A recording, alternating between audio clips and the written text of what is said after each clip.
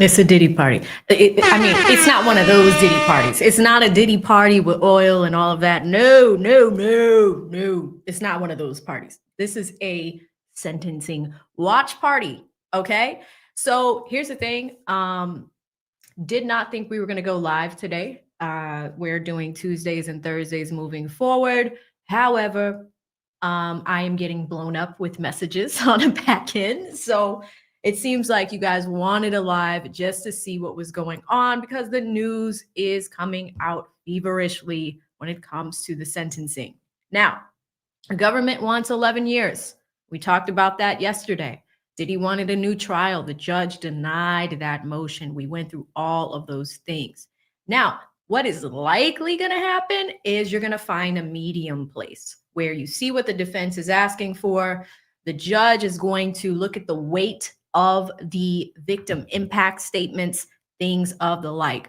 Here's what I did dig up for y'all. Some of y'all might have already seen it. There's a few things that came out overnight. One, Diddy did have a last ditch effort, a 4-page letter that he wrote to the judge. It looks like Brian Steele had shared that last night. So we will go through that letter. There's also an 11-minute, almost like a video that they wanted to play in court. The hearing is happening right now. I do have someone in the courtroom. So while they may not be able to jump on the stream, we do have eyes and ears in the courtroom as well. Okay. So the hearing is happening right now. Several reporters are there. So although the trial isn't televised, you guys know I'm not a fan of that. Not a fan of untelevised proceedings. But what we will do is check out those Twitter feeds. We'll start from the beginning of the hearing at 10 to where we are right now. There's also a really cool sentencing timetable that I do want to show you guys as well.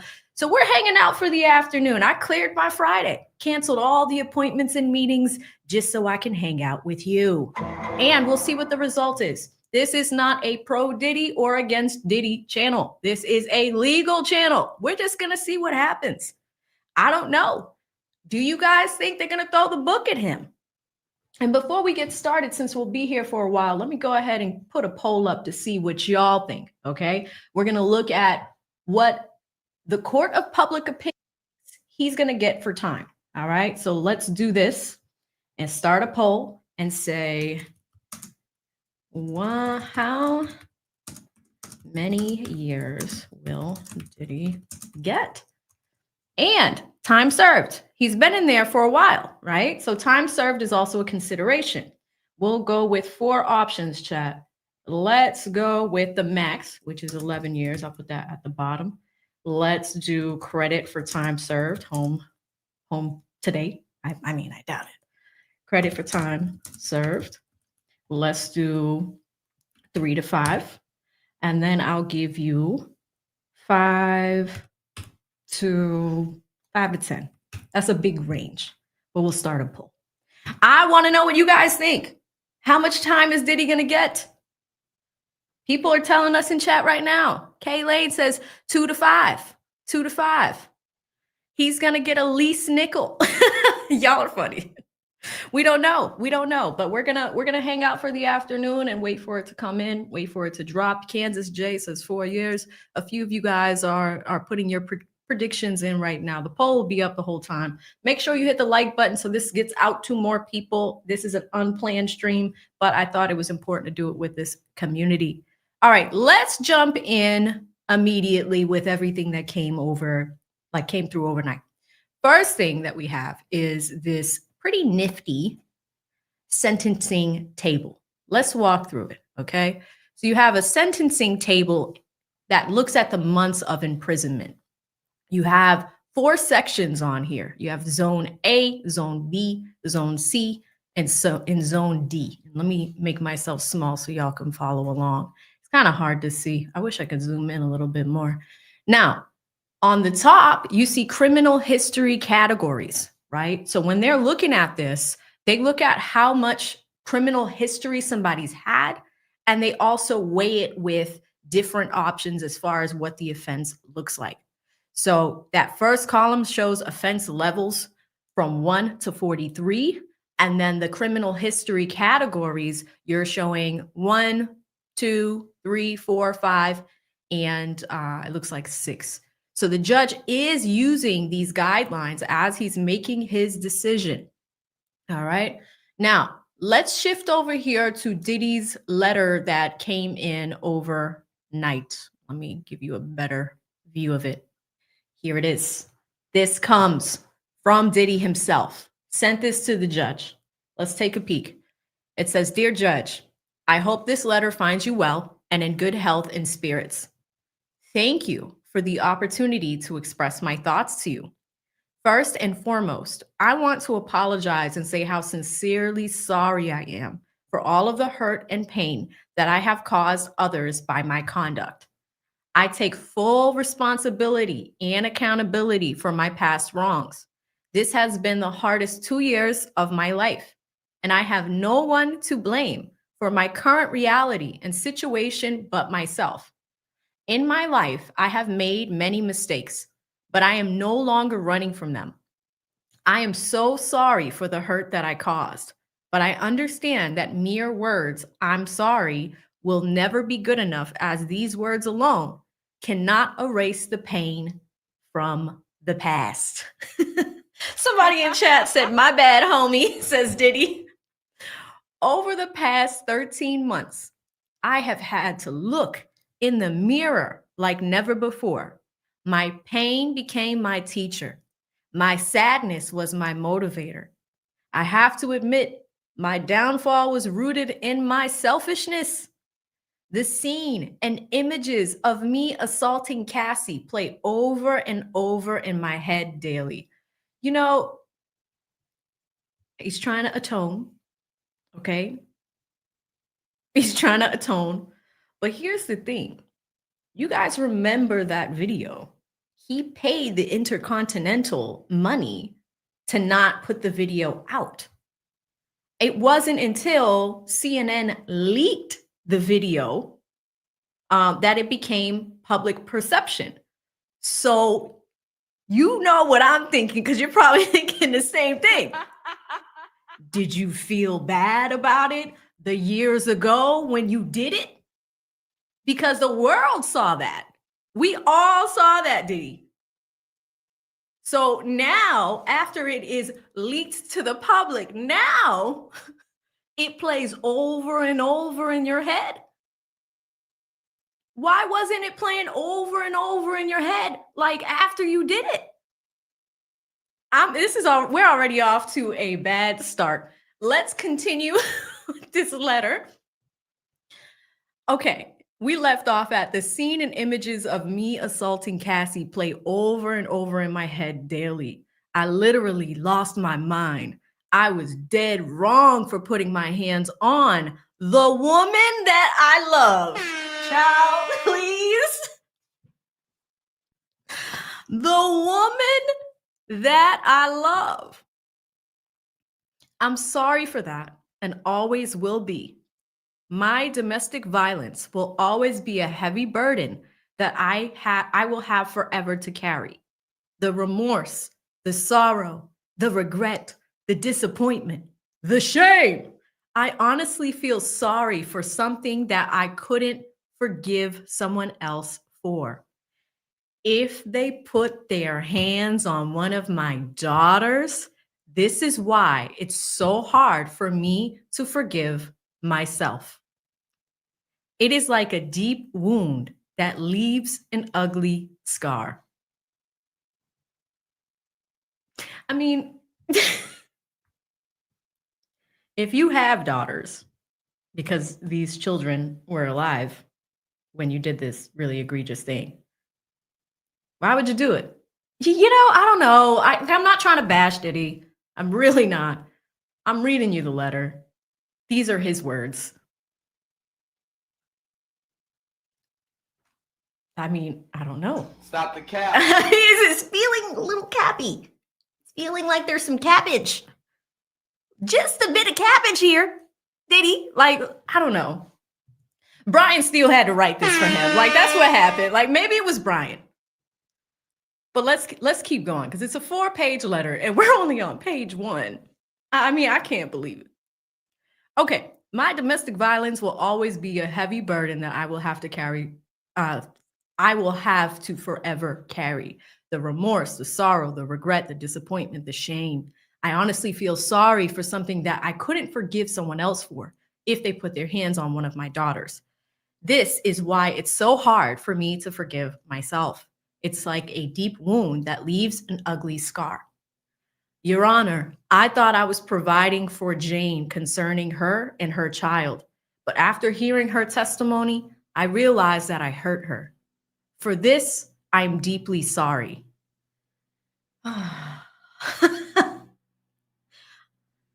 See, the thing is, I wouldn't want to be the judge in this. I wouldn't. Because it's like, why does it take remorse to happen after the video is leaked? Why does it take remorse to happen after you hear them testifying?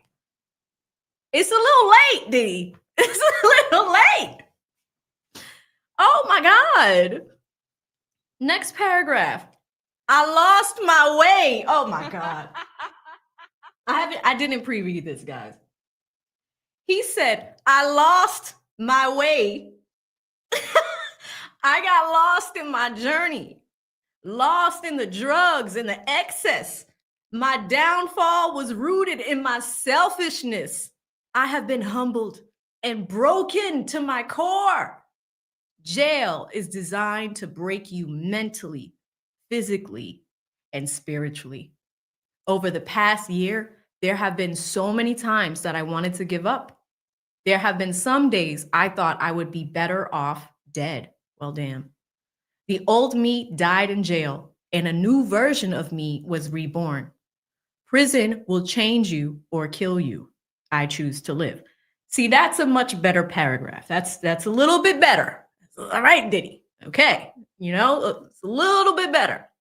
Admitting you lost your way, you got lost in the drugs, your downfall was due to your selfishness. I do like, this is going to sound crazy. I do like that he's talking about what jail has done to him since he's been in there. He has been fighting to get out of jail since he was initially incarcerated. But at the same time, this is somebody who also turned himself in. So, man, this letter. Let's go to page 2. Let's turn the page. Let's open this in a new tab. Every day since my incarceration, as difficult as my circumstances currently are, I have made the best of my time by reading books, writing, working out, or in therapy, obtaining the tools and knowledge to deal with my past drug abuse and anger issues. I have been putting in the work and working diligently to become the best version of myself to ensure I never make the same mistakes again. All right, we've got a reformed Diddy, a reformed diddler, okay? Now, I will tell y'all this. I've got some connections in places. I had a conversation with someone, I think it was probably a few months ago, when I was covering this case. I didn't cover it closely because we were distracted with Karen Reed and a few other legal issues that were happening. But I know there were people in that jail that he was paying, okay? The canteens. What, you want some soup, son? Like, let me get you, you want some soups? You want some snacks? Like, people doing favors, using other people's calling cards or, the credit on their phone. Like, there was a bartering system. Because technically, he's got all this money, even though he's in jail. He's still got all that money. So at the same time, you're still bartering things with people and promising favors and this and that.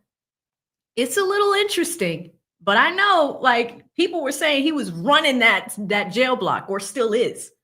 Okay, even victim impact statements, right? Those came in. All the letters this week to be lenient on him with time. Some of them came from his fellow prison mates. Crazy. All right, let's keep going. I realize that I'm in a situation where no amount of money, power, or fame can save me Only God can save me. My grandmother used to teach me that God makes no mistakes and that everything he does is for your good. I believe that a bad situation can be used for good. Although this situation has been the hardest and darkest time in my life, good things have come out of my incarceration. For starters, I'm now sober for the first time in 25 years. Oh man. For starters, I have been trying my best to deal with my drug abuse and anger issues and take accountability as well as positive steps towards healing. One of the most beautiful things I have experienced is being asked by my fellow inmates to teach and mentor them. They wanted to learn what I did to become a successful businessman. I was inspired by their hunger and desire to learn information in order to not only set goals, but achieve them. Any goal and dream that their hearts desire. I started teaching a 6-week program called Free Game, title given by my fellow inmates, which I was able to have approved and sanctioned by the Bureau of Prisons. I don't just teach about my success, I also teach about my mistakes and failures. It has truly been a blessing to do something positive in a negative situation. It has been beautiful to see the newfound hope in my fellow inmates' eyes. The most shocking thing was to see the unity and the peace this class has produced. As you are probably aware, jails and prisons are segregated places. However, in our class, we have Black, Spanish, white, Asian, all together in one room, learning and working together. There's a grammatical issue with that sentence. We even have an interpreter for the Spanish speaking inmates. The biggest miracle that I've seen with this class is all of the gangs, such as Bloods, Crips, MS-13s, Trinitarios, and the 18th Streets in one room working together. I'm also proud to say that since this class started, there have been no fights in our unit. What did I tell you? I told you guys. I knew he was running that unit. I knew it. I knew it. I am also proud to say that since this class started, there have been no fights in our unit. This class has helped me in my time of need and despair. Being able to do something good for others has also given me so much needed hope. God blessed me with this opportunity to help others, and I will continue to do so. I ask you for mercy today. Chat, that's why we have this thumbnail. Mercy, okay? Mercy. That's where it came from. Somebody came in earlier, was just like, oh, the thumbnail makes it look like you hate Diddy. No, I knew about the mercy. Okay, let's start from the top with that sentence. I ask you for mercy today, not only for my sake, but for the sake of my children. God blessed me with 7 beautiful children, 3 sons and 4 daughters. Their names are Quincy, Justin, Christian, Chance, Jesse, Delia, and the newest addition, a 2-year-old daughter, Baby Love. 4 of my children lost their mother, Kim Porter, as she tragically passed away in 2018. I am their only parent. I have failed my children as a father. Wow. My father was murdered when I was 3 years old, so I know firsthand what it is to not have a father. More than anything, I just want the opportunity to return home and be the father that they need. Well, that's a big, you know, we'll give him a point for that. I think so. We should. You know, he's admitting it. I have failed my children as a father. And when I say admitting it, like that's coming from his own volition. He didn't have to put that in there. So we'll see if if the judge is going to be a little bit lenient. They know he's a parent. I do think that part is pretty powerful. He is their only parent. Kim is gone.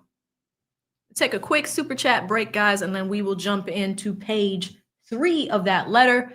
I have the Twitter feed up here as well. So we're going to go all the way back to the hearing to see what the reporters were saying line by line and the discussion on how they're leaning to where they're leaning. But for him to admit that he failed his kids is crazy. It's crazy. Shout out to Jackie, not Diddy. She changes her name in every trial. I love it. She's been with me for 16 months. Sends the heart hands right back at you, Jackie. Thank you for your time with me. Shout out to Live from NYC with the 20. Says Diddy plus apologies equals null and void. Yeah. I mean, you should have seen 50 Cent's post on Instagram yesterday. He drafted a text to the judge and took a screenshot of it and was just like, listen, America needs to be protected. Baby oil needs to be protected. We do not need a baby oil shortage because the babies need the oil. It's just for them. It's not for Diddy. Shenanigans. But thank you so much, Live from NYC. Hope you're having a wonderful Friday. Shout out to Miss M with the 2, says 50 sent the judge a letter too. Man, it's petty. You know what? Now I'm going to have to pull it up. We have the time. So Miss M, I will pull that text. That's exactly what I was just talking about too. So thank you so much, Miss M. Shout out to D with the 2, says, I'm not buying it because it sounds like BS. I mean, we're only on page 2. We got 2 more pages to go. So it's going to be a lot. Shout out to Brian with the 10, says, YSL AV, how are you gorgeous? Have you listened to Young Thug's new album? Yeah, so Thugger is out, and I was thinking about him this morning because if you guys watched the YSL trial with me, it's almost been a year since Thug has been released. And I was thinking about Brian Steele because Brian is back in the courtroom. And it was in mid-October of last year when Thug got released, right? So it's like, I had some deja vu. That's exactly why I wore my I don't recall shirt, right? It brought me back to our YSL days. Have I listened to the album? I have listened to some songs, not all of them, because he released another version last night. And I know this because Thug's team is now starting to use his YouTube channel. So my whole feed, I woke up this morning to like 10 new Thug songs. I was just like, oh, okay. Y'all ain't going to require people buy. You don't want people to buy the songs? I mean, at least Apple Music, you're just going to give them out for free? I mean, yeah, that's what they're doing. So there is, the controversial album cover where he is a white man with blue eyes, but they have a new version. I think it's like the black version of it that dropped last night. It's a nice album cover. It has Thug and in his actual skin color with a galaxy type of vibe. It's pretty cool. Y'all should check it out. I was watching Ack earlier this week. People are kind of judging Thug on the low performance for first week album sales. They're like, oh, Gunna did better. Like, it's a whole debate. But I haven't gotten through the full album yet. I do want to listen to the deluxe version that dropped last night because he's been out for a year. We've been waiting for new music for a long time. So we're going to check it out. But thank you so much for the super chat. Really, really appreciate you, Brian.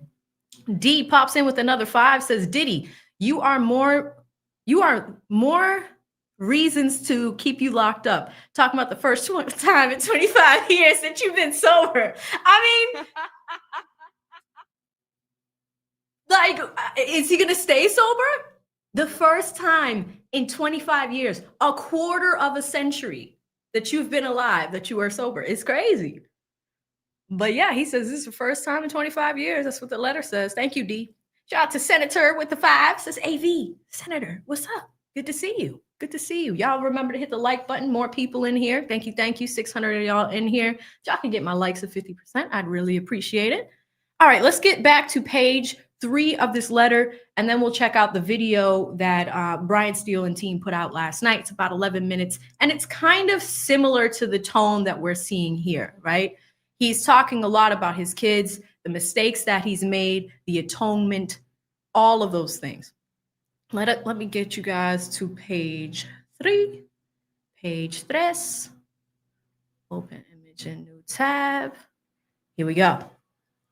God also blessed me with the greatest mother in the world. My mother sacrificed her life and dreams to provide for me and my younger sister, Keisha. She worked 3 jobs to make sure we had a roof over our heads, clothes on our backs, and the best education. My mother is now 84 years old. Oh my God, is Diddy's mom that? I didn't realize she was up there. And she recently had brain surgery. Despite her own health challenges, she attended my trial every day. I have always been her primary caregiver. It breaks my heart that I put myself in this situation, and for the first time, I am unable to be there for my mother when she needs me the most. As I write you this letter, I'm scared to death, scared to spend another second away from my mother and my children.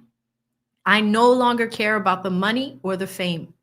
There is nothing more important to me than my family. I understand that one factor the court has to consider is deterrence. Deterrence for me and for others to ensure that no one follows in my footsteps and makes the same mistakes. Yes, Diddy, no one, I don't think another human being is going to purchase that much baby oil and just keep it on deck at home. Hire drug mules,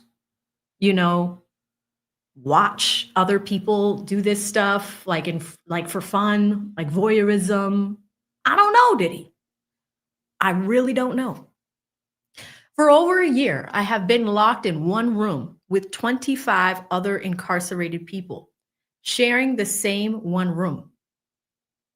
In this room that I share, there are no windows. There is no natural clean air. Here comes the complaints. There's no sunlight, and we all live in one room.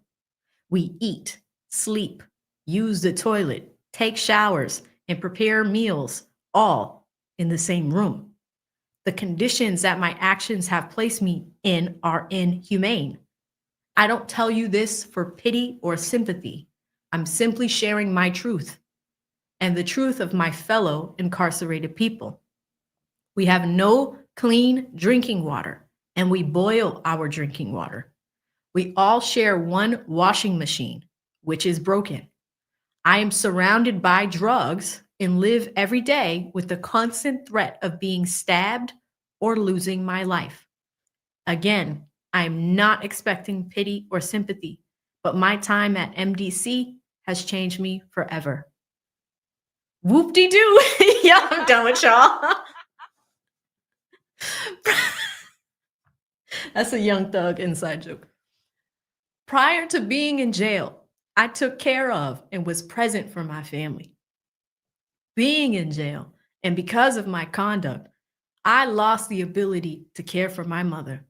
I lost the ability to effectively raise and support my children. I have missed 3 of my daughter's proms and graduations. I have missed taking one of my daughters to college. I have lost the freedom to teach my 2-year-old how to speak, dance, play, or be there to console her when she falls down or has a nightmare. I started from nothing. All right, this is the Drake paragraph. Started from the bottom, now we're here. I started from nothing and worked hard to earn everything I had. But because of my conduct, I have lost all of my businesses. I have lost my career. I lost the charter schools that I started. And I have destroyed my reputation and stained the reputation of those that worked for me. I lost being present with my family. Between all of my losses and lessons, I can state for a fact that I will never be in another criminal courtroom again. And I do not believe any other person would do anything similar from fear of similar punishment. If you give me a chance, I would like the opportunity to share my story with people to prevent at least one person from making the mistakes that I have made. Now, I ain't even gonna hold you, chap. this has got Brian Steele's stamp on it. It definitely does. Think about Thug's release. Thug just did a show this past Sunday in front of the Fulton County Courthouse as part of his community service, right? And after Thug, completed the show, he says to everybody, hey, Atlanta, stop the violence. Stop doing all the street stuff. So from a legal strategy point, I can see Brian being behind telling him, or encouraging him to write this letter and talk about how he's going to be a better person in society once he's released. It's a good tactic. It's a good tactic. So interesting. That feels like Brian's thumbprint to me. But let's keep going.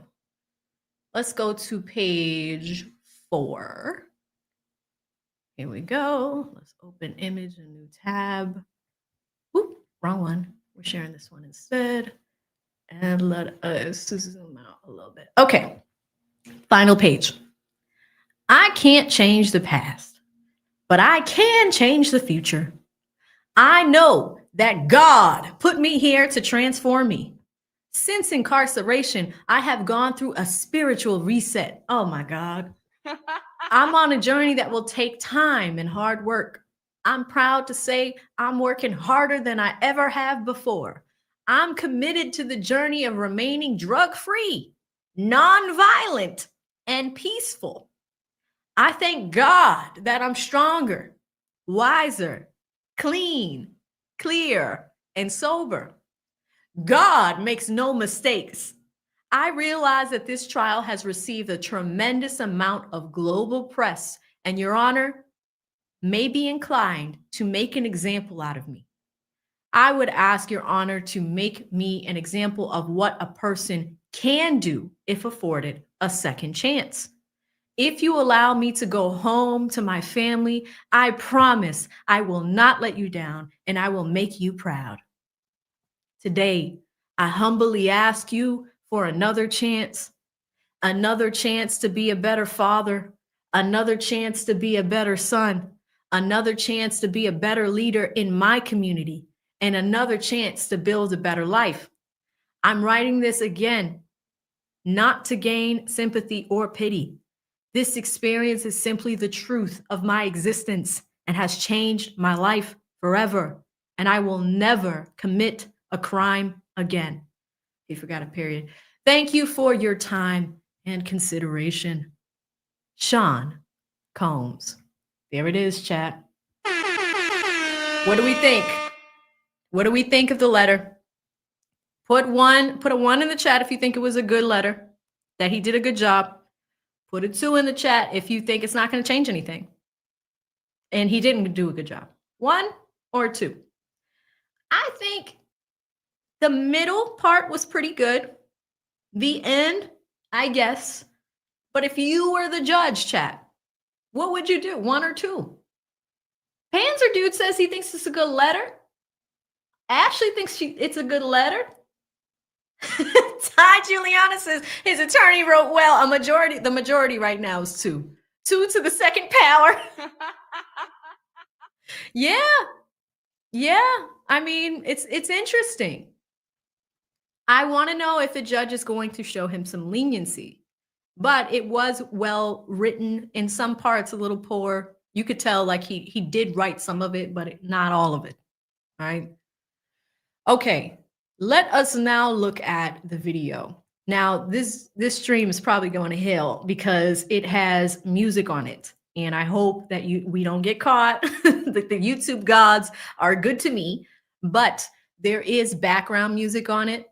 And typically you're not supposed to play that stuff, but it's sentencing day. We're going to be here for a little bit. So let's check it out. Found this on Twitter, right? 11 minutes. Let's see what they put together. And this is the other thing. Diddy is on such a campaign right now, right? For freedom, which he should be. This is all pre-planned, right? They have 4 attorneys that are speaking on his behalf today, so we already know that. And after we watch this video, we'll go to the feed. because here's what we just found out within the last hour. Do you know this ninja has an interview scheduled in Miami next week?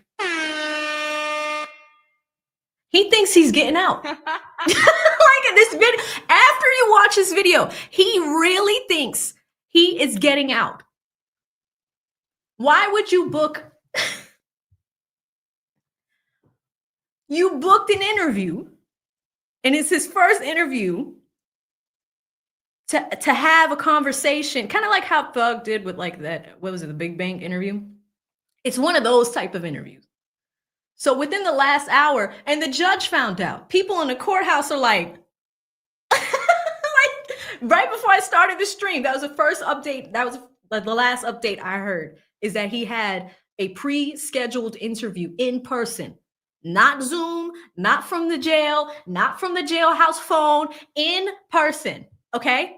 Like I mean, I don't know. And see, if the judge knows that, like, you're not taking this seriously. That letter was heartfelt. It was pretty good. It was okay. I think it's like 50%, like 50% good, 50% not okay. But at the same time, there's some compelling things in there that could pull at a person's heartstrings to let them out, or at least be lenient with the time, right? For you to schedule that interview, though, if I was a judge, I would be like, Diddy, you're not taking this seriously. Where's the reform? What reform, you say? Where? Remember, we were looking for Rico? We were looking for Rico everywhere. Everywhere was looking for Rico. Where is the reform? So that was bold. That was bold. You know, again, this is not a We Hate Diddy channel, but it's just, that's pretty bold to do, dude. It really is. Anyway, let's watch this debauchery and keep the train going. What you've given to the world, I don't think you know, man. When my baby cries. You gotta give her a bottle then. Know that you mean something to people. Know that you mean something to people. Like you live somewhere in people's heart. My nose fell off. No, No, my lip fell off. Thank you. You wear it? You inspire, you energize, and you've left that for the rest of the existence of this planet, man.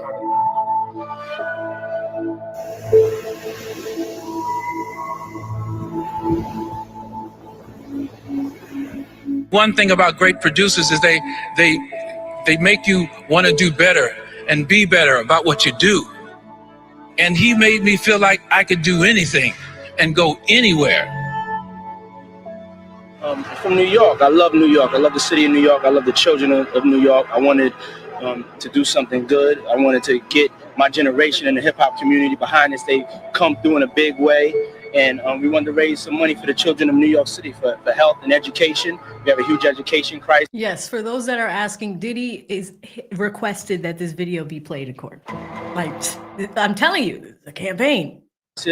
And, you know, this is just a start. It's something we're going to be committed to. I'm going to be committed to for a lifetime. And it's no better way than taking it to the streets. It's a beautiful city running all around. The city's going to be painful. It's going to be rough. But, you know, if we get through it, then it'll show kids and everybody else that, you know, finish what you started and you can do anything you put your mind to. Any of y'all go to public school? Yes. Okay, y'all running to raise money for your schools. So y'all get more books and computers and stuff like that. I just feel like it's important that us, you know, young adults of power, that we look out for y'all. And we utilize our power to make sure y'all all right in the future. Put everything you can into your work, you know. Don't think the cool thing is not to do your work. Don't think the cool thing is to hang on the corner with your friends and to talk about stuff that ain't gonna protect your future. What did you learn about him as a man who was taking up a new sport? Well, you know, I was actually very impressed. You know, a lot of people think it's just a celebrity stunt, that he isn't serious about his running. He is as serious about his running, has been the last 9 weeks, as a lot of these guys in the lead pack. I mean, he's really devoted and dedicated himself to running. You know, he's had some knee problems, and a lot of people don't think he's going to. Look at how old this is, though. You know, like, this is really old, Diddy. It's really old. I mean, and that's the thing. If you haven't been sober in 25 years, when you were training, were you on drugs? Finish. He is going to finish, even if he has to do it on one leg, because he's raised a lot of money for kids' charities, and he's not going to let all those people down.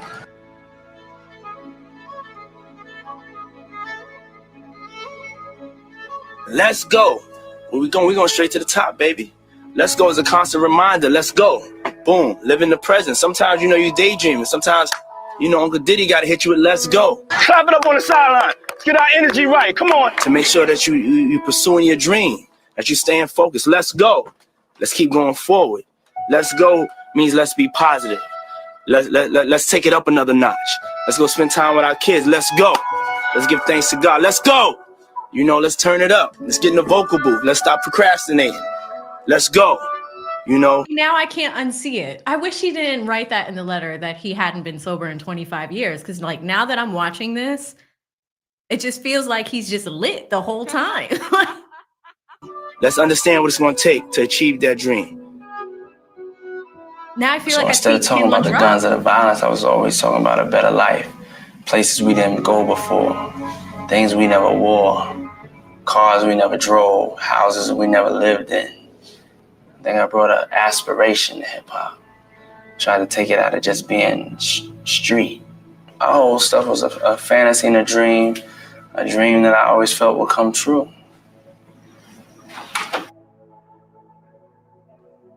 This better not be the jail. I started out just like you guys. It's a school. I come from New York. I grew up in Harlem. I used to have to wear a uniform every day. Had to get up early in the morning, had to travel to go to school. I worked hard, just like you guys are working. This country and this world we live in may have planned for y'all. I didn't listen to that, and I don't want y'all to listen to it either. Y'all are great. Y'all are kings. Y'all are queens. Y'all are leaders. I just got so excited because this is truly a dream come true for me.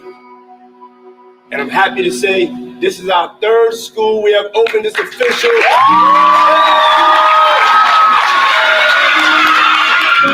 When we come together. I can't unsee it. I mean, did you see that? Like the little, when he's like bending down to clap, like, oh.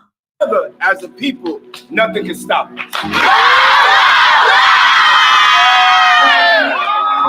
What I want to do with my freedom is, make sure that I can make change. And I found out that Mr. Sean Diddy Combs posted me on Instagram. We met Sean Diddy Combs for the first time, and Sean gave Trey a $25,000 grant, which allowed us to open a physical store. Revolt as one of the only Black-owned networks. We have to own something. We have to have something that's ours. We have to have something that we can control our narrative, and we could speak about things that are important to us, and we could have a platform and a foundation to be free. But I want to get— That's a sober Diddy. That is inspirational. Diddy in the suit giving $1 million to Howard University. That is amazing, right? And I did see somebody like, oh, everybody's like, oh, people like to see Black men fail. No, not necessarily true, but we want to see a good representation. So like what Diddy just did right there, that part of the video is pretty powerful. But y'all see it. We're watching it together. In some of these clips, he looks lit. I'm not even gonna hold you. He looks lit. He does not look sober. The one where he just had the suit just now, that looked very sharp. He looked like a businessman, But in a lot of these clips, you have a mixture of, and sorry, I'm a content creator, so I'm thinking about how to tell a compelling story, right? I see the running situation from 1997. It was very old footage. If you're trying to compel somebody or at least convince them to give you a lighter sentence or for you to go home, the story needs to be cohesive with how you tell it, right? I don't think it was a good look to use some of those images or B-roll or the footage where he looks a little high. I mean, he does. He looks a little high. But I do like him in the suit. That was nice. That looked really, really good. So let's keep going. We're about halfway through. Advice from y'all. I want to not just have a one-way conversation. We need a platform where they can put artists that are different, really different, that we can get a shot on other stations. Working for Revolt TV and working for Diddy was absolutely life-changing. It was the best job I've ever had. I learned excellence through him. I don't see enough things truly changing. And I don't understand how we are the richest, most powerful country in the world, and it seems like we can't solve the problems within our own community. African American communities are last. And the only people that are going to change that is us. We have to stand strong together, and we have to get to that change. You will change the world. I've been to hell, Yeah, but I'm gonna make it. you want to make it. That's right. Now I got something for you. Remember I told you I had a present for you? Yeah. Ain't that pretty? This is a heart, because you my heart. Oh. All right? Okay. You my heart. Okay. May God bless you and keep you happy and keep you thinking positive. Everything's not going to be perfect at this time in life. And you're a good person that understands reality. So we're gonna accentuate the positives in life. Because you're doing great, girl. You're doing great. God knows. You know what I'm saying? You're doing great. I want you to be happy about your life. You're doing great. We got a lot of living to do now. Don't have me come behind me. I'll be taking you everywhere. You be going everywhere. You hang out together. Okay, what's your When name? you were a little boy, Hi. Jeannie Ned. Okay, Jeannie. Yeah, you just keep hanging in there. Thank you very much. And I'm telling you right now, you did a great job. I'm wrapping my head around and meeting you and also telling you did a great job at the same time. That means So a lot. pleasure to meet That you. means a lot. I'd rather at the end of the day be the one standing there with you was the best person. You made us feel the best as a person.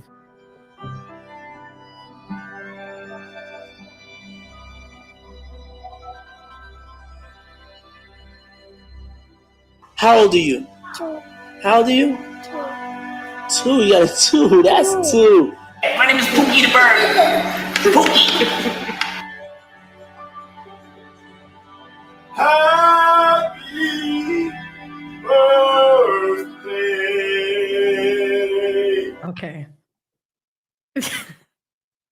Awesome. We're going to be shucking it up. Yeah, hallelujah, hallelujah, hallelujah. Thank you, God.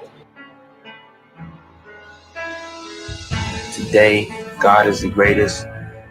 He blessed me and my girlfriend Kim in the world with 2 beautiful baby girls. She's sleeping.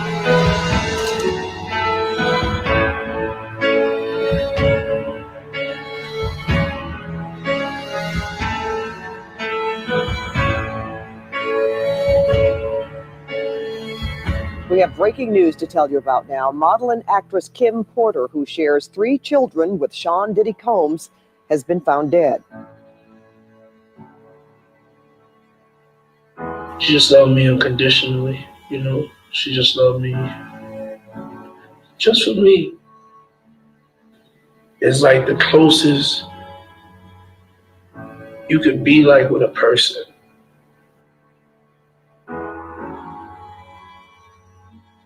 I get to thinking about her, and I go to crying about her. Today, now I'm a full-time dad, and I'm gonna be there for you through everything, all of y'all.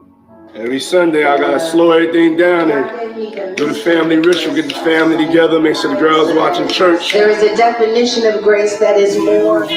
Pops, I love you. Thank you for loving us. Thank you for loving me. Thank you for inspiring.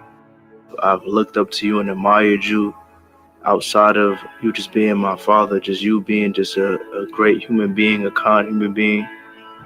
I love how you inspire me to keep going, to never stop following my dreams, to always believe in myself. See your foot, put in that middle part. And I did it. I wanted to tell you how much I love you, how much I care for you. Thank you for being so supportive of me and my siblings' dreams, for always encouraging us to go for whatever we want. We love you and we can't wait to make more memories with you. Just want to thank you for everything you do for us, and you're loved more than you think.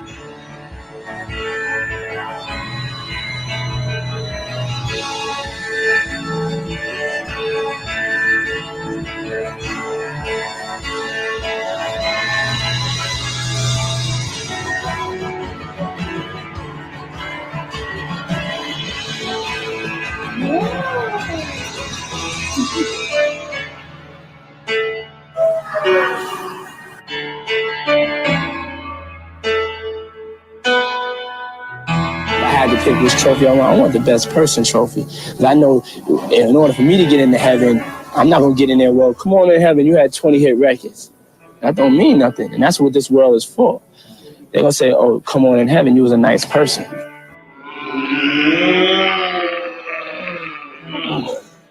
I love you. I love you so much. I love you so much. Love you so much.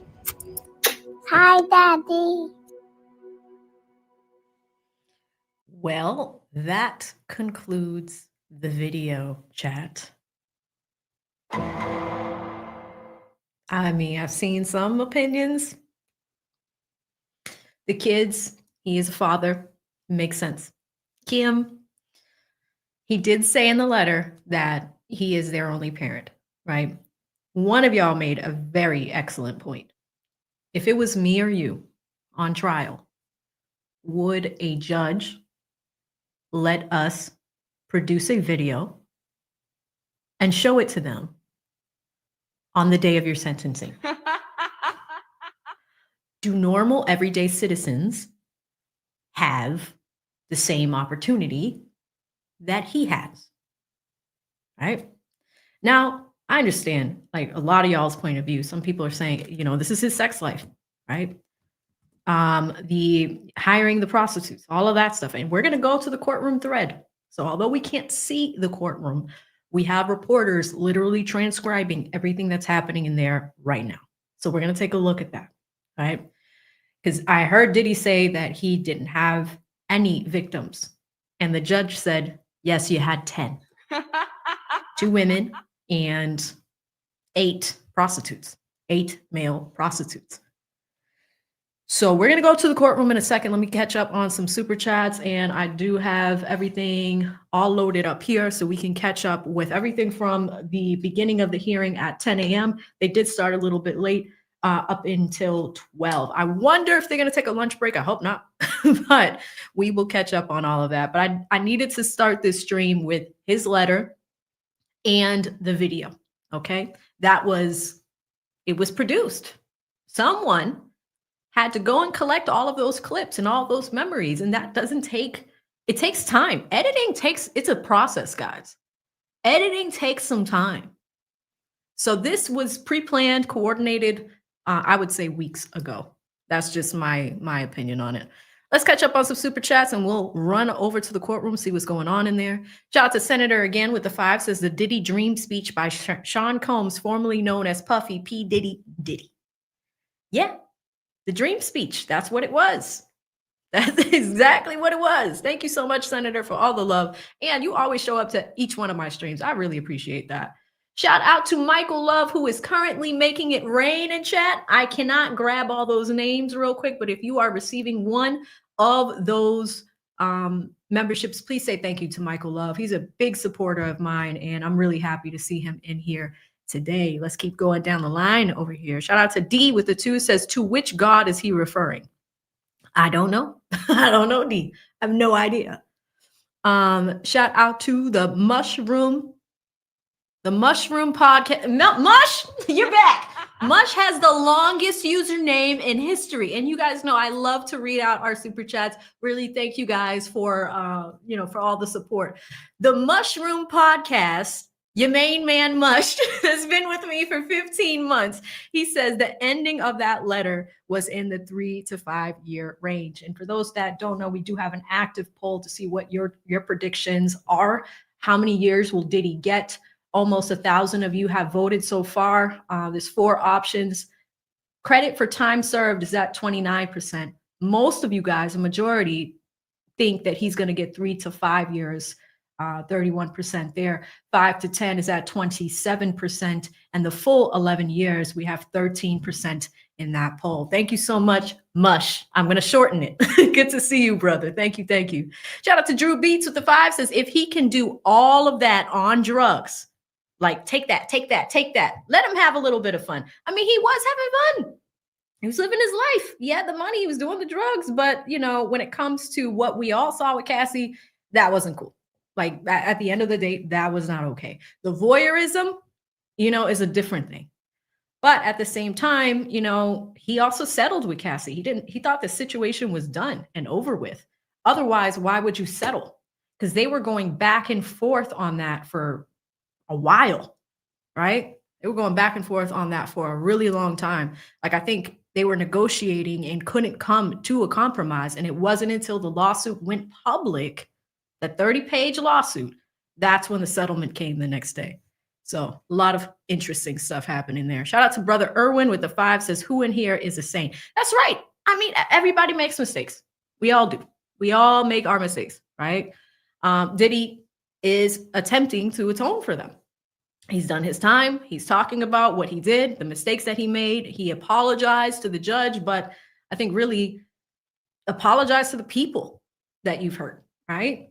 So it's interesting. But thank you so much, brother Irwin, for the super chat. Shout out to Normal Mom with the 5 says, I am laughing out loud at Diddy saying conditions in jail are inhumane. I mean, here's the thing. Jails are not a fun place to be. Those of us that watched the YSL trial last year, we heard about Rice Street. It's a disgusting place, right? We learned about nut juice and what that is. If you recall, and for those that are like, AV, what the hell is nut juice? Let me tell you. Nut juice is a concoction of fluids. So when the men take showers, right? Like it's showers, there's water that is, it's like still water on the shower floor, so to speak. Some of these guys would like, you know, masturbate, ejaculate, all that stuff. And it would be on, it would sit in that still water. Okay. Gross. I know. So you would have to wear shoes to take a shower. Little Woody referred to that in his testimony last year as nut juice. Okay. That's how that became a thing. But jails are filthy. You know, sometimes you're incarcerated with people that are crazy too. So if they have mental health issues and they just start screaming in the middle of the night, and the reason why I know this is because I have a lot of friends that practice criminal law, and you know, they would come and tell us stories at law school, things like that. But it's sad if you think about it. It really is. Visiting people in jail is not pleasant. You know, but when you really see how it could really break somebody's spirit, and it really takes a lot of strength to get through it, especially if you have a long amount of time. So there's just a lot. So they can be inhumane, right? But he's talking about sharing one room with 25 people. So I'm very curious to see what it's like in that New York jailhouse. But thank you so much, Normal Mom. Shout out to Live from NYC with the 5 says, good deeds don't negate evil deeds. Yeah. See, that's the thing. That's the conundrum. That is the conundrum here. But thank you so much. Live from NYC. Adventures with Sean. Good to see you. Been with me for 4 months. Says good father, but he's still a terrible person. I mean, you know, we started that letter with him talking about the Cassie video. Like, he literally dragged her by the hair down the hallway and like threw things at her. She was trying to escape, it appears, right? So all of that was like televised. And he talked about how, you know, he can't stop thinking about that video, right? But at the same time, you were there before it came out. You paid somebody. You paid somebody so it wouldn't come out. You paid somebody to get the video, to protect, because you knew what you did back then was wrong, right? Because otherwise, why would you make that payment? So I don't know. It's tough. It really is tough. Like, some of you guys have like really good arguments, but at the same time, we saw the tape. We saw the tape. It wasn't good. Thank you again, Michael Love, for gifting 20 AV memberships. Really appreciate you, brother. Always great to see you in the Chatterhood. Usually you're late in virtual traffic. You're out there in virtual traffic, but good to see you. Practitioner Her, good to see you, sis, with the 20. No comment, no question, pure love of the game. Good to see you, Practitioner Her. Hope you're doing well. I think you started that YouTube channel. Let me know how it's going. Mush is back with the 5, says, I said the end of the letter put him in the 3 to 5 year range. Oh, but the video kicks it back to 5 to 10. Damn, Diddy. The video is played in the courtroom. Interesting, right? Shout out to one Sagittarius Lady C, been with me for 15 months. Thank you for your time with me, sis. Says, good morning, AV and chat. Good morning to you, one Sagittarius Lady. Shout out to Now What Now with the 5. Says, does he deserve to be in jail? Hell yes. Was he convicted of the things that should have put him in jail? Nope. Hashtag free Diddy. That's the thing. That's the thing. You know, because the RICO charges were dropped. You know, the trafficking was on the table. You have, you know, you have to look at what the charges were at the beginning that the government bought, what he was actually charged with, and then the end result, right? Because they wanted to throw the book at him. You know, for them, like even the day that he was bought in or whatever, like when they did that raid, they came out with the big guns, right? It wasn't an operation where you weren't going to see everything. It was pretty aggressive. It was pretty aggressive. So interesting stuff. All right, that does it for our super chats. Why don't we come over to the courtroom and see what's going on there? It's a pretty long thread, but we have time. I don't believe that my contact, let me just check my phone, has not gotten back to me yet. I do have somebody in the courtroom too, guys. So I'll keep you guys posted if he hits me up, and we'll see if we can get him on if we can. Okay, so there is a thread on Twitter where we're going to be able to keep track of everything that's happened in the courthouse. This is one of the people that are in there. Oh, shout out to Nicole Westmoreland. I forgot that she was on Diddy's team. She was one of the YSL lawyers last year. Maybe I can get her on the channel. But I will try to get Brian too. We still need to schedule everything, but I'll keep you all posted on when all of that's going to happen. Okay, so as of 8, there's a few things. Combs Westmoreland. There were not many Black-owned labels. Mr. Combs had the audacity. It was sent a message that you can do it. Clothing too. It was just an urban streetwear. It was upscale. It bought unity, inspired change. Okay, let me get organized over here, guys, because this is a gentleman that's in the room, but the timestamps are all over the place. Hang on one second, y'all. Let me stop sharing for a minute.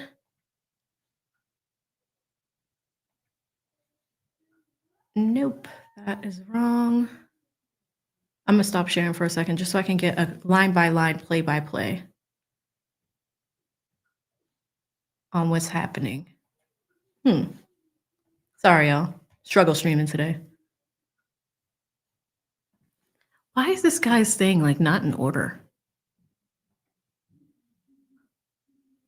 Let me come to another feed. I'm gonna go to another feed, y'all, just because we want like a play by play in order. Okay. Let's go to the Diddy docket. They're pretty good on Twitter.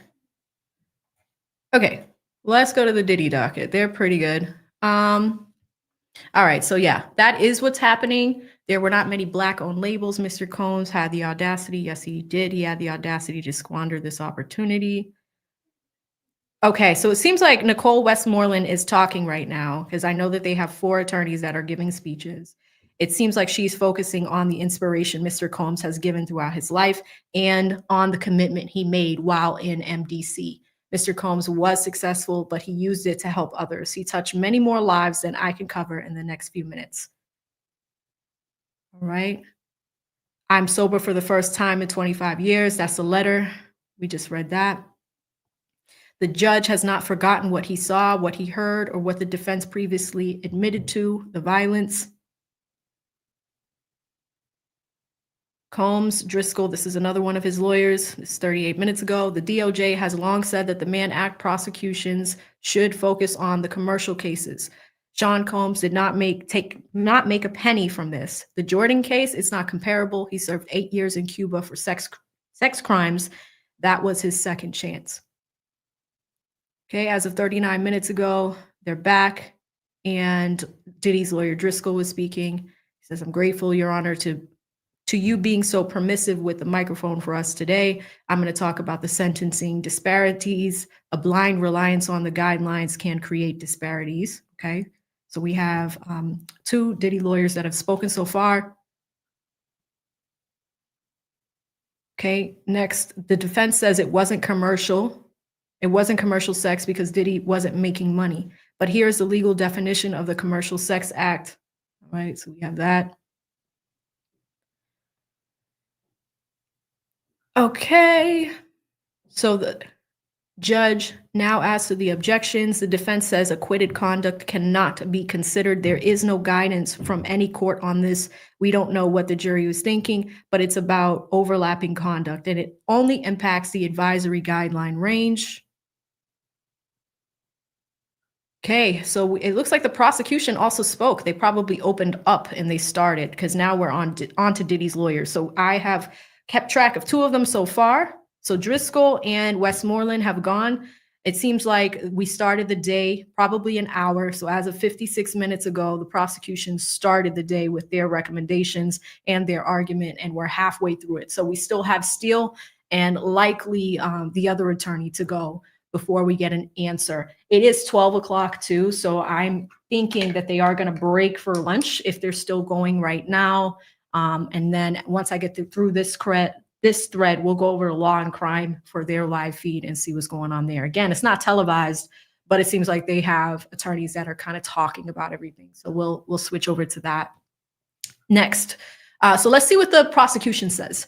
It says prostitution causes other problems. It happens out of public view. General deterrence is needed. Send a message to all victims and to the public that this defendant's crimes are serious. You could encourage or discourage abusers. He blames doctors for the prescriptions. He pretends he is the victim. He hasn't accepted responsibility for his criminal conduct. The information provided to his expert was incomplete. He will pose a danger at any age. He choked Jane at 54 years old.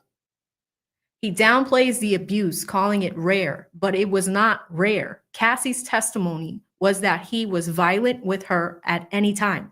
It was not mutual. You saw no photos of the defendant with injuries. Mia said she got PTSD and anxiety.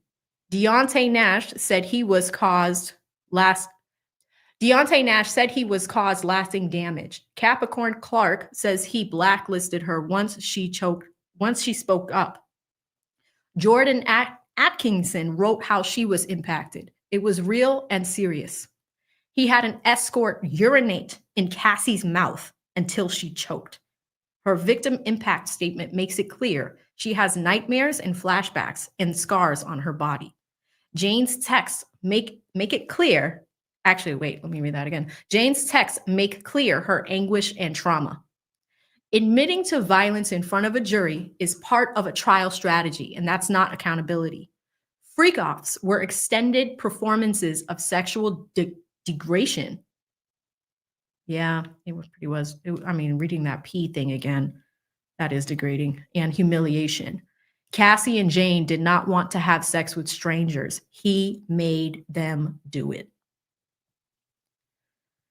Here's the video. I can't show that on YouTube, but that is the video of the hotel video where he grabbed her by the hair. There is also a case by Judge Wood. Mann Act cases with fear, violence, and threats routinely get significant sentences. This is not a simple transportation case, but it has major aggravators. As to Cassie, he hit her and stomped on her. The video from the LA hotel was played many times at trial, and it never got easier. As to Jane, he punched her, he slapped her a little over a year ago when he knew he was under federal investigation. At trial, they say they owned the violence. Whew. Sean Combs has an instructor position waiting for him upon release. He is scheduled to teach his first class on Monday, October 6th in Miami. What the hell is that? What's this? Hold on. Sorry, guys. I'm getting distracted in the thread, but is this the interview that they were talking about? Reentry 1. Letter of support for Mr. Combs. Okay, this is in Miami. Dear Judge, I am the founder and executive director of Reentry 1, Inc., a nonprofit organization based in Miami, Florida, dedicated to reducing and strengthening public safety for providing comprehensive reentry services to currently incarcerated individuals, returning citizens, and marginalized communities throughout South Florida and beyond. Reentry 1 currently partners with multiple correctional agencies and community organizations. With the GEO Group, Inc., we deliver in-person mentorship and life skills programs at South Bay Correctional Facility, serving more than 500 individuals annually. Through our partnership with the Federal Bureau of Prisons, including Federal Correction Institution Miami, we provide employability, life skills, and entrepreneurship programs that reach diverse populations for men for reentry.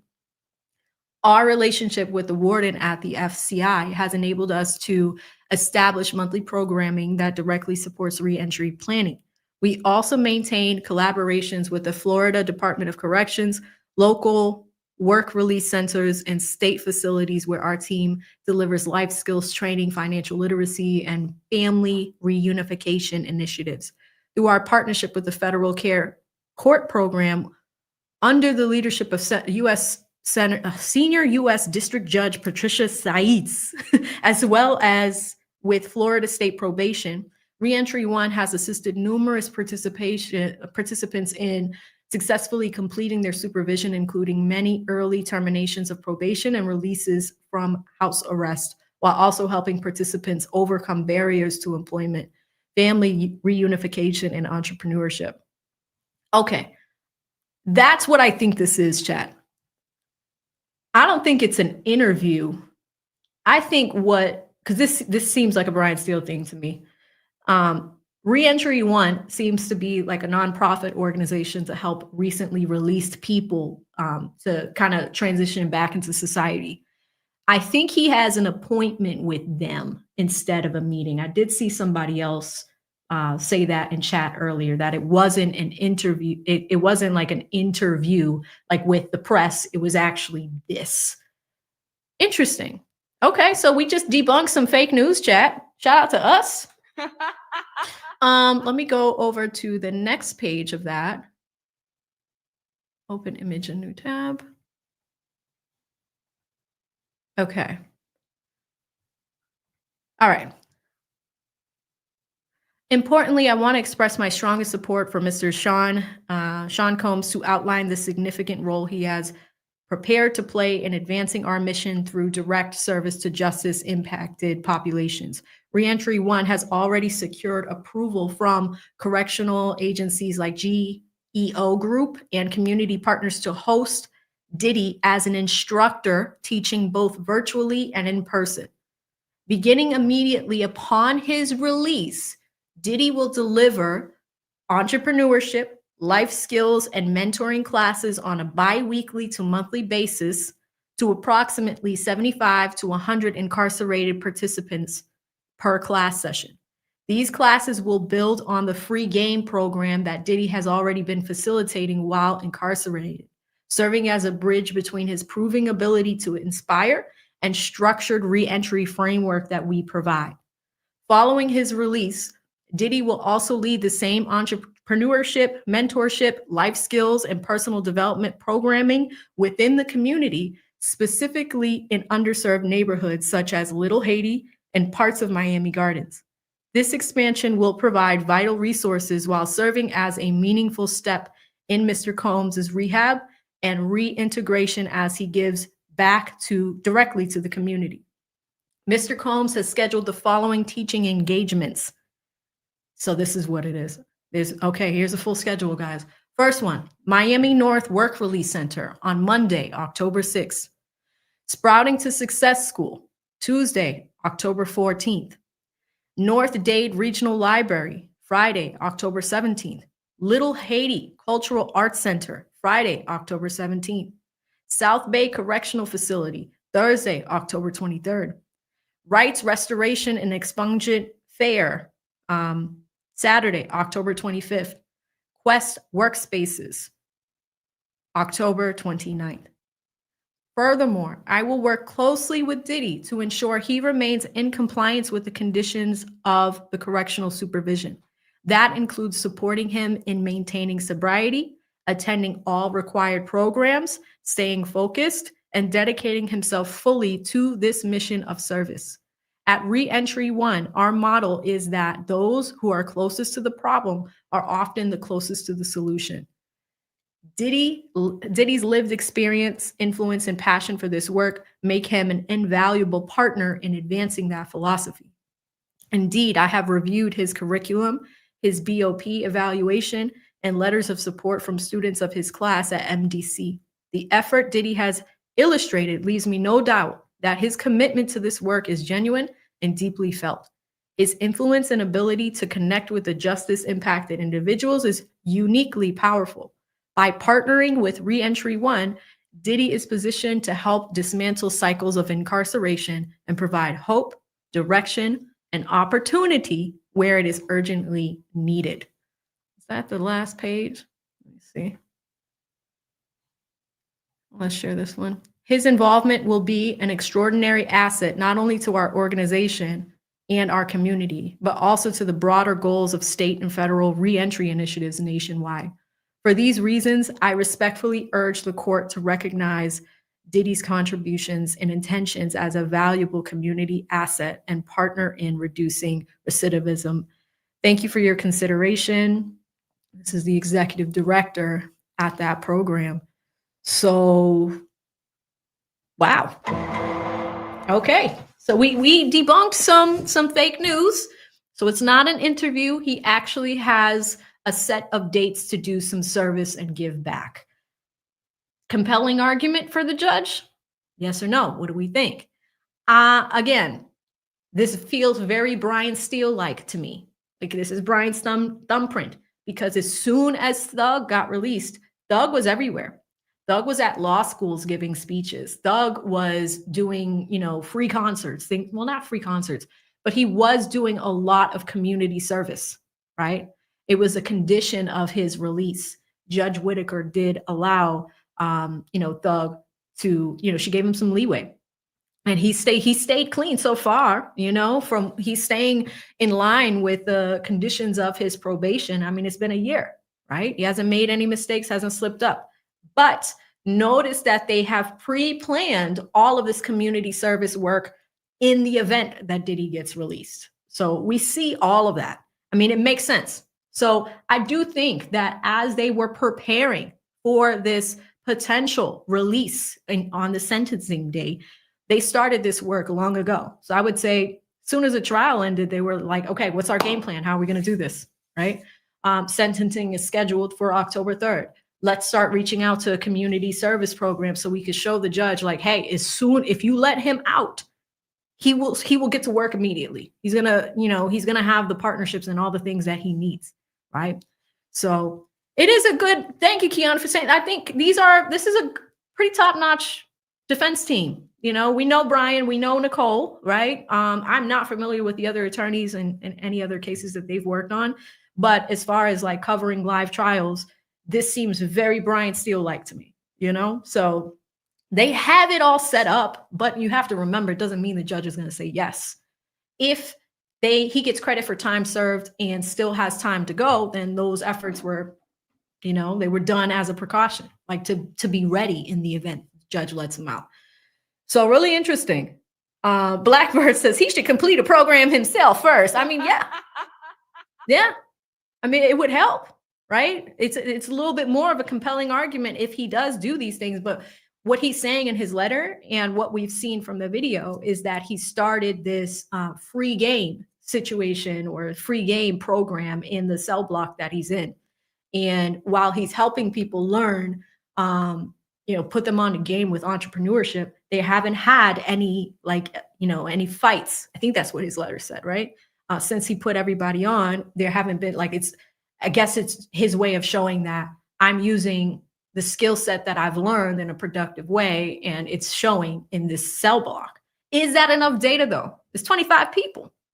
Is that enough data to show that it's productive? Interesting. Shout out to JC, hits me with a 5, says, does YouTube have a tape of jail conditions? Play it. It'd be better to determine if it's time served. You know, we could look it up. Isn't Luigi in there with him? It's not, I think Luigi's in that same jail, and there's one other guy. There's that kid with the big hair, that crypto kid. I don't know if it was crypto. He was some sort of like young CEO. I forget that kid's name, but he's in there as well. But yeah, you know, that's a good point too, Rihanna. She says, keep him in NYC to do community service, not flying down to Miami. That is, I just realized that. Because the community service is in Miami because he intends likely to go back to Miami. I think that's where home base is, Star Island. I think that's where all the kids live as well. Sam, that's who I was talking about. Zeus, thank you. Friedman. Okay, Friedman. But yeah, so the community service is there. I wonder if they have community service set up in where his other homes are. What about LA? But New York, especially, right? Because Cassie in her victim impact statement was saying something along the lines of like, I had to move my family out of New York because it doesn't feel safe. Please don't let him out, things like that. But interesting. Let me stop sharing for a second and see if we have an update on what's happening in the courtroom. I could go back to more of what the prosecutor was saying. Let's do that. Okay. Even in cases that decline to apply the cross-reference, significant sentences are handed down, including in this district. Consider U.S. v. Dylan Jordan. Okay, so they talk about that, where the person got 60 months, equivalent to 5 years. Mr. Combs has booked speaking engagements for Miami next week. That is the height of hubris. He did this for 15 years. He was responsible for transporting many escorts. That's a lot of freak-offs and a lot of hotel nights. He knew it was illegal. The defendant tries to argue this is just a sex and drugs and rock and roll lifestyle. But this is a case about transportation for prostitution and violence. The defendant admitted to the violence at trial. The defendant's respect for the law is lip service. Oh my God, this prosecutor went in. The defense accuses us of seeking 135 months so that the court splits the difference. We think probation recommendation of 60 months does not account sufficiently for the harm to Cassie and Jane. This is not a case about freak-offs and hotel rooms. This is about victims hard. About a man who did horrible things to other people. His currency was control. He weaponized it. All of the 3,553 factor point to at least 135 months. And yeah, that's when the judge says, I'll hear from the government. I'd like to respond after the defense as well. Today is about accountability and justice. For 15 years, the victims' lives have been shattered by abuse and exploitation. Okay, so it looks like Shapiro spoke as well. So that is going to give us 3 of Diddy's lawyers that have already spoken. Says, I want to preserve this for appeal. Should there be an appeal of your sentence? Judge says it's preserved. The PSR says the offense level is 27. I agree with that. The criminal history category is 1. That leads to a guideline of 70 to 87 months. Oh, that was a chart I showed you guys. That's why the chart entered the chat. Okay. Shapiro also says, I'd like to make some more points. We briefed extensively. Judge says 380 pages. Shapiro says, we raised due process to fairness concerns set forth by Justice Sotomayor. We believe the militant for our interpretation and preclude the court under 3553. Don't know what that means. All remaining objections are overruled. Okay, 4th Diddy lawyer. Guerrero says, although you may say some points don't impact your sentence, it may impact his ability for low categorization if you impose an incarceratory sentence. Judge says we can address that Judge also says, I have a forfeiture order. Is this your signature, Mr. Combs? He says, yes, sir. Mr. Steele, did you review it? They said they did. I incorporate the order into the judgment in this case. Okay. The judge is sentencing on reality, not rhetoric. Okay, I think they were talking, we were here yesterday, guys, if y'all missed that stream. We talked a little bit about the motion that Diddy put forward at the start of the week for a motion for a new trial and, change things, right? The judge ended up denying that. I read the full motion yesterday of why the judge denied it, and we pulled out Black's Law Dictionary because there was this huge definition or huge debate on the definition of prostitution.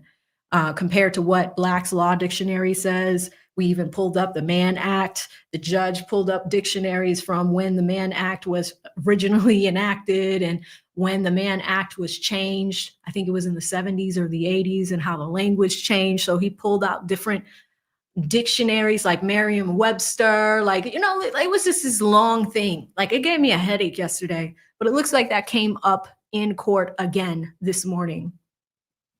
As to coercion, when something, if voluntary, it is uncompelled. That is from Black's Law Dictionary. It's a broad concept. The threat to release videos into Jane's home, that's coercion. So we're talking about coercion. Judge says Mr. Combs objects to categorizing Miss Ventura and Jane as a victim. That is overruled. Mr. Combs also objects to the escorts were categorized as victims. That is also overruled. They were transported for the purposes of engaging in commercial sex. Judge says the government objects to probation, not considering Jane and Miss Ventura as vulnerable victims. I overrule this. What made Combs' coercion effective was their condition. Anyway, the court would reach the same conclusion. Since I can consider it, it does not impact the sentence. Next, Mr. Combs' marking of pads as legal. That was troubling, but the intention is not clear. The government could have pushed to clarify it, so I will not apply the enhancement. All right, let me bring us back to the top because they've been going for almost 2 hours. Let me refresh it, y'all. 12:55 Eastern Standard Time. So I want to see what's going on here. Ooh, it looks like the family's talking. Okay, so Christian Combs is up as of 3 minutes ago. He says he told me to treat women like a queen, and I do. I see in his eyes as his twin that he has changed. Next, my name is Jesse Combs and I'm 18 years old. This person is crying. When my mother died, I was just a little girl. I remember my dad sitting us down. Justin Combs spoke and said, I talk to my father every day, every other hour as of 6 minutes ago. And then Christian Combs came up as of 6 minutes ago. Says, I am the one who most resembles my pops, my mannerisms, my whole life. I studied my dad up and down. He's the greatest man in the world, my superhero. Quincy also spoke 7 minutes ago. Quincy says he is transformed. He will not jeopardize his freedom again. As his children, we wish to heal together. Wow. Kids are speaking. It looks like there are a lot of fights outside of the courthouse. We'll look at that footage soon. People are beefing. Okay, Nicole Westmoreland was still speaking, says there is no benefit to warehousing Mr. Combs in prison. Judge says, Mr. Steele. Brian says, we want his children to come up, then show the video. And the judge says, please come forward. All right, so it looks like the defense team is done. So they're done with their stuff. The kids are speaking. The video that I showed y'all is about to be played. All right, so it's about 11 minutes long. But y'all are like, I'll be sure it's his daddy. Let me keep going to see what else we missed as the kids are giving their statement. Look, a man arrested outside of Diddy's sentencing hearing. It's getting crunk out there. All right, Nicole goes on to say, Mr. Combs was there. He said, listen, everyone, I'm sorry. He said, don't be afraid to dream. Just remember to wake up and put actions behind your dreams. And then he said, don't forget to help others. That changed my life. I don't know what that is. Next. Okay, this is where, so we're all up to date. I'm gonna refresh it again, but it seems like the kids are done. The video is about to be played. And then hopefully we get an answer from this judge. In the meantime, in between time, as we wait, coming over to TMZ to see if anything new has been posted. All right, so yep, they're confirming defense dropped sympathetic video intend to show at sentencing hearing. So we just watched that. It says Diddy's lawyers are painting him as a loving father and a pillar of the community during his sentencing. And we got the video that they plan to use to get that message across. The defense released a nearly 12-minute long video that they already submitted to court, which begins with showing Diddy sitting with his kids, speaking softly to his twin daughters. The rapper plays with the paper puppet and sits on the floor while his kiddos try to steal his sunglasses, looking every bit the attentive father. Let me see if there's anything more. Emoji has helped me take control of my own life. My doctor said that I should look into GLP-1. Where is that coming but from? it was going to be $800 a month. That was just I not can't an stand option. these ads that Emoji have. is perfect for a family on a budget. Check out That's where it is. joinmoji.com. Sorry. Okay, Diddy's lawyers are painting him as a loving father. I left off at the puppet, I think. The video shifts to his good work in the community, including events where he's opening schools, speaking to graduating classes, and handing out a huge check to some eager students. Kim Porter's passing is included in the video, showing the family's reactions in the immediate aftermath of her death, including a moment where Diddy acknowledges he's now a full-time dad and promises to be there for his daughters every step of the way. The video ends with a montage of Diddy and his kids, which will certainly make many in the courtroom emotional when it is played in just a short while. We've cut the video down, but the full clip is out there, and it's certainly worth a watch. Diddy is asking the judge to sentence him to 14 months in prison with time served for the year. Plus, he's already served in MDC Brooklyn. Prosecutors are asking for him to serve 11 years. So he just wants the 14 months. That is the letter. I read you guys the letter already, so that's all set. He also filed a letter asking the judge for mercy yesterday, which he took responsibility for the pain he caused and bought up his duties as a father and as a caregiver to his mother in hopes of swaying him. Sentencing hearing is already, it's in play right now. So that is the latest there. There is another thing that came out. Ooh, look at this. We got a fresh story right here. Diddy sentencing. Prosecutors say mogul is too cocky and already plan to return to the spotlight. Early fireworks in the Diddy sentencing hearing. Federal prosecutors are slamming him as overconfident, and they say his respect for the rule of law is just lip service. Look at Brian. Brian got his hands on his head. That's crazy. Brian is stressed out. So I hope that has changed.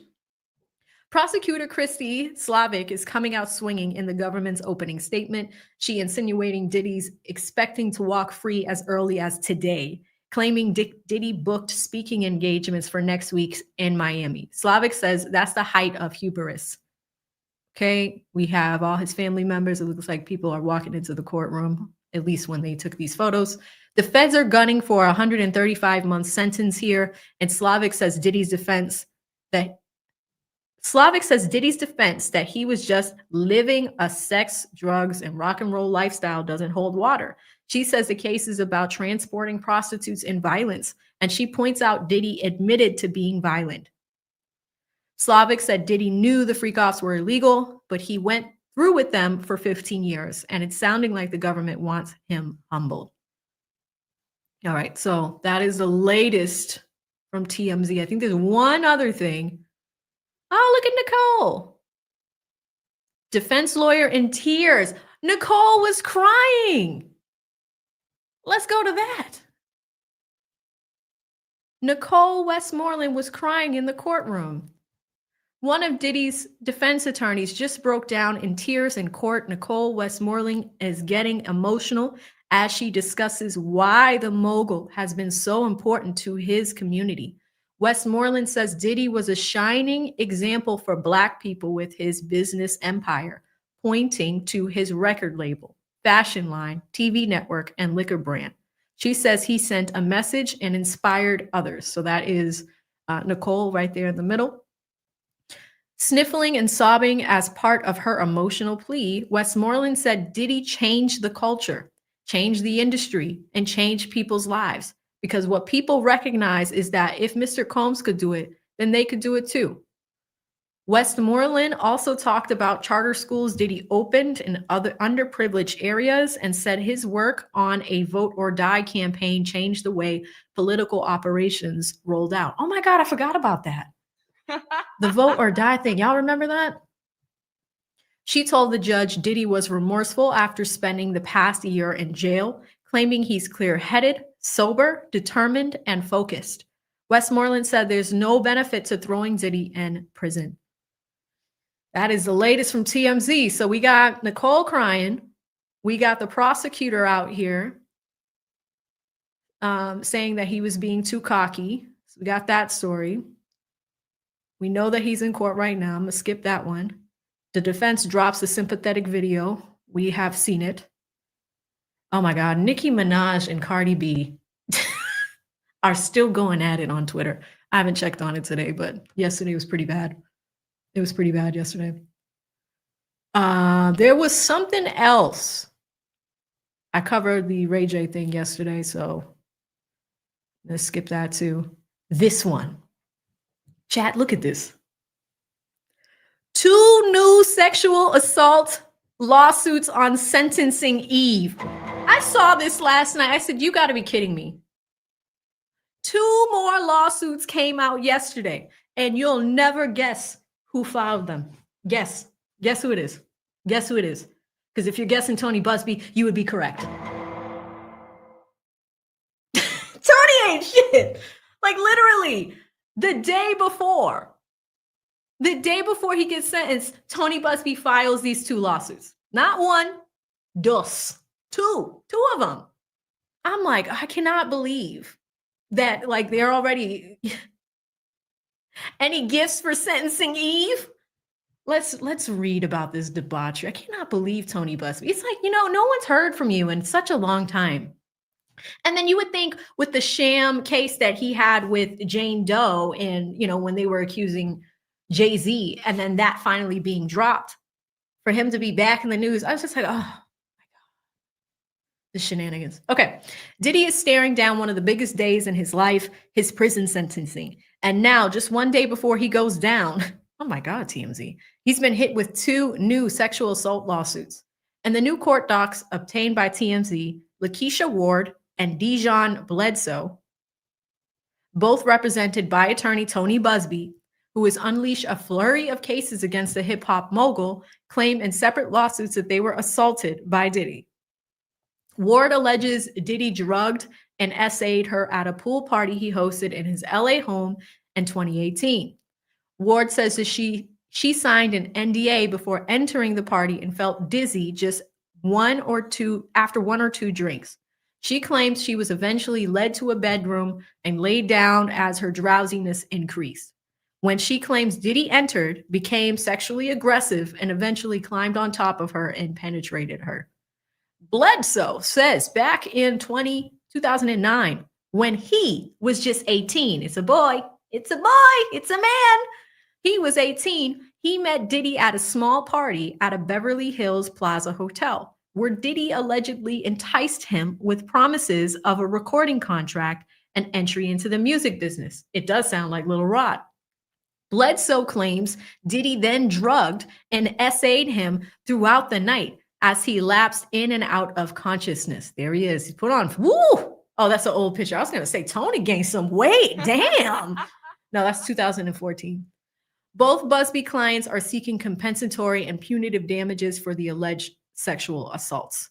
We reached out for a rep for Diddy. So far, no word back. All right, let's come back to the docket over here and see if they are back in the courtroom. That video should have been played by now. As of 8 minutes ago, Christian Combs, little clarity there, says, I am the one I am the one who most resembles my pops, his mannerisms my whole life. I studied my dad up and down. Okay. Yeah, I think we're up to date, guys. We're just waiting for them to come back. Jesse Combs spoke. Chance Combs spoke. The twins spoke. Justin spoke. Quincy spoke. So all the kids have spoken, and now they're watching the video. So we just kind of waiting to see what happened. Let me bring up the law and crime feed to see if we can get our folks on the ground. I still have nothing from my contact in the courtroom, but looks like we have a prison consultant speaking. Let's jump over here. All right, here we go. On the road to determine if he is authentic, if he is following through on the commitments that he made in this letter, or he is now asking a case manager to take the totality of his life into consideration in sending him direct to home confinement. So that's why I think it's important for the mitigation. The question is, will he follow through? I think he will, given what he's done while he's in custody. I think a lot of it's been impressive. To the sentence, based on this crime, as I understand it, he would be ineligible to get earned time credits under the First Step Act, a law that President Trump signed in 2018. These earned time credits can take up to 1 year off of your sentence. Uh-oh. Under BOP directives, these credits can continue to stack. As a result of this conviction, he is ineligible. So that's additional time he would serve in prison.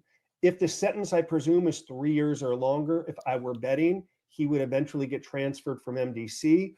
Per the First Step Act, they want to send you to a prison within 500 miles of your release address. I presume it would be a low security prison. If in California, most likely Lompoc or Terminal Island here in San Pedro. If it's the short sentence his legal team is asking for, probably 3 years or less, with good time together with what he served, he may say, I'd just like to finish the rest of my sentence here. Yep, very consistent with what Dr. Hendricks was saying. I think we're working on getting Sierra Gillespie up as we do. I just want to go now, Rich, to Bravado Agency. This question, the super chat question, Rich. Judge Subramanian, clerk for Justice Ruth Bader Ginsburg. She embraced her judicial role with the solemn responsibility of following the law. How might this influence affect Judge Subramanian today? Well, I don't know if it's the Ruth Bader Ginsburg connection, although she was, of course, one of the significant Supreme Court justices of our lifetime and a great place to clerk. Judge Subramanian, I think, has been trying to act within the scope of the law throughout these proceedings. I think he wants to follow the law, and obviously no judge wants to get reversed, so they always try to follow the law. So I do believe he's going to do his best to consistently adhere to the legal principles and guidelines. That said, at the end of the day, he has some discretion in sentencing. That's what sentencing is all about. That's why even the proposed, the PSR is in a range, and he can go outside of that range, acting consistently with the law. So he will try his best, and we will see what he comes up with. Well, I'm here with Sierra Gillespie as well. Raises an interesting question. We got this question here from Luna Wolf WY. Do you think, Sierra, do you think people will protest and or riot if he gets the max time? So I guess they're referring to what, 20 years in prison? That is interesting. Last time, I think the day that the verdict came in, there was a bunch of people outside and they were like celebrating, and like there was baby oil. They were like basking each other in baby oil. You know what I just thought about too? I actually had an interview with Naima, one of the attorneys from West Coast Trial Lawyers. I actually might want to pull that up for y'all because we talked about this whole thing. We talked about what the sentencing was going to look like. We talked about what the charges were, and we had some pretty interesting discussion. So I might pull that up as we wait to. Which seems unlikely. You're outside that courthouse. You're looking at the scene. I hope for your sake and everyone's sake that doesn't happen. But what do you think? I don't necessarily think that there's going to be a 20-year sentence here today.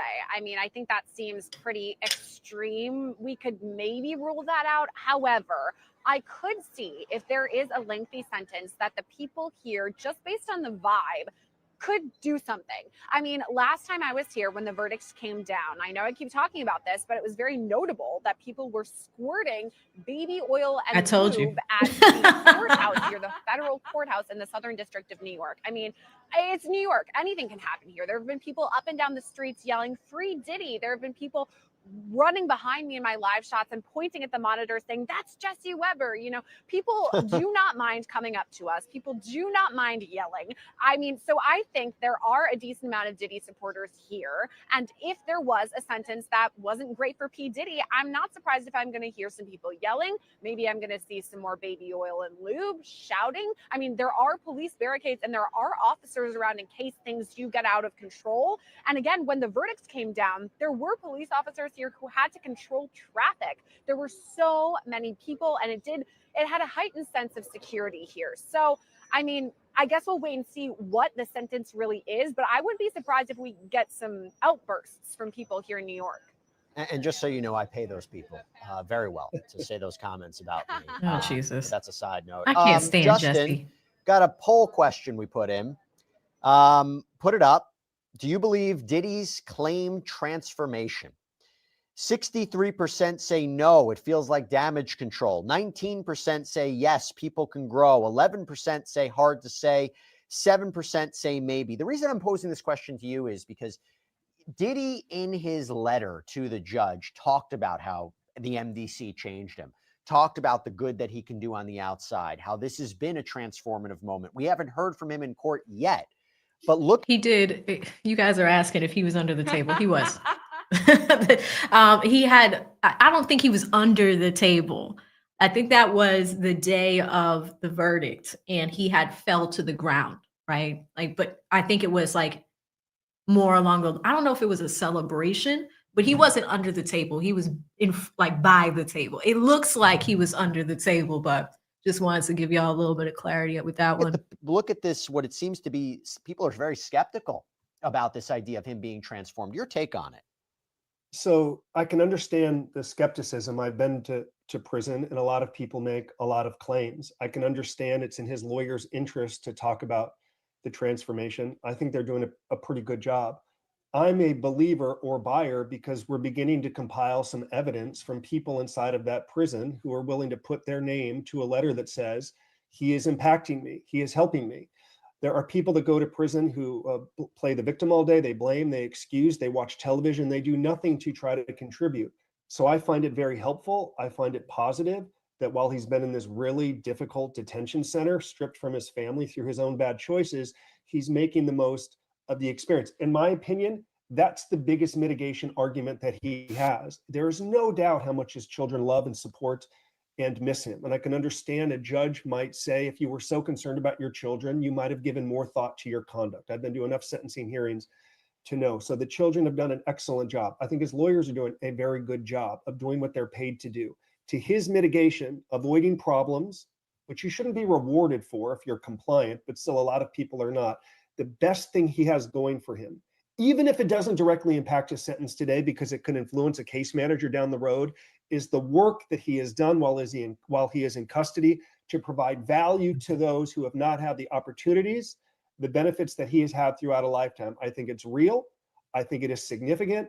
And I think the judge may comment on it, but if not, you could expect a case manager down the road to be influenced if he continues to do it. It just doesn't stop at sentencing. He's continuing to build a record for the rest of his life, frankly. This isn't a legal strategy for him. It is a mitigation strategy for his children, for his family. But I think it's very genuine what he's done, and I think it's very encouraging. I would just encourage him to continue whatever the number is today. So we have an update from court. That video that they were playing is over. It's been played. Okay. The judge says, Mr. Steele, who will be speaking next? Brian Steele says, the Reverend Dr. Johnson. Then the man from the reentry program, if you permit. Judge says, any more lawyers? Brian Steele says, myself, then Mr. Donaldson. They're going to resume now at 2 p.m. Eastern. Adante, this may take quite some time. Is this typical? Is this typical to see a sentencing on these kind of federal charges take a full day like this? It's not typical to see a full day of Okay. a sentencing However, I don't think it's the Okay, so charge. thanks for the update, guys. But I think what we can do, because it looks like they're on break until 2 o'clock. I did pull that power hour with me and Naima when it's like an interview with him, but we were talking about Diddy. I had been trying to get him for a while. We talked a little bit about Karen Reed, so we can skip through that, but we did focus primarily on Diddy because at that time, this guy was just covering this and nothing else. Look, my eyebrows look lit that day. Oh my gosh, like this is a good power hour episode. So we will take a look at some of that footage until 2 o'clock. And then there's also this Gene Deal. I don't know if you guys saw it, but there was this Gene Deal reaction to Diddy. I think it was 2 months ago. He gave an epic response to beating the RICO charges and exposes the truth about the case. That actually might be a little bit more interesting instead of watching myself. Up on over here. I haven't seen this yet. My guy, Gene Deal, man. You already know why Uncle we here. Gene. The verdict, it came in. How you feeling about it, man? Yo, my man, listen here. I really don't have no feelings behind it, but this shit is mad funny to me, bro, because we've been talking about this for so long. And like today, I was getting all kind of prank calls. People was calling my phone talking about, Diddy didn't do it, Diddy didn't do it, Diddy didn't do it, and hang up. I was like, yeah. Then I had Unique Mecca Audio call me talking about, no, Rico must go. Rico gotta go. Well, Rico, I was like, man, he's well. And you got people out of here celebrating, man. Yo, check it out. They are celebrating, but he's still going to jail. You understand? They celebrate, I was thinking about some stuff. I said, yo, they celebrating for a psychotic narcissist, a sociopath sex offender, abusing and degrading women, beating on them, brother, and having them appease him and his homosexual tendencies by letting random men, prostitutes, male prostitutes, brother, ejaculate their sexual juices on them so he can lick them off. Ew! Is this what's happening in the fucking hood now? Is that what's good in the hood? Tell me, is that what's happening in the streets, brother? Is that what the industry that came down to now? Oh, Gene. They celebrating him. This is what this man is. I talked about his character, bruh. In court, we heard stuff that came up that none of us know. They out here celebrating. Yo, and talk about, yo, what Gene gonna do now? How Gene feel now? Gene good in the hood. I can go open up my refrigerator anytime I want to. Gene good in the hood. Yo, these people like, they don't understand. You ain't lived my life, bruh. You ain't been through the stuff I've been through, seen the things I saw. What you eat don't make me And they wonder about how Gene gonna feel. I'm good. Yo, bro, let me just say something to you, man. So if you've not heard of Gene Deal was Diddy's former bodyguard, okay? He has been talking about Diddy since the arrest, prior to the arrest, I think around the time that I covered Keefe D's arrest, right? Oh my God, Keefe D's still in jail. He ain't even, I just remembered Keefe D. But yeah, I was looking at a lot of Art of Dialogue videos back then because Gene was kind of spilling the tea, so to speak, on some of Diddy's movements. But when Keefe D got arrested, he was talking more about the plot, the alleged murder for hire of Tupac Shakur. And he was very vocal about Diddy back then, you know? Then the whole thing shifted to Cassie and that particular lawsuit. So very interesting stuff. Let's go back in. No, I don't like this. I don't f with this. I said this 1,000 times. In the infamous words of Brutus, for all you smart motherfuckers when he Oh my went to the God. Senate and said what he said about Caesar.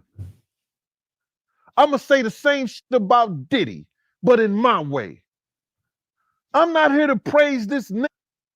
I'd rather see him buried. Oh my And y'all can God. say and feel however you want to. Because that's the way he felt about people we all used to be around and love. Y'all can't feel what I feel. Y'all don't see what I see. But it's good. The judge showed us today. They talking about some bail hearing. They talk about, yo, we gonna, because he had 2 charges. I don't understand that people sitting there talking about he gonna get probation. No, dummy. There's a mandatory federal guidelines that the judge has to go by. If he don't go by those federal guidelines and the prosecution don't agree with it, they can appeal what the judge ruling is. So what they're gonna have to do, he's gonna have to sit there for at least 6 weeks. And they're gonna do what they call a pre-sentence report. In that pre-sentence report, it's gonna have certain guidelines that the judge gonna look at. The judge know the case. The judge know all what was thrown out. Judge know all what was contested and everything like that. The judge know the case better than anybody. Do you understand me, Mighty? So the judge is the one who's gonna decide. Just like today, can we get a bail? His mama go in there and she signed for $1 million bail and all that. He think he getting bail. And then the judge read some papers. This is how dumb people is. Why you think Cassie lawyer was there the last couple of days? They already knew this was going to happen. What did I say, Mighty? I said that if it goes before January the 4th, it ain't going to look good for the prosecutor. Didn't I say that? I said that means that they probably just get him on the sexual charges. But if it goes past the 4th, that means they really want to do their job and see and get this nigga a lot of time. It's crazy. I see a few of you guys asking about Lee. Lee's been taking a little bit of a break to focus on his health. We still talk to each other. I think I was texting him last week. Yeah, last week. We were talking about, last time I talked to him was the day of the Young Thug concert. I was just like, look, Thug is streaming. He's like, I didn't even know he had a YouTube channel. But yeah, he's taking a little bit of a break to focus on his health. He hasn't been streaming like that because you guys know about his diagnosis, but streaming is a lot. It's a lot to sit in a chair, especially if you're not feeling well or you're under the weather. So he has taken a break from streaming for a while, focusing on shorter videos. But he is doing great. He is doing great. I just checked on him a few days ago, but Lead is amazing. We give him our best. Prayers up always. But he's doing great. He's doing good. But I saw a few of you guys ask, so I wanted to interrupt and let you know. Because they knew they had proved the sexual with the prostitutes, paying them to come and have sex with the girls and everything like that. But we found out a lot of things about this dude in this trial, bro. A lot of none of us even knew. But they celebrating this. This dude is psychotic. I don't care what you say, bro. You look at some of the stuff that he did, and like I say, that's what's good in the hood now. That's how y'all getting down now. Licking another man's sperm off his girl. Ew! Beating women. Hey, why you gotta say it like that? So now, when they figure out it's gonna be up to the judge, the defense and the prosecution gonna get together with the judge and they're gonna try to agree on some numbers. The defense gonna get them some numbers. The prosecution gonna give up some numbers and stuff like that, and they're gonna agree to them. But the final decision is gonna be the judge. And after the judge read those letters from Cassie, lawyer, and her friend Nash, shout out to Miss Pleasant for being in the courtroom today. Cassie friend wrote a letter, a 3-page letter to the judge, 3 or 4-page letter to the judge. And the judge made a statement that he had completely changed his mind about some bail based on some third-party letters that he had received. Third-party letters he received. I can't with the cup. I really can't with this cup. The judge know Puff is dangerous in so many ways. The jurors know that he's dangerous in so many ways. The only reason that the prosecution went for the RICO and the racketeering because they wanted to take all his money. They wanted to leave him broke. But it's some guidelines that saying doing sex trafficking that they could still probably do that, but they can't. And this is my own assumption. Why they can't is because they can't prove that he made any money from the sex trafficking. You understand? If Puff made money through the sex trafficking, like he was selling Gina and them to them guys, or he was letting niggas hit not Gina, Cassie and Jane Doe, you understand? Well, the trial is over now. Ain't her name Daphne? Yeah, it's over. It's Daphne. The trial is over now. So if he was making money off of them, then the prosecution can go after his finances and shit.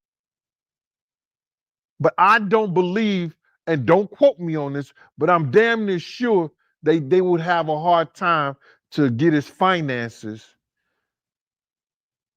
based on the sex trafficking because he didn't make no money from that. He was paying $10,000 a week to this and paying the prostitutes and stuff like that. So he didn't make no money. But had he made money and he was selling them off, yeah, it could, you know what I'm saying? It could be like that. But I don't think they have a leg to stand on that. You understand? But the prosecution did a great job. You understand? For what they wanted. I want y'all to peep game right here. They wanted to humiliate him, embarrass him, put him in jail for a little bit, which they're gonna do. And they wanted to take his finances. That's why the RICO and the racketeering came apart. Because they could have put him in jail, guaranteed 10 years, right off the bat. For what? The gun charges. They could have proved that real easy. They found the weapons in his house, in his room. You bring the officers there who took the room and secured the weapons. Where did you get this weapon from? It was in the 4th room down the hall, the master bedroom suite. You bring in the people who clean up the house. Who lives in the 4th bedroom, bathroom in the suite? Oh, that's Mr. Combs' room. How do you know that's Mr. Combs' room? Well, I clean it. How often do you clean that room? Twice a day or after the freak off or he didn't have no freak offs at home. That's why they can't take his house and stuff like that. And he used the hotel. Because if he had the freak offs in the house, they could take his house for the sex trafficking and but he didn't do that. Mm. They didn't say he had freaks off in the house or nothing like that. He had them in the hotels. So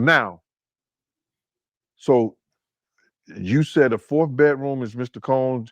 You seen him in there. You clean the room, stuff like that. Boom, boom. Now you get the. Oh shoot, guys! They caught Tyrese. Sorry, breaking. That just came across my desk.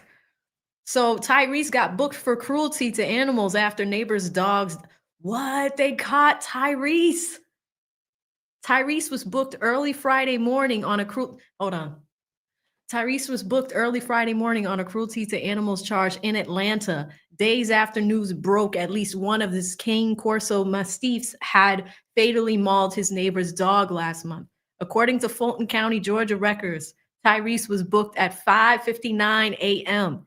He posted a $20,000 bond and was released. As we reported, at least one of the singer's dogs killed a 5-year-old Cavalier King Charles Spaniel named Henry in the little dog's own yard. TMZ spoke to Henry's owner yesterday, and he told us how he found his beloved pooch on September 18th dead, covered in dog slobber.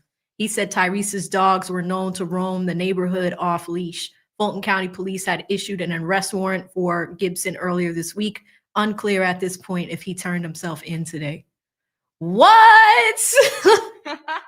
They caught Tyrese, chat. I was just talking about that the other day. Let's go back to Uncle Gene. But I needed to report that as soon as possible because we were talking about it on Tuesday during the power hour. And like he was on the run. I think, well, not on the run. I think he was on vacation when the arrest warrant was issued. But Tyrese got booked this morning, huh? Waitress, the waiter, the cook, whoever take him his food. You cook for Mr. Combs? Yeah, I cook for Mr. Combs. Do you ever serve him in his room? Plenty of times. So, which room is Mr. Combs? It's the 4th bedroom, the master suite, down the hall on the 2nd floor. And you took the food there. How many times you say you take the food there to him a week? Well, if he's in the room all day, you understand? 2-3 times a day, or whenever he call, he want me to make him a cheeseburger with applesauce. Whatever the case. So that's Mr. Combs' room. They could establish that those guns came from Mr. Combs' room, and under the federal law, because they was defaced, he was a mandatory 10 years. They didn't even charge him with the guns.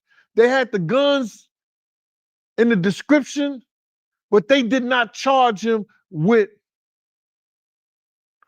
illegal possession of a firearm, automatic weapons. You understand? Defacing the automatic weapons. They didn't charge him with none of that. I talked about this stuff for a long time. The federal government gave him a pass. I even thought they was going to do some tax evasion shit on it. Because 9 times out of 10, his taxes and everything, he was hiding money, doing all kinds of shit. Bruh, this case had nothing to do with really putting Puff in jail. Because those people are educated enough to know they could have won that case by other charges and they didn't even go for it. They didn't even go for it. That gun charge was locked, sealed, and they didn't Gene even is go crazy, guys. Like, he's Why? insane. Cheeseburger and applesauce. It was about them going in there, getting those tapes. I think the prosecutor name was Damian Williams. He was sent there and put that because somebody told him in high places. Puff might be the Black Jeff Epstein. He got all the tapes of some people that are friends of ours. They found out that he had those tapes of them. Takes a sip out the rainbow cup. Who was on the tapes? Y'all go get them. Why is the southern state of New York going all the way over in California and down in Miami when they have their own divisions? Why? People ain't thinking about that. They went down there because some people told them, yo, y'all go down there and y'all go get these tapes from this dude. Because we know he got them. And he got them stored in one of these houses. They go in there, they do a raid. Bruh. They brought out they said close to 900 some bottles of baby oil. That's a lot. I know this for a fact. When you do a raid, you do what they call a field test on any substance you bring out that house. You do a field test on any substance that you bring out that house. Okay, Gene, tell him. They not bringing 900 bottles of baby oil out that shit. If it was just baby oil. Bruh.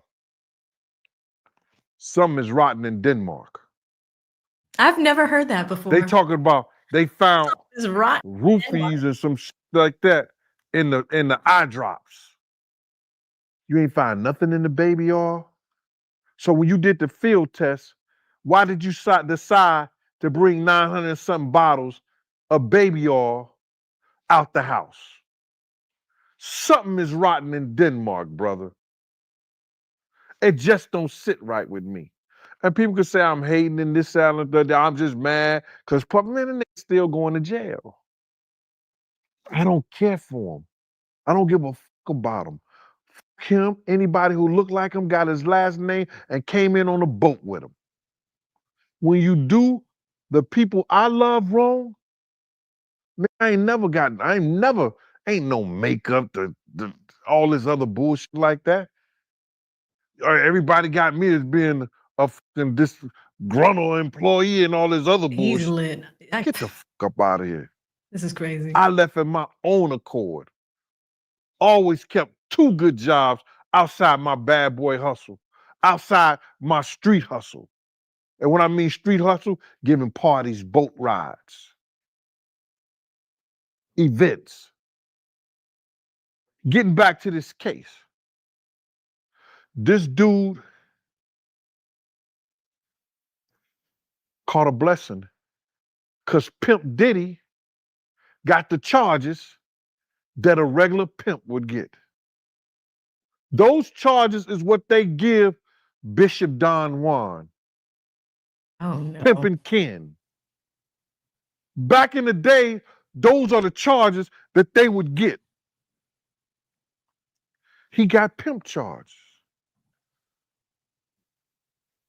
So now he's pimping Diddy.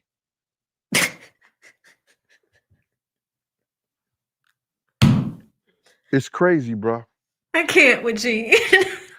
In this case, Cassie and Daphne both was victims, but the jury and probably was looking for more women that was victimized in the sex trafficking thing. And then if they would have brought in more women, and there was more women out there. I talked to a couple of women myself. And I was like, even the women who did the civil suits, the prosecution didn't want to bring them in because they were doing civil suits. And they knew that the defense would get on them and try to make it a shamble about, oh, it's about money. But still in all, when he go to jail, watch how many women and how many people come forward on their civil claims. Well, he wasn't You're gonna have wrong. a lot of men come forward too. That's exactly what happened last night. He's not wrong. Watch and see. Our people got a strange way, and they pick and choose who they should be loyal to. And it's strange, bruh. How they celebrating this demon, bruh. They celebrating this demon. Do you understand that? The RICO law, you understand? The racketeering, criminal enterprise, and corruption, all this other bullshit like that. It was hard for the jury to take that in because when they hear about RICO law, they hear about racketeering, they think about the mafia. They think about the mafia. So they couldn't come to grips with that. And that's okay. But I know this for a fact. He ain't getting no time served. This is Gene's He prediction. ain't getting no less than 5 years. He's gonna get the mandatory minimum or he gonna get more. That's Gene's prediction. He's gonna get the mandatory minimum or he's gonna get more. Point blank. So all you people that's celebrating and want to know how Gene Deal feel, I'm all right. This is my motherfucking Othello. Have you guys noticed that Gene has been talking for 21 minutes and the Art of Dialogue guy has not asked him a single question? Like, not one. This is my Macbeth. This is my tragedy in our time. This is our tragedy. Court is Pimp back Diddy in 16 minutes. Pimp going to Diddy. jail. And I'm fine with that. I'd rather see the nigga going to hell. Oh my God. 16 minutes can't go But by if this faster. the plan that God got it for him right now, it's God's plan. And what y'all don't understand, y'all celebrate thinking that it can't happen in jail. They might put him in a couple of places before he make it over there to Madoc, R. Kelly, rest of the criminals that's have easygoing spots and stuff like that. But it still can happen there. Somebody get mad. Somebody got a relative or something like that he did something to that we don't know about. And they run into him. And they hit him with his own words. Take that, take that. Then what y'all gonna say? Oh God. I ain't worrying about it, Mighty. This shit is funny to me, man. This shit is real funny that the prosecution spent all that money, all that time, and all that resources when they had legitimate charges that they could have put on him other than the RICO, other than the racketeering. That gun charge is mandatory. So now you got to realize this. A lot of people going to bring up cases to the federal government. This becomes case law now. Oh my God, Gene. They went into Diddy versus the southern state of New York. It's whereas that they run in somebody's house, they find some guns in some rooms. The person is proven that they lived there. That's his room. But the federal government never charged him with him, and he never got time for it. You know how many people are going to bring that up in case law? Tell us. How many? So why is the federal government going after my people now? Why? It's a lot of people going to use that, bro. It's a lot of people going to use that. But I want to say, y'all, man, how do y'all celebrate somebody that we know that practically every woman that he been with, he didn't beat her? Oh, she liked it. That's what y'all say. He was rich and she stayed with him. She wanted it. Y'all giving a nigga a pass because he got money. Some of the girls say he them. No means no. But y'all giving him a pass because he got money. Some of the girls said he had dudes defecating and peeing in their mouth and peeing on them and stuff like that. Yeah. Y'all giving him a pass. I got a phone call from one of my good friends. And she said, Gene, my friend called me and she was screaming, I'm Puffy won, Puffy won. And I was like, I'm gonna shout her out.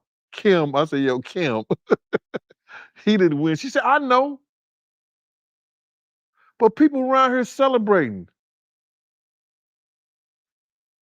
and wonder how Gene Deal feel. I feel good. Because if that's what y'all celebrating in the hood, I'm glad I don't live there no more. Oh, this is very Unc-like. I'm glad I don't live there no more. If that's how the music industry is doing it right now, I'm glad I don't work there no more.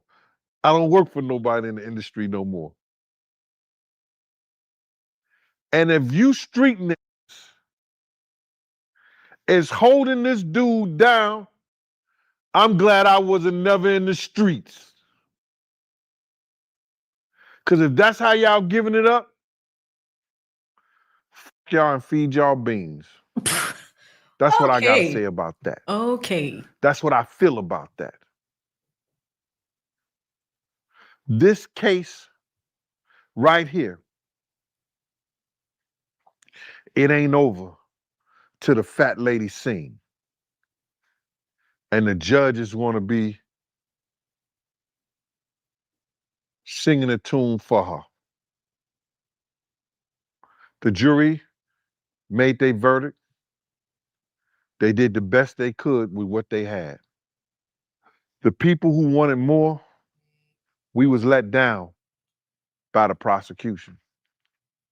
They had more. They could have done more. But I think they were basically concentrating on trying to take his riches from him. And the law is funny. It says that if you sex trafficking and you paying prostitutes doing that sex trafficking thing, that they could probably take your money away. But I think it's more so geared to you have to be making money doing the sex trafficking, bro.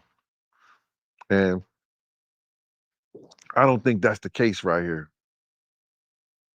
And I don't know how they got that confused. Because it seemed like they may have gotten it confused, brother. But I know I've been rambling. You got any questions, man, that you want to ask me about this whole case or whatever? Yeah, so you believe he's still going to do time for prostitution? Hold on. Listen, he realized. How long was that? 29 minutes. 29 minutes Gene has been going on. He says, I know I've been rambling. You got any questions for me, brother? Oh my God. Court is back in 9 minutes, but Gene has been talking for 29 minutes. Let's go back. I know I've been rambling. You got any questions, man, that you want to ask me about this whole case or whatever? Yeah, so you believe he's still going to do time for prostitution? The prostitution charges has a mandatory anywhere from 10 to 15. But because I don't know what the minimum of it is, but because they would consider him a first-time offender, the judge gonna know that he had violence. He may not have been charged with the violence or anything like that. He's going to go to jail, and I believe the judge, after reading those letters that stopped the bail, the judge is going to hit him with probably the max, the mandatory max.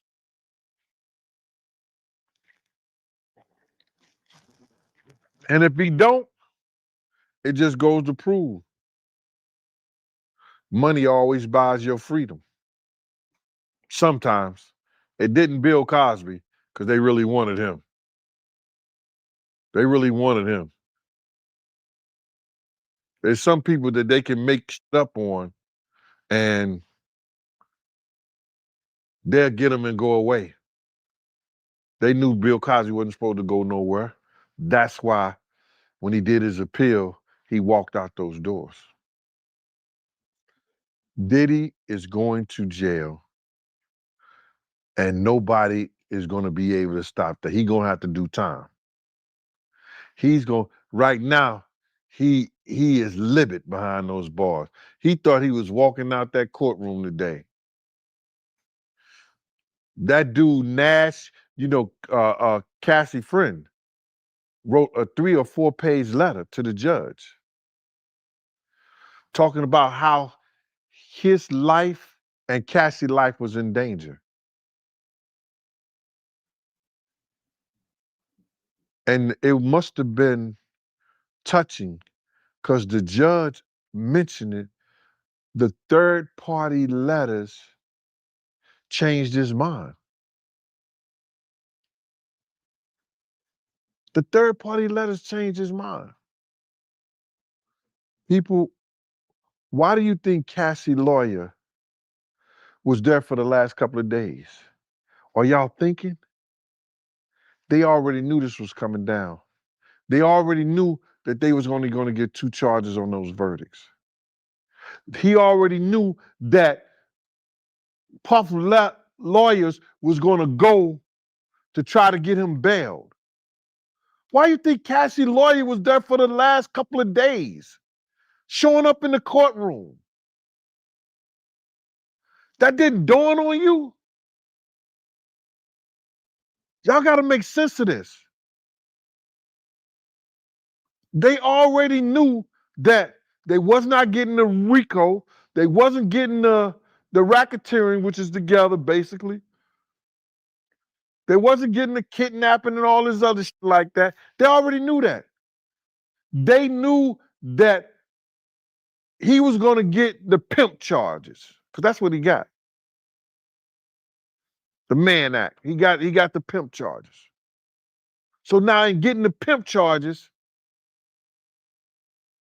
Pimp Diddy, Cassie's lawyer said, yo, I'm going to be right here to drop this letter from my client. Your Honor, don't give him bail. They gave him letters. The judge said, hold up, we're going to break for lunch. We ain't coming back to 5 o'clock. It weighed on him. He got all the evidence. He know all the stuff that couldn't make it based on litigation. He know all the stuff that should have made it but couldn't. This judge was probably one of the smartest persons in that whole room. And he understood, your brother, he understood that after reading those letters,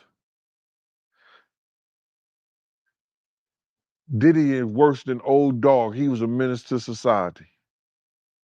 And what'd he do? Nah, you don't get your get out of jail free card. You don't get to go past go. I can't. You don't get to land on go. I cannot. You going straight back to jail. You gonna sit there and you gonna wait. So, them people just saying that Diddy didn't do it, he did do it. He scarred a lot of those people for life. Diddy did do it, y'all. And he gonna go to jail for it. Because I said this on the last program. You might not get it when you're supposed to. But karma is a mother. You gonna get it somehow, some way, somewhere. And that's what's happening. He getting it. You know what it was? For him to go back to that jail, they let his mama sign and put up $1 million bond. He think he going home. He does. I mean, he's This is the time he might go back in there and really do an Epstein. oh Lord. 2 minutes, y'all. I wouldn't give a damn. I wouldn't care. That is, oh my gosh. He might go back in there. I know he heavy medicated right now. This is crazy. This is crazy, man. He's sitting there thinking that he was going home, and the same judge that turned down a $50 million bond just turned down another $1 million bond. And I feel good about that. I don't care. And when I say I don't care, man, it doesn't move me one way or the other. You understand what I'm saying? But I'm happier. You understand? I'm happier when I know this nigga is getting his just dessert. He's getting what he deserved for what he did to a lot of people. And I don't know anybody that come and watch this YouTube and they can front all they want to. When you start loving your enemies, when you start loving people that you don't give a shit about, that did you wrong, did people that you know wrong, did dirty shit to a lot of people. When did you start loving that? Oh, when you went to a Diddy party? Or because you want to go on a Diddy world tour, a reunion tour? That's when you start loving them? This dude wouldn't piss on you if you was on fire. That's how dark his heart is. But y'all ingrates is in the neighborhood celebrating, wondering how I feel.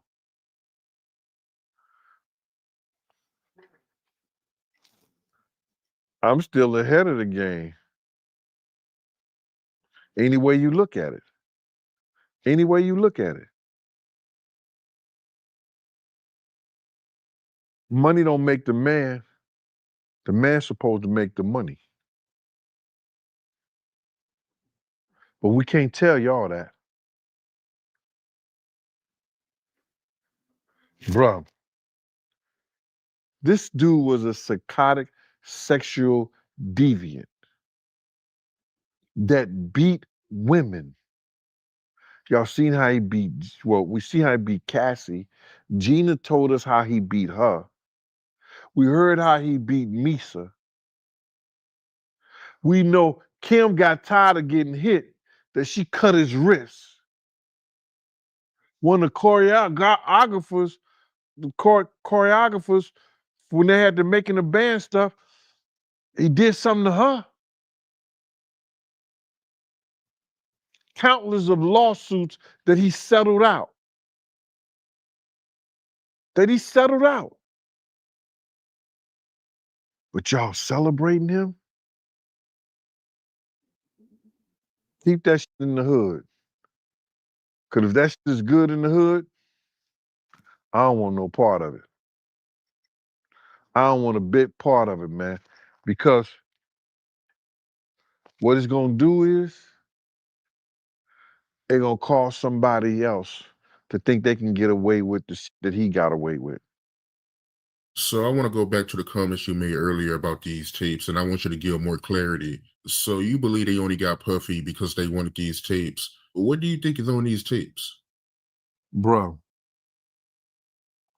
you got to realize you got people like Prince Harry. Prince Harry was at a Diddy party. You got some of the same Universal executives. Diddy made it cool for, I'm just gonna say it like this, man, whites to hang out with the hood dudes. Dude from the hood, he made it cool and safe for them to hang out with the white executives. I can't believe it's been 40 minutes since Gene's been talking. It is 2:00 Eastern Standard Time, 2:03 right now. I'm just refreshing the feed to see if we have anything new. They are due back at 2:00, and I believe where we left off before the court took a break is Brian Steele was asked if they had anybody else that was going to speak. I believe there's two more people that need to speak before the judge makes his ultimate decision. Just wanted to give you guys an update, but I will refresh the feed and see what we got going on because Gene's a talker. They used them for that. They used them enough, whereas that now you got white executives doing Diddy-like parties. Remember the dude from, Frantic? The clothing line, the sports line? They was mad because they didn't get invites to his party because he was doing white parties, doing parties like Diddy. Now, I ain't talking about the freak-off party part of it, but I'm just saying, he was doing those parties, and everybody, there was rappers, or I think Stephen A. Smith said something about he was upset that he didn't get no invite. So it was those parties that everybody want to be at. So Diddy have on tape, he taped everything. He taped everything and taped everybody. You remember in his trial it came up.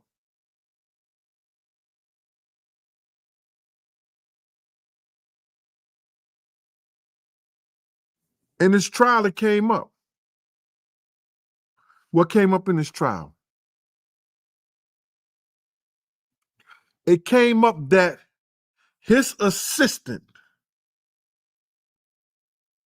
was right there.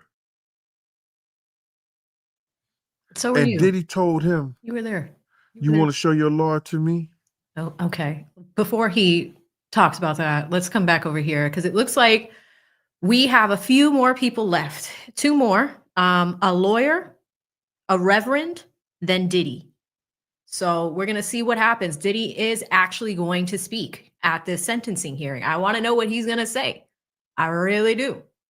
Looks like they also reviewed over 900 Mann Act cases where the court imposed lesser sentences than the government wants. The judge agrees with the pre-sentencing report of offense level 27 and Diddy sobs.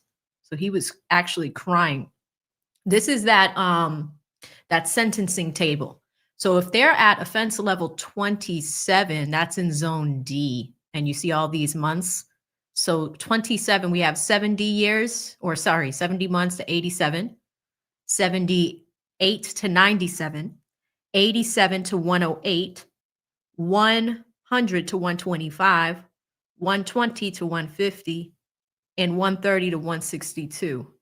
But remember, it depends on criminal history categories. So this is the sentencing table that they would use, or the judge is going to use to make his determination on what's going to happen.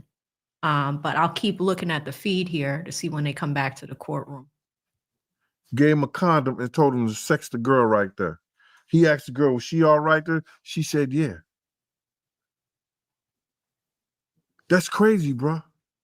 So now, you think certain politicians, you think certain actors, actress, they drink and smoke and we know they love pink cocaine. You know they got weed all in the air. They dropping ecstasy pills. They dropping some other kind of sexual pill. Man, do you think he ain't got nobody on tape, bruh? So now, Hold on, chat. We have a special guest. Look, we got a stream sponsor. Shout out to Nature Self Study from saving us from Gene Deal. Thank you so much for the $100 super chat. Really, really appreciate you. Haven't seen you in a long time. I hope your studies are going well. Nature Self Study is in law school and also like gonna be a doctor too. Like there's a lot of great stuff happening. If y'all could do me a favor and spam Nature Self Study in the chat as our stream sponsor. Nature Self Study also gifted 10 AV memberships. I didn't catch those because I'm trying to keep an eye on the courtroom. But if you're one of the lucky people that received a membership from Nature Self Study, please say thank you. They are due back any minute now. I'm keeping an eye on the courtroom and the feed, and also with Law and Crime on this side. So as soon as they are back, we are back, and we will see what is going on. Thank you so much, Nature Self Study. Really appreciate you. Our stream sponsor. can y'all go get those tapes? If he was blackmailing Cassie and Cassie's mother had to give him $20,000 for her tapes allegedly, you think he ain't bribing nobody else? Or people ain't worried about that that they got to do business with him because they know what they did at the Diddy party? So those tapes was important. And the federal government, when they showed some of the stuff that was happening in there, you could see the jury cringing. So it was easy for them to come back with those charges for the sex offenses, or the prostitution for selling and promoting prostitution. It was easy for them to come back with that. Listen to him. Y'all heard the same thing that I heard. When they raided his house, y'all saw the same thing I saw. They took computers, tapes. You think wasn't nothing on those tapes, y'all? You think they didn't log those tapes? Why did they hold up? Yo, I just caught a jewel. They used the tape that Cassie sent them. That Cassie had. They used the tape that Cassie had that they showed to the jurors. Why do you think they didn't use the tape that they got from Diddy house? Because that would have them had to log that in. It would have been public record. And at one given time, when it's a public record out of this trial, you could go see it. You could go get those tapes, copies of those tapes, because it's public record. Oh my God, Gene. It would have been public record, bro. It's a dirty game out here, man. It's a real dirty game. They are protecting somebody. Why did Damian Wim, the first prosecutor, he trying to put it off on Trump? Oh, Mr. Trump is coming in office, so I'm going to leave before he get here. Right after he did the Diddy, right after he did the Diddy raid, right after they got the tapes and everything, he retired. Great job. So, Gene sometimes says things that are accurate, and sometimes he says things that are not accurate, at least when it comes to the law. He is pretty knowledgeable, I will say that. But sometimes he's saying things that make sense and they don't. So take it with a grain of salt. This is more for entertainment purposes. Because remember, this interview was published 2 months ago. It was right after Diddy was found guilty on the charges and the jury completed their deliberation, right? So as far as the origin of the tape that they have, like who gave it to them, I don't know. I don't think that has been mentioned. So, some of this is just his theories.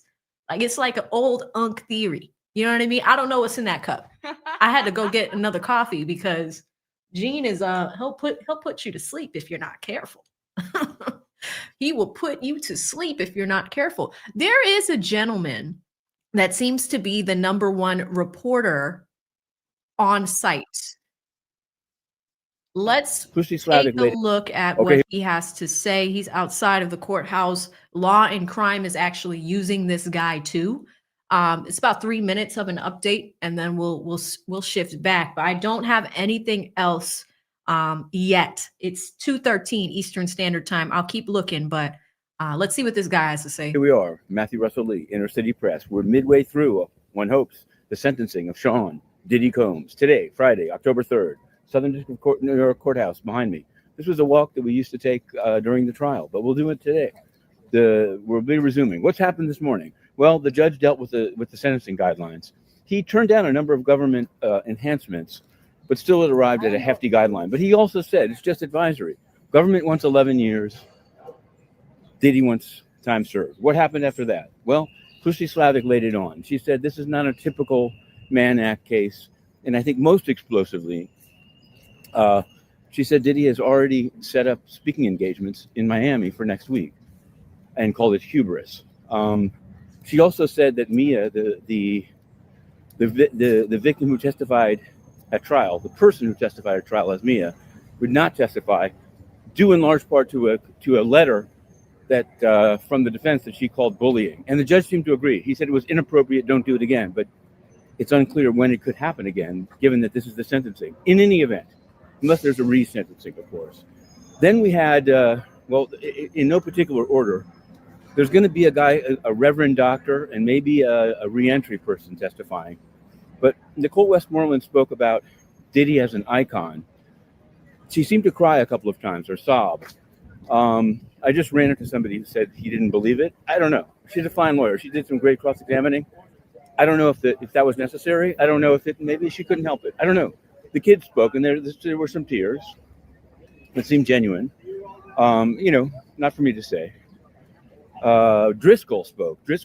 Alexander Shapiro's partner, one of her partners, Driscoll, spoke about comparing it to various cases, including that of Dylan Jordan. We covered that case. He was a movie director charged with running a prostitution ring and also raping somebody. He got 60 months, but that was the maximum he could get given the plea agreement. So I don't know. We did something on the side. We did a little extra about Dylan Jordan. Driscoll said he's read all 900 Mann Act cases that are available in Pacer. Some people were like, whoa, hats off to Driscoll. Hats off to Driscoll. That's a lot. Coming up in the afternoon, Brian Steele, Xavier Donaldson, Combs himself. And then it could happen. It could happen today. There was some talk of it going into Monday. It's going to be close, but I can't see how 3 speakers. Well, it depends how the Reverend Doctor. The reentry guy, I don't know if it's necessary. It'd really be up to Judge Subramanian if he wants to get it done today. And of course, the sentence itself is totally up to Judge Subramanian. We're halfway through, and we're live tweeting. And this now is the scene. I'll show it from afar because it's going to be, getting through it is going to be something else. We've got cameras on one side of the street. We've got a crowd in front of the building. We've got a CBS car here. But we'll end it right here. We're heading back in. Inner City Press. We continue. All right. Well, there you have it. That is the gentleman that is providing a majority of all of the updates that everyone is using. So very interesting stuff there. Let me do a refresh to see if they're back in the courtroom yet. Probably got $1 million house and all that somewhere.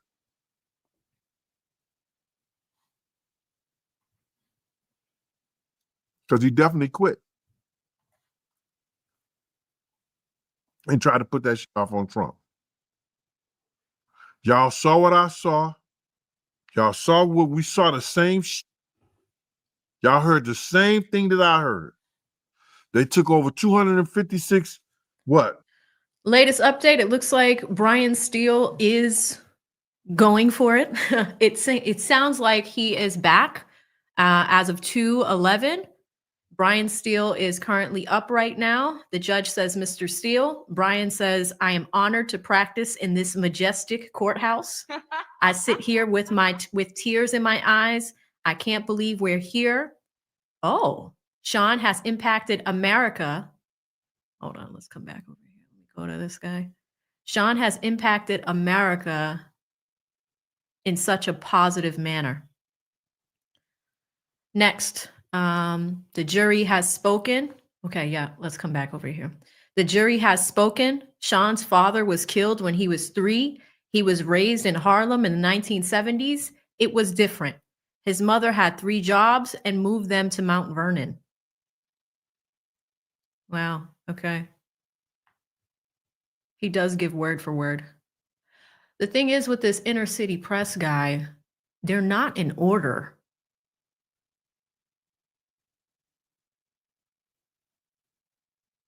Okay, I'm just going to keep refreshing as we go.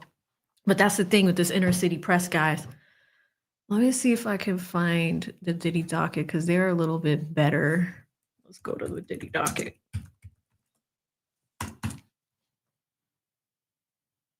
It's the first time I've covered a trial from Twitter. Oh, man.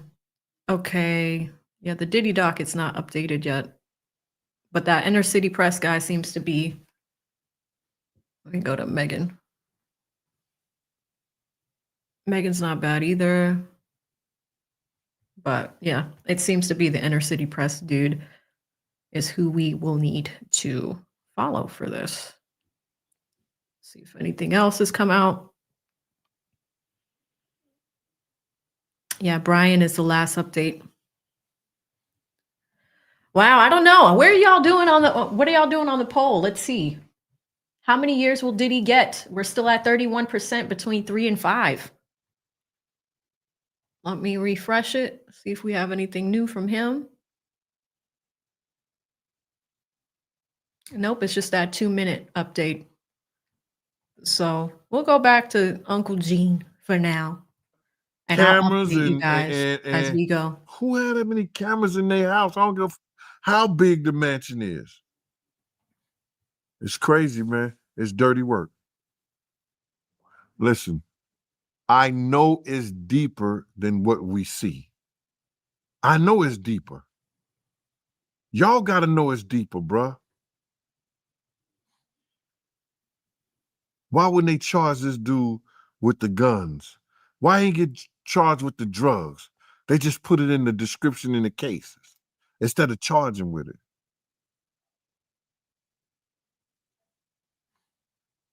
Why they took 200 some.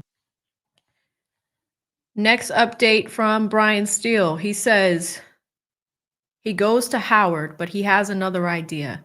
He goes to work at a record company. He's in the studio with artists. His ear is better than anyone's. He works harder than anyone else. More trauma, his best friend is shot in LA in a drive-by shooting. Okay, so Brian is about to give a heartfelt, I can see it.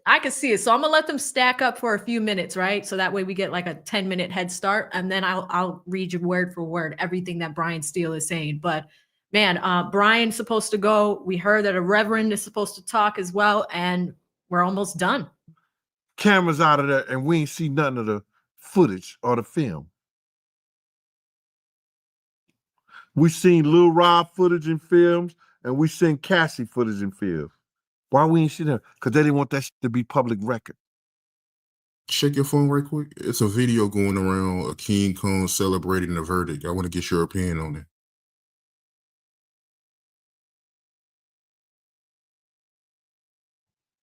Okay, they could have cut all this out. Gene moves a little bit slow. We love y'all. We love everybody watching. God bless. God bless the whole world. I'm living the shit is sweet. Switching it up. I feel like this drink in my cup. Ass so fast, she tossing and get drunk. She throw it back at me, dropping my blunt. I get paid in the sun. Pull up off the whip in the front. Smoking the rose like that shit with some runs. Her pussy deep, but got drink in the trunk.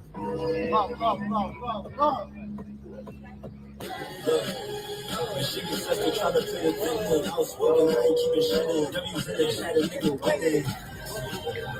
Popping out, head still spinning. I don't know if Diddy's copyright striking people, so I'm gonna skip that.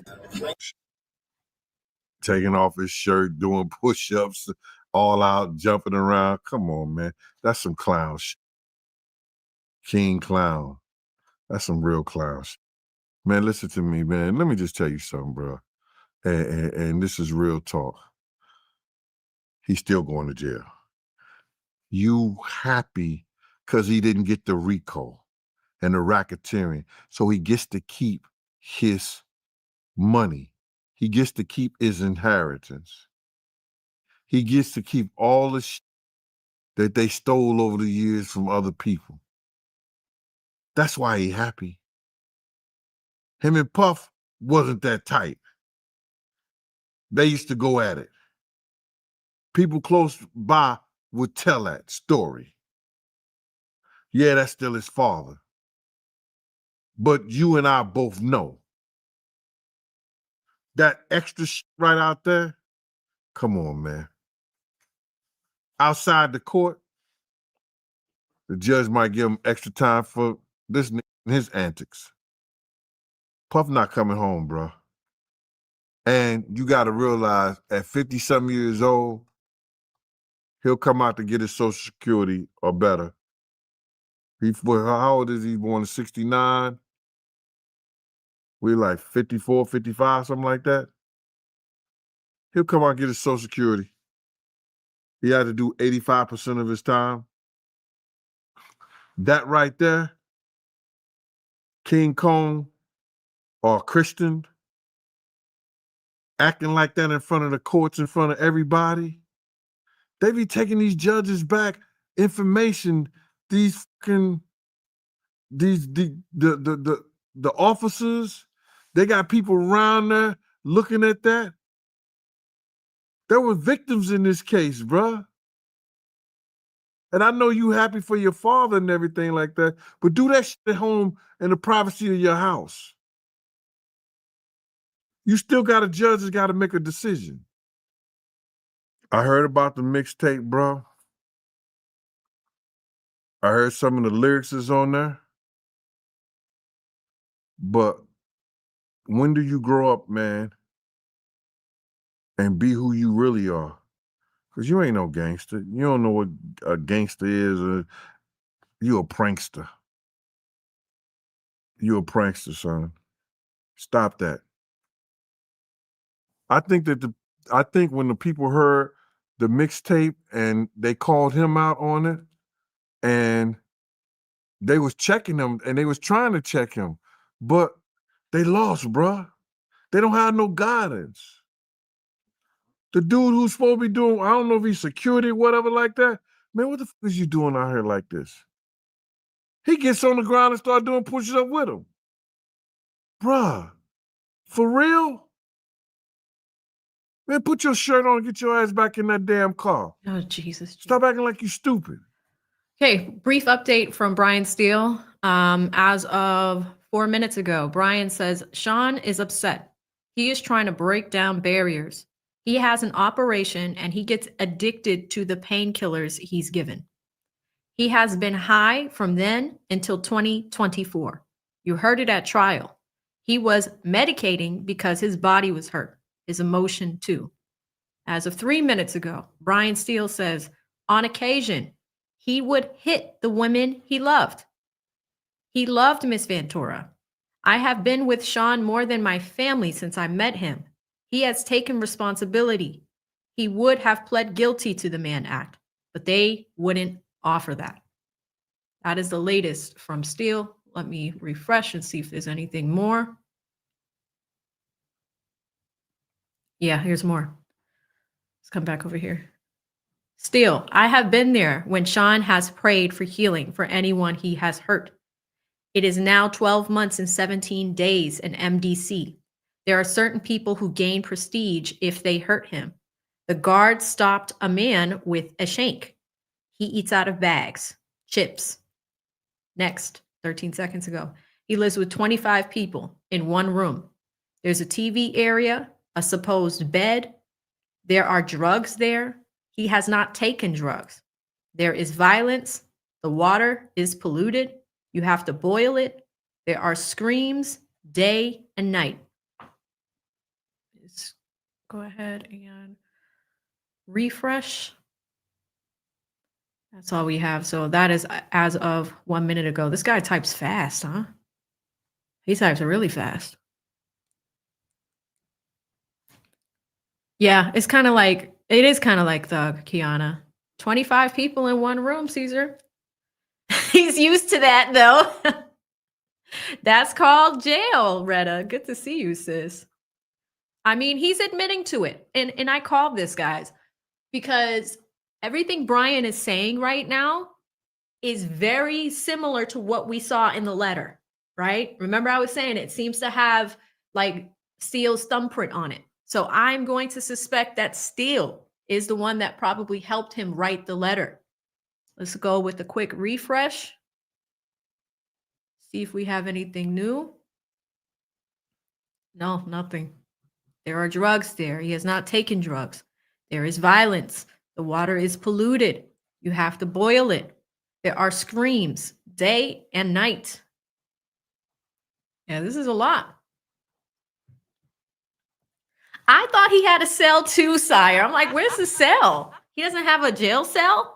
Or is it one big room? If Steele pulls this off, Mop, and, you know, look, Doug has been free for about a year. Doug has been free for about a year. Let's give it another refresh, see if anything is new. Nothing new yet. We'll keep an eye on it, but that is the latest as it's happening. I thought I saw somebody send me a Cash App. Shout out to King of AFK. Thank you so much for the $1. Sent me $1 on Cash App. Says, check out the Keyron Hall Effect keyboards. Okay, yeah, I'll check them out. Right now I use a little Logitech. This is my little wireless keyboard that I use for the system, but I will definitely check that out. Thank you so much. Cat B, she probably behind, but yeah, the nut juice. Ugh, the nut juice. We've been talking about that. Thank you to Woody for letting us know what nut juice is. Yeah, I just refreshed. Nothing yet. Okay, we'll keep going. We'll keep going, but it looks like Brian is up and running. I like you got some sense. Gene's almost done, y'all. 20 minutes. That's when they making the dollar make them, bro. The dollar is making them. What you happy about? Brian, thanks for clarifying that. It looks like Diddy is not in general population. He's not in Gen Pop. He's in special custody wing. Thank you. Thank you for that. That makes more sense. You got to realize they know his daddy's still going to jail. They happy because they feel like the government doesn't have a right to mess with nobody assets at this time. The verdict on the RICO, non and void. Nothing. Racketeering, nothing. And I guess it was some kind of, what was the other charge? Sex or something like that? Not sex. They got the sex charges, but the RICO, the racketeering, and the kidnapping. The kidnapping, coercion, kidnapping, all this like that. All that was non-void. It went nowhere.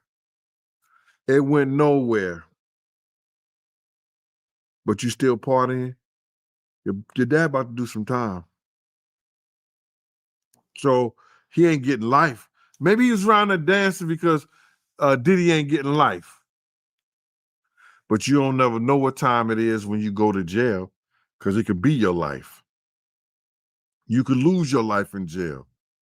So a lot of guys lose their life in jail. But here's the thing, though, because I was wondering this, and you brought it up earlier about the judge. And I know he's professional, but he's still human. But you believe that video can have influence on the judge? Well, the thing about it is a judge supposed to be held in a high esteem, whereas that he don't supposed to have those feelings, and he's supposed to base his judgment on what's right in front of him. But the judge is human. And one of the court officer, yo, judge, look at this. He out there dancing and stuff like that, celebrating. Judge might say, he could be happy. That's his father. Let me see if he's happy with this 10 years I give him. And some judges will do that. But like I said, he got a mandatory minimum. And whatever that mandatory minimum is, after he come from his pre-sentence report, that's what the judge and them gonna give him. That's what the judge is gonna give him. What direction do you think Diddy should go in when he do get out?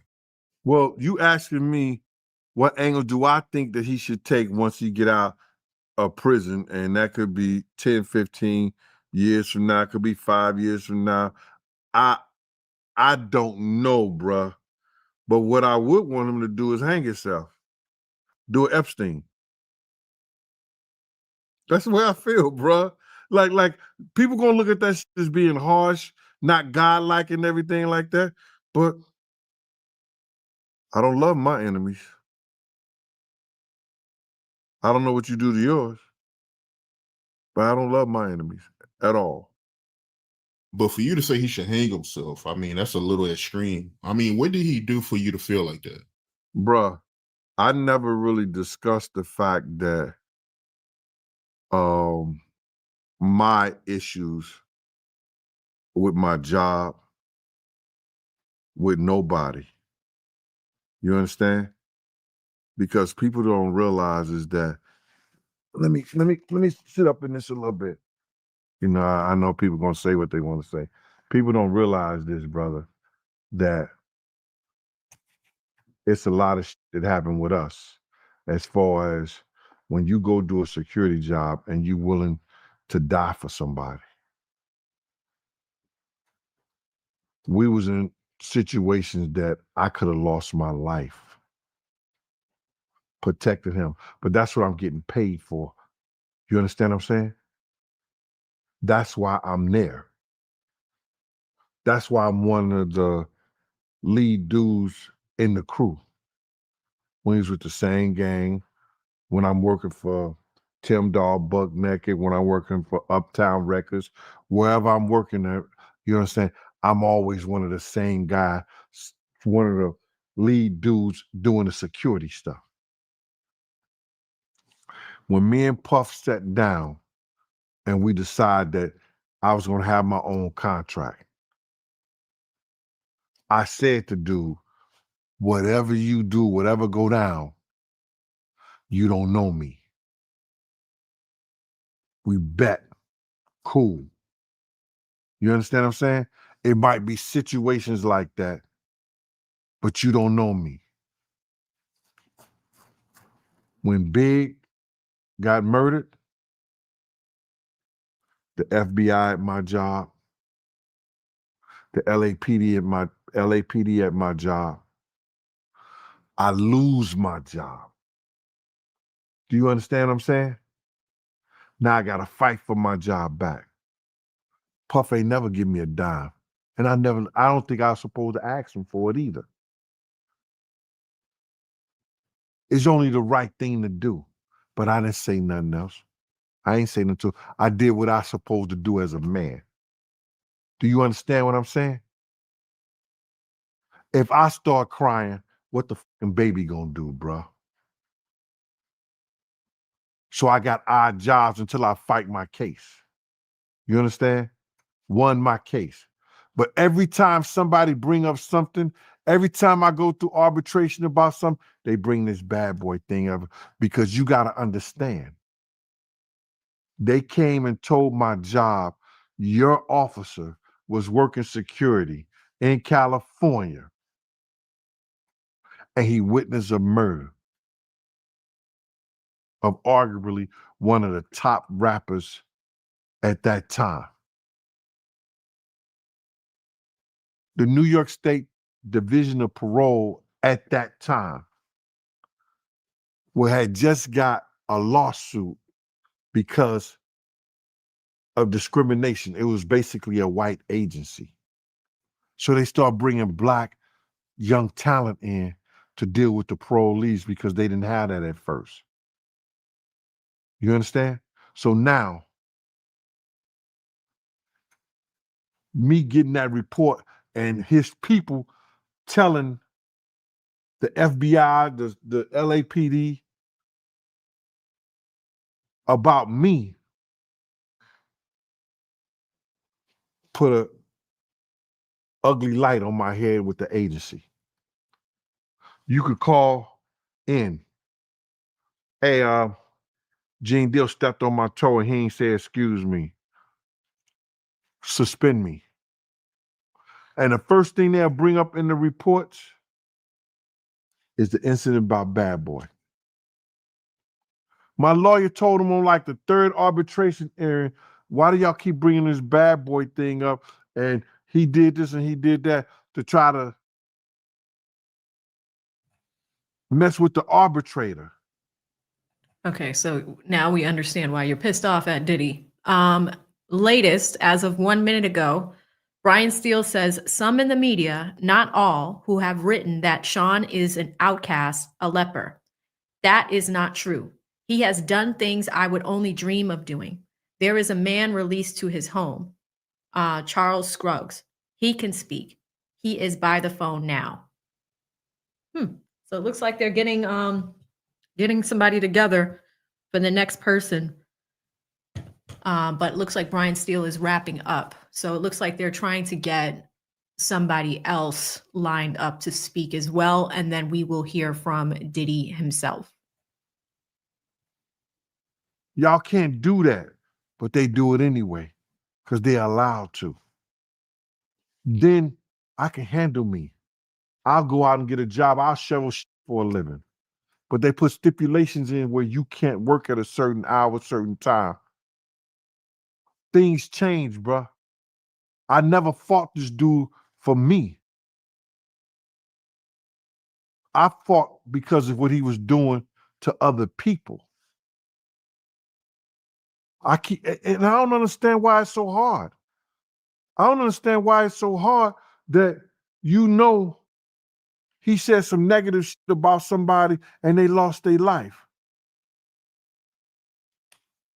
With Wolf. A dude that sit around and collect money for him to make sure that he was good. This dude dies after he went to talk to Puff, where Puff's supposed to do something for him and he didn't do it. Cussing Wolf's mother, talking crazy to her. If Wolf was alive, Puff would be dead. Because he either beat the shit out of him to death or did something to him. So it's not necessarily he did something directly to me. Do you understand what I'm saying? Which he did do some things to me. Because if you don't make sense. Mess up my livelihood where I got to go out to Miami and bodyguard Scott Storch. I got to work in nightclubs now. I got to get my hustle on to take care of my family. Then, bro, you wrong. You wrong. Dude been wrong for a long time on a whole lot of situations. And he know it. So you ask me, what he do to me? He did a lot of shit. As far as fucking up the agreement that we had that caused me all the turmoil in the job that I went to school for, a job that I trained for, a job that I worked. You know how many times they came to me telling me to quit my job and become security for Bad Boy? Yo, Gene, we'll give you 75,000. I make that in my base. Okay, let's take a brief break for Brian Steele. We do have an update. Guys, Brian is the GOAT. Look at this. He says, October 6th is not a speaking engagement. It is that people realize he is different. He can speak about drugs, about putting your hands on a woman. He can change people's lives. It is not a speaking engagement. It's healing. Brian is the GOAT, okay? Brian is able to take something and turn it around. Brian's like, no, this is not a speaking engagement. It's healing.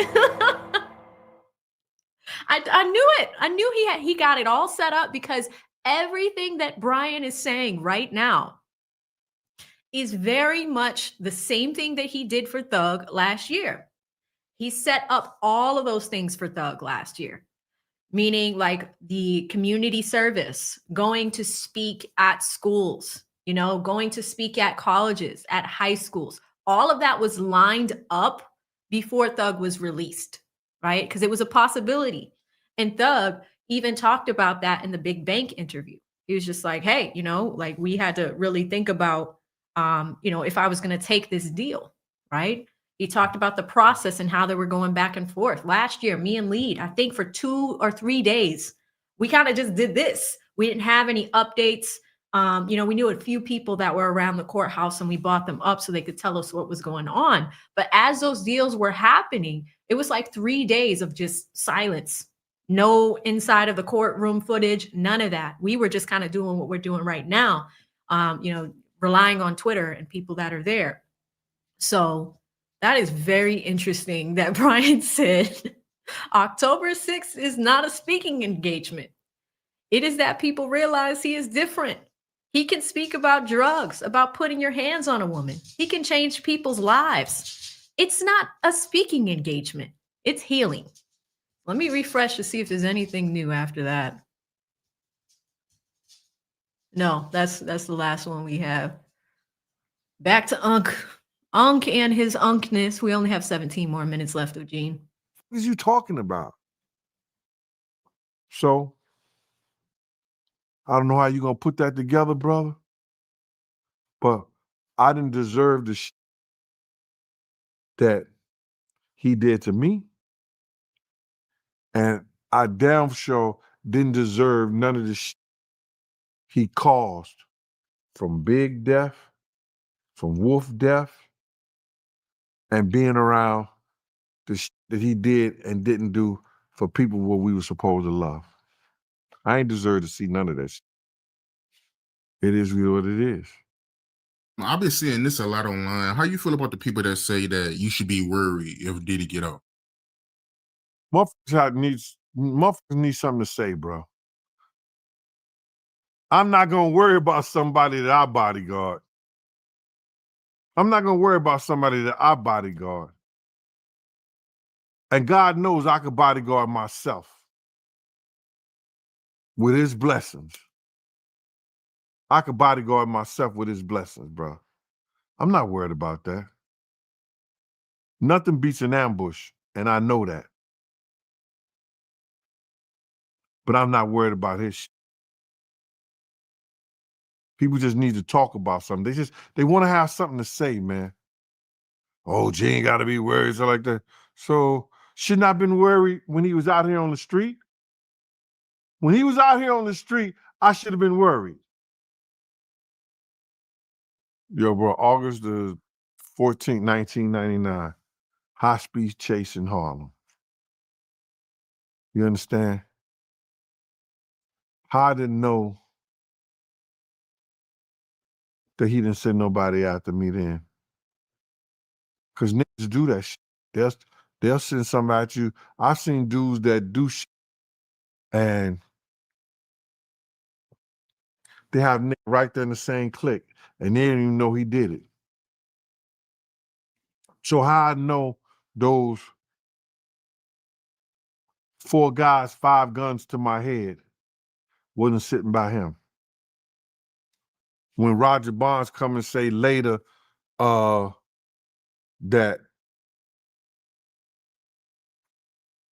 Diddy wanted something done to Gene Deal. How I know? That shit made the news.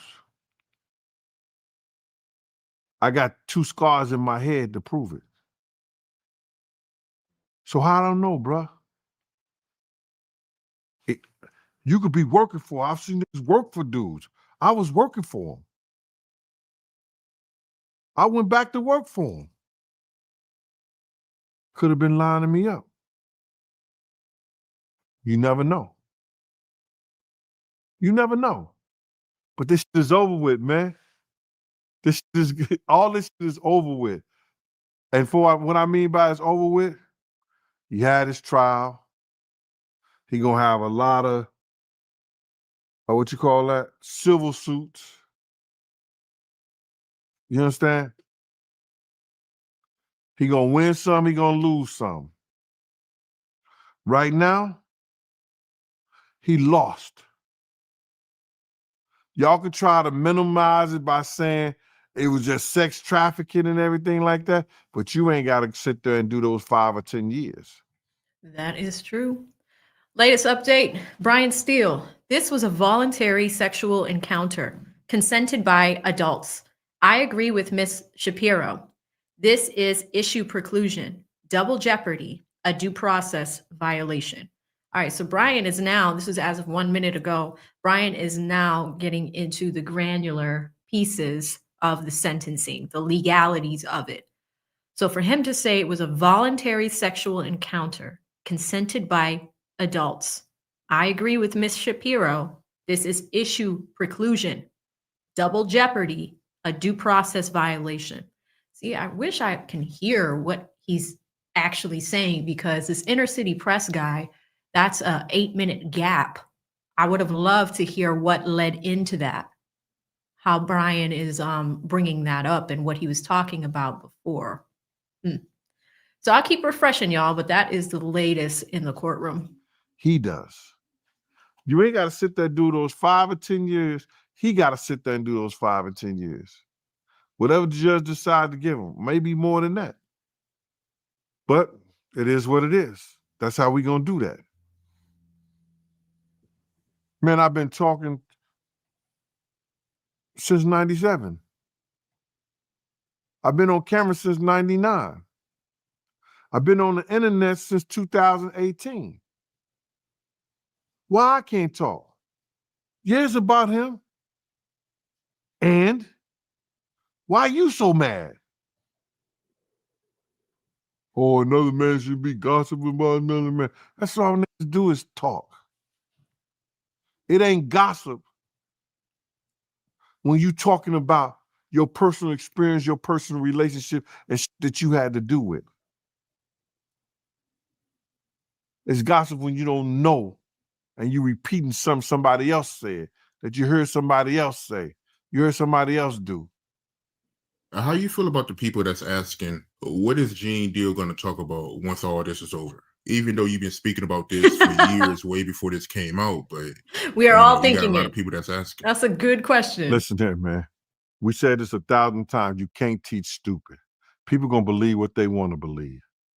You and I both know that I've been talking about this, and even some of the person, anybody who's in this camp know I've been talking way before Roger Bond said 2007. I've been talking this talk since Big died. I've been confronting this shit way before then. I was on a lot of different platforms when there wasn't a social media.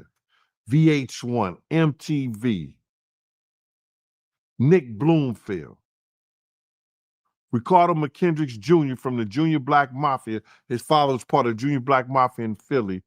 Gave me $25,000 in a paper bag. We did a documentary with Miss Wallace in it. Been talking about this. What I'm going to do, I'm going to live my life. I'm going to continue to live my life. And if somebody want to do an interview and I choose to do an interview with them, that's my choice. They have the line of questioning. Don't nobody care about your life. They only care about what you talk about with Diddy. That's not true. We did numbers with the 50 interview. Yeah. I don't think that it's not a situation that me and you spoke about that we didn't do numbers. Better than some of these clowns out here. So somebody liking it. Somebody want to hear Gene Dillon what he want to speak about. It's working. So they just talking, Mighty. They just talking. Because they ain't got nothing else to do with their life. Listen, people know when I came here, I was speaking on Okay, 40 seconds ago, we have something new. Brian Steele, we asked Sean to be able to have a 14-month sentence. He has taken full accountability. He is not using drug addiction as a crutch. He is saying he wants to repair. He will never be a danger. He is a civil rights leader. Brian, no, you didn't.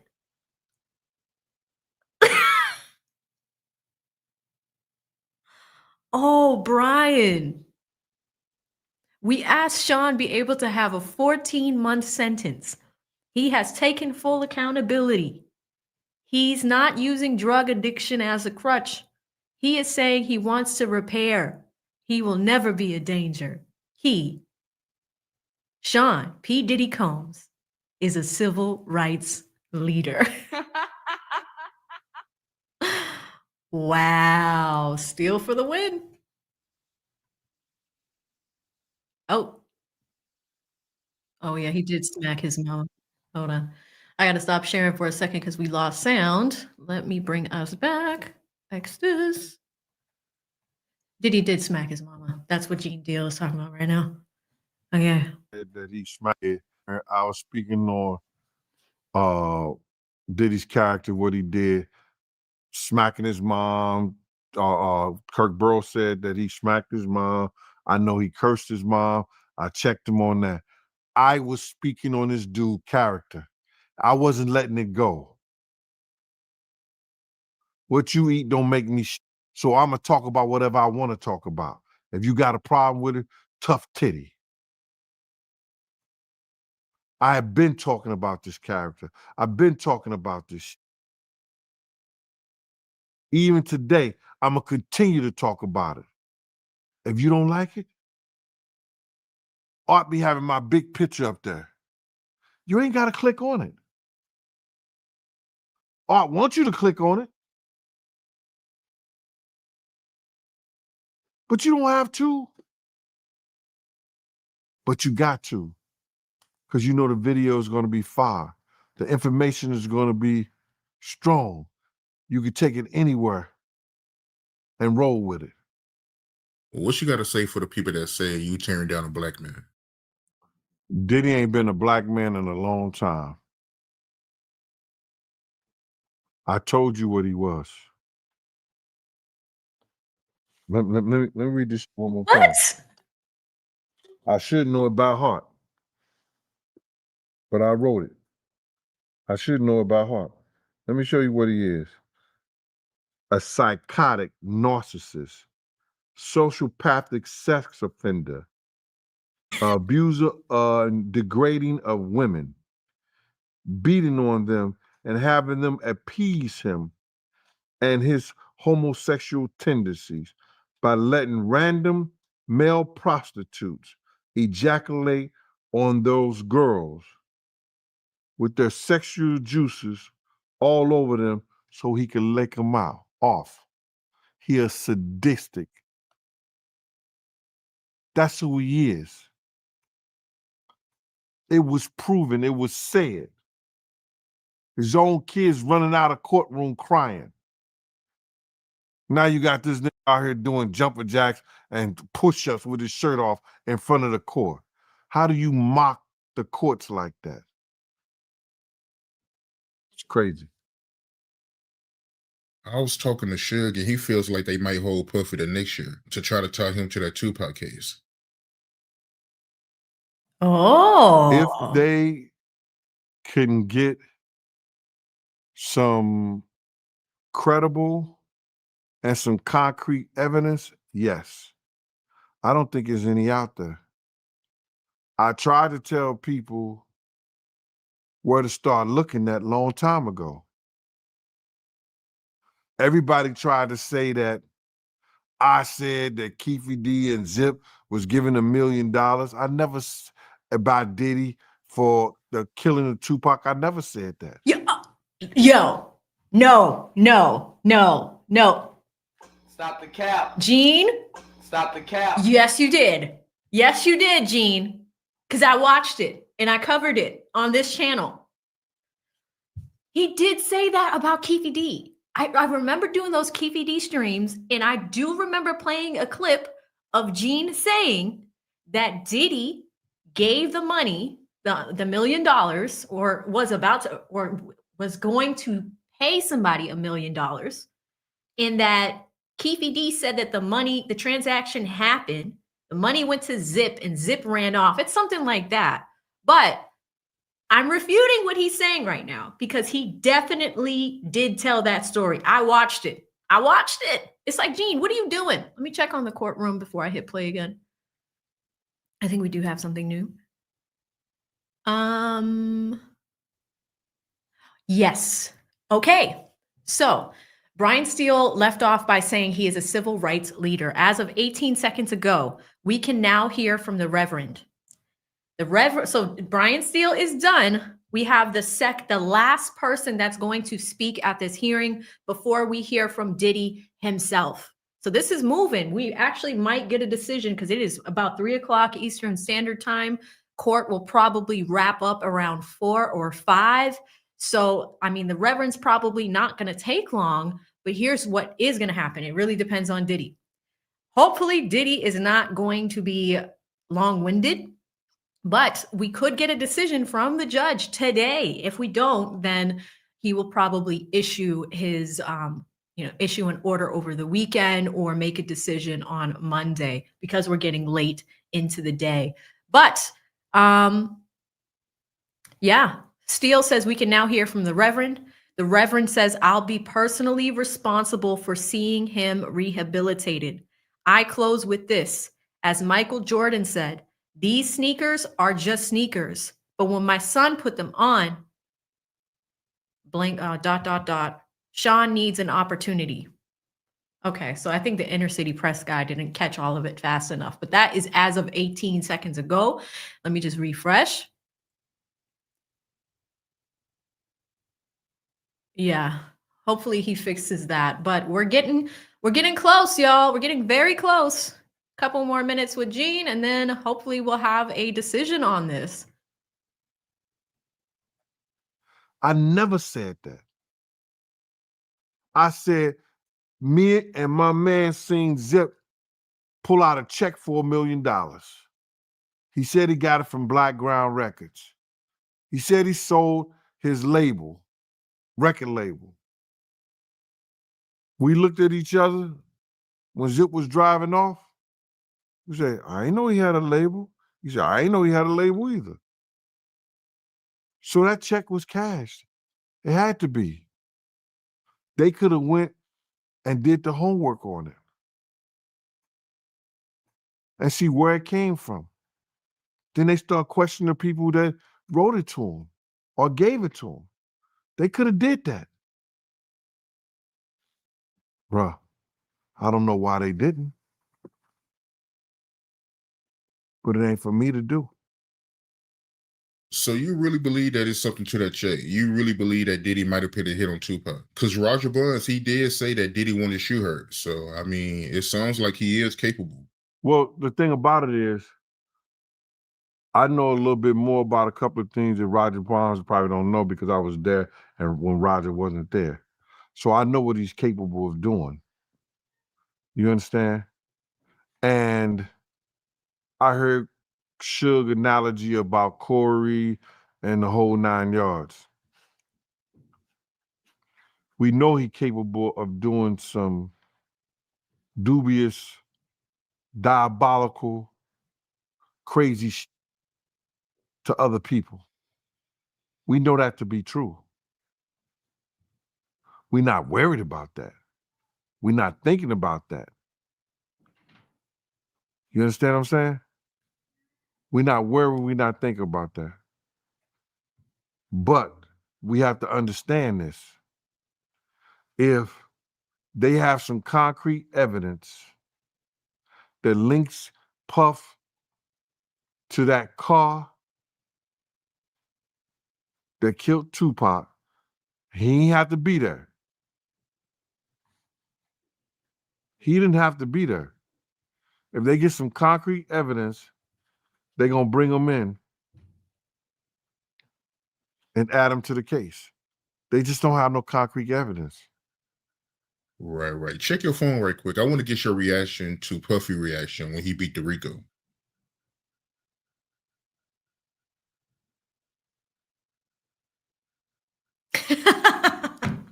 This is him falling to the ground and They drew a praying. picture of Puff in the courtroom falling to his knees when he didn't get the RICO charge.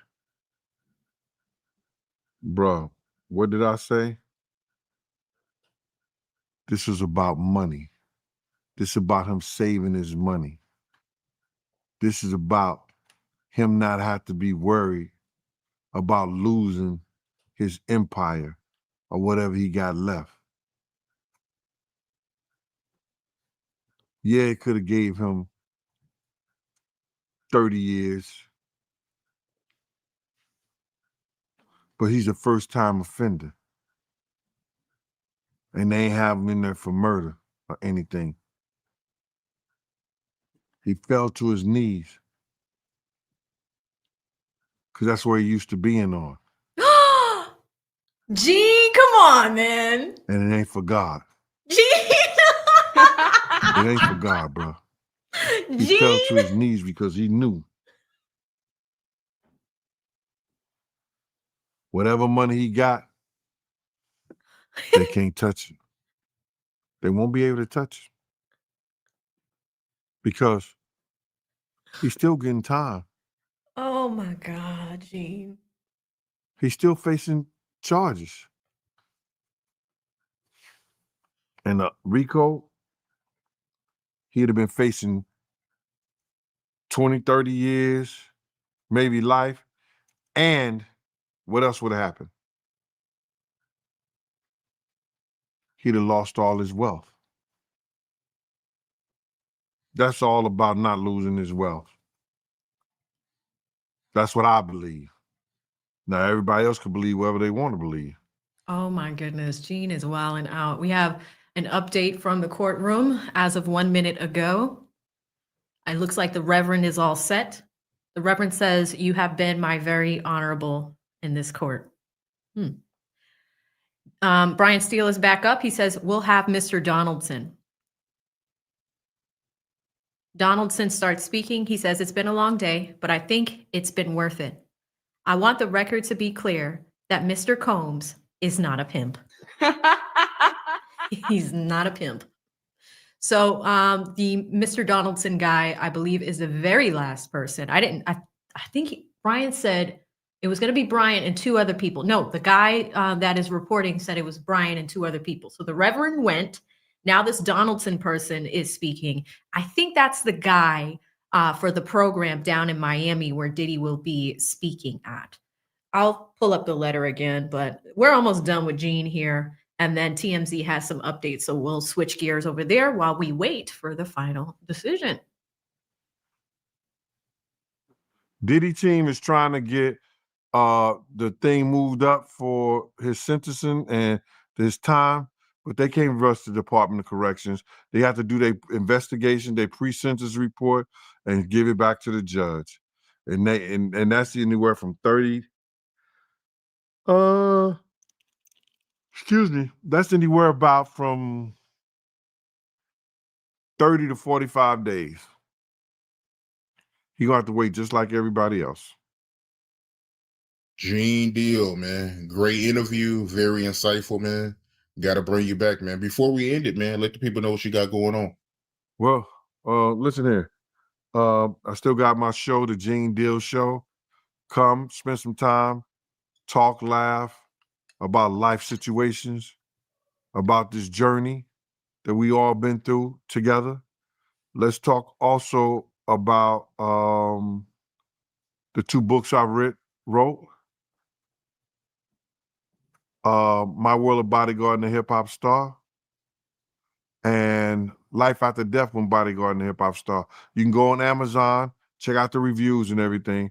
And if you want to purchase them, you could go to Big Gene 52 on PayPal or Big Gene 52 on Cash App, and I'll send you a signed copy.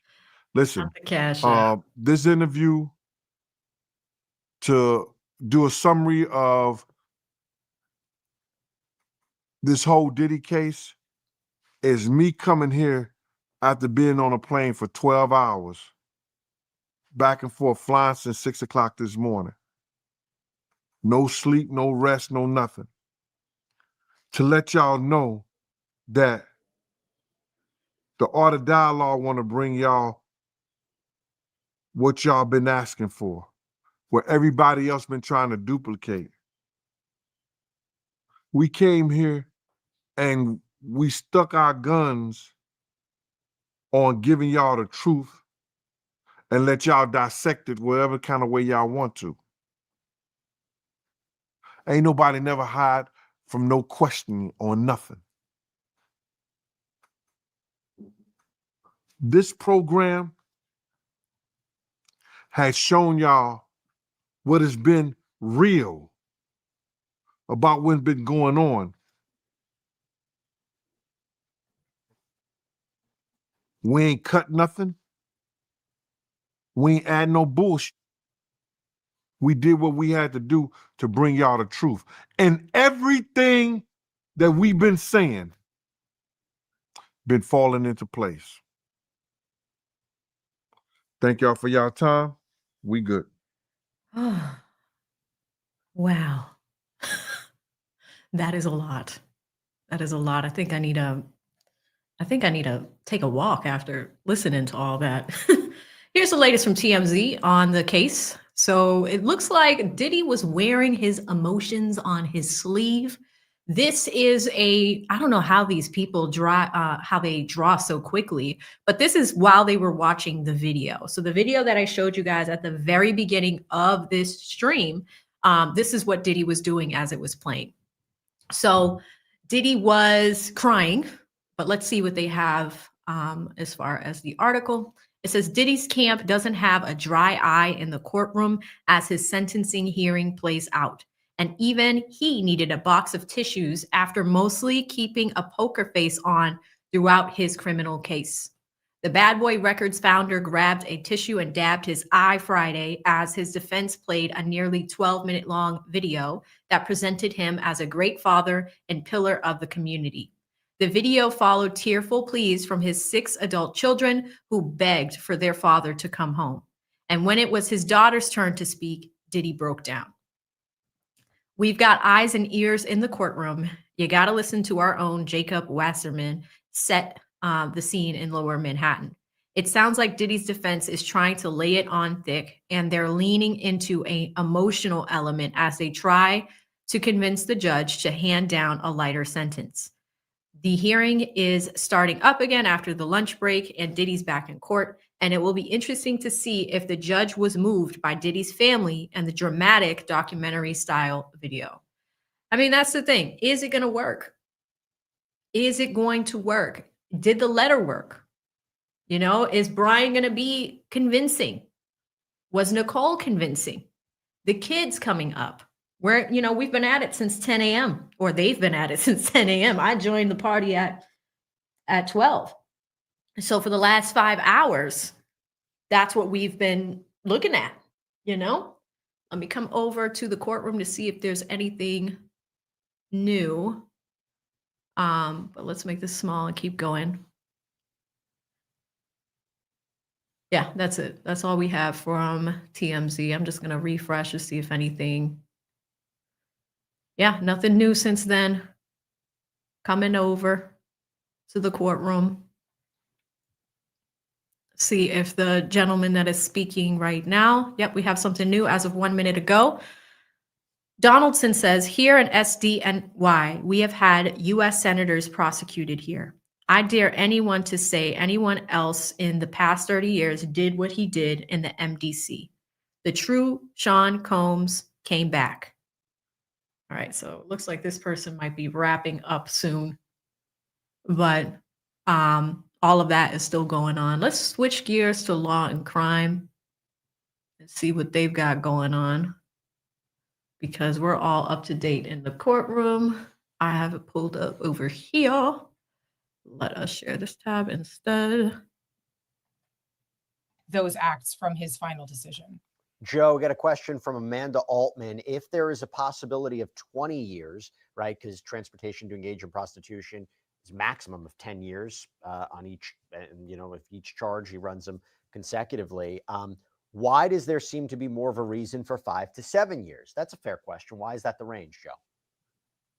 Well, typically, particularly on the federal side, the judges often follow the guidelines, and everybody kind of is aware of the guidelines based on someone's past, what they got convicted of, what they've been convicted of, if anything, before. There's certain things that they put in as part of their calculus to say, based on the sentencing guidelines, normally someone winds up here, and that's why we hear 5 to 7 so much.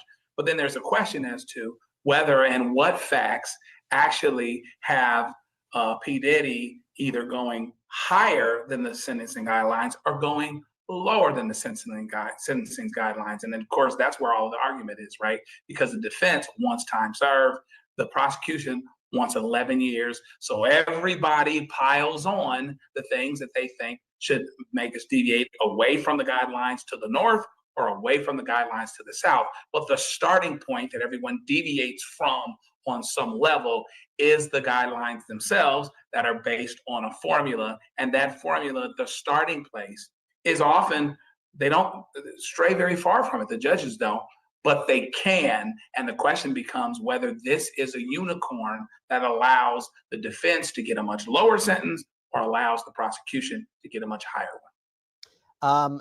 So it's interesting. Xavier Donaldson says to the court's in a difficult position, I think, if I may say that respectfully. You find yourself, I think, saying you have two people here. Who's the real Sean Combs? I like to believe that the real Sean Combs is in the grain of all those letters you read and what you heard from the family. Interesting point to make there. Sierra, you're outside that courthouse. You've been our eyes and ears about what has been happening there since the start of the day, as we're now coming towards the end. So now as we're coming potentially to a sentence, an official sentence, so has the scene changed? Yes and no. I mean, what's interesting about today is everyone has been relatively low key. And I mean that in the way of, yes, we are in the Southern District of New York. We do hear sirens honking, people yelling, and, general commotion. But by and large, today is much more calm than it was the day of the verdicts back in July when it came down. And I mean, that was a pretty shocking verdict, right? The fact that there was a partial acquittal and we only had these 2 convictions on the transportation to engage in prostitution charges. So I think it was a huge surprise then. There was the baby oil and lube that people were squirting and yelling. I have yet to see anything like that today. I will say, though, more people are starting to trickle in now that we're getting closer to the end of the day. Maybe it's that people are getting off work early. It's a Friday. They want to see what's going on. Or maybe it's really that people are just getting extra antsy. They want to see what is going to happen. And we're inching closer and closer to P. Diddy, Sean Combs himself, speaking, so we can hear about that, hopefully. And then additionally, when the sentence finally does come down. So generally, it's pretty calm, but there are a decent amount of people who are here. Yeah, when is that going to happen? It's going to be very interesting to see. Serena, for Xavier Donaldson says, I spoke to chiefs of police in Miami. I spoke to superintendents of education in Miami. Everyone said this is something different. Let me close with this. People like me are supposed to be here to show that we can do it. He goes also here in the SDNY, we've had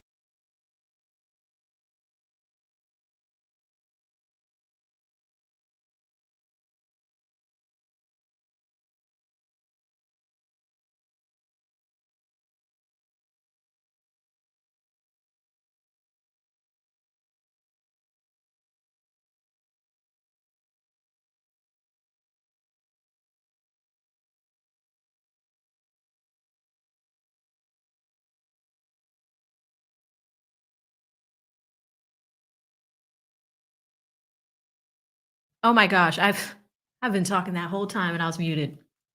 Sorry. Jesse was reading what I am reading to you guys. As of 1 minute ago, we have Donaldson, right? He says, I spoke to the chiefs of police in Miami. I spoke to superintendents of education in Miami. Everyone said this is something different. Let me close with this. People like me are supposed to be here to show that we can do it. Right? So that is the latest. I'm going to refresh one more time, but it looks like we're getting very, very close to Diddy actually speaking himself.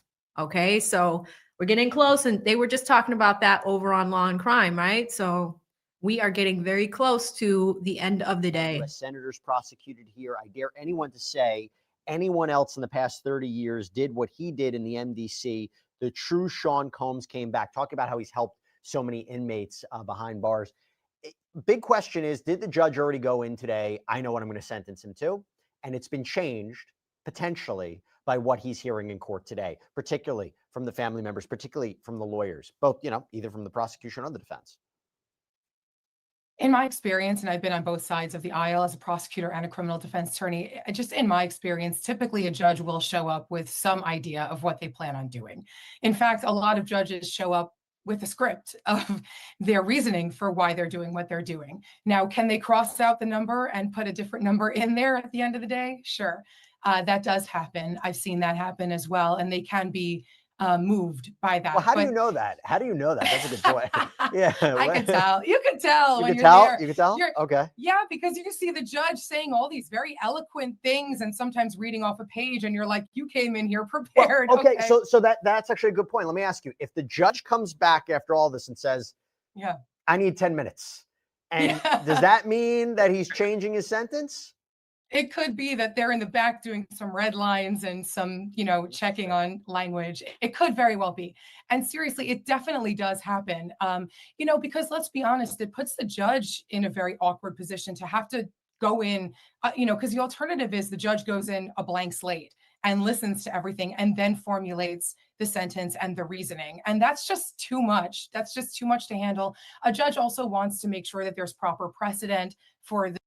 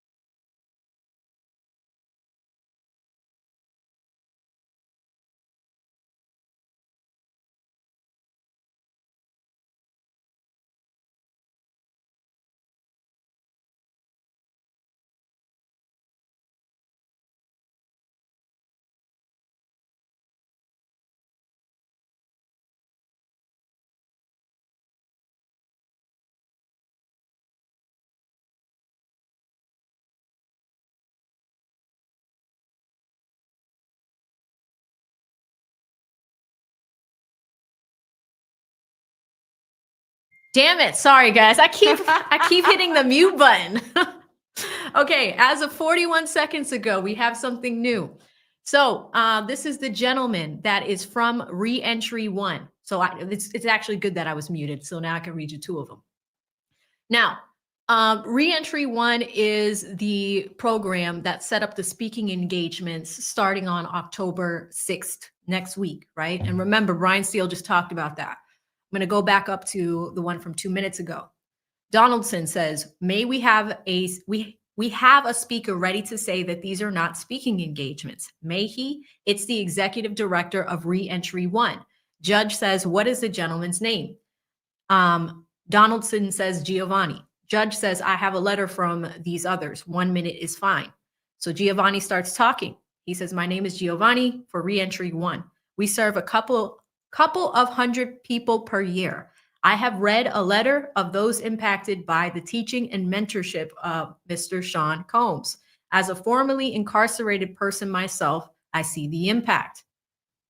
So he's only given 1 minute from the judge. Let's see if anything else is up.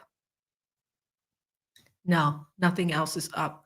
But yeah, we saw the letters from Reentry One on this thread as well. Those are the speaking engagements. So starting on October 6th, if he is released, he's gonna get to work immediately, right away. So thank you guys for all letting me know that I was muted. You know what it is? There's two ways to mute. You're muted on the screen, or I can mute it with my Roadcaster here. Sometimes I toggle between both and I forget when I don't do that. Or when I, toggle between the other one. Gonna do another refresh and then go back to Law and Crime. All right, we have more from Giovanni 32 seconds ago. He says, when a person creates his own program while incarcerated, it shows something. I know, I've done it. Not even a parking ticket since. I work with probation. I speak at many different functions with the private prison operator that we work with. So Giovanni is going hard for Diddy, and Giovanni is a reformed person himself down in Miami. So he was incarcerated. We're learning that from him, and he has this program where they help a couple hundred people per year. So we're going to see, this is the last speaker before we hear from Diddy. Go ahead and refresh, see if we have anything new as of 1 minute ago.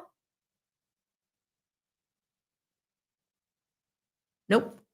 Still same as of 1 minute ago. So getting close, guys, getting super close. The sentence that they give. So it would be silly to go in there and, totally unprepared like that.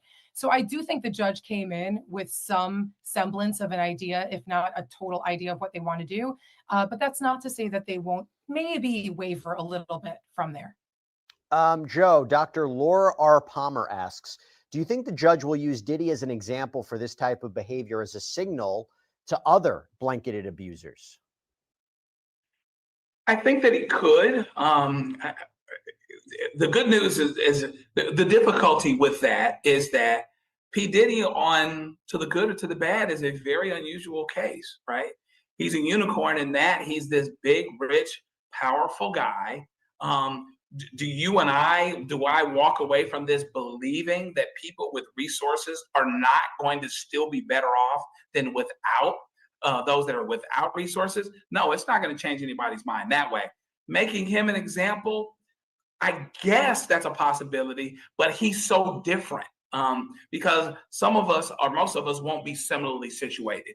But will he look at maybe a lack of him being contrite, a lack of him being humble, etc., and hammer him a little bit because of it? Yeah, he absolutely might, but I'm not sure any of us or many of us would walk away saying, well, when I'm in Diddy's position, I'll never do that, because there's so few people that are in that position other than setting an example for Hollywood, right?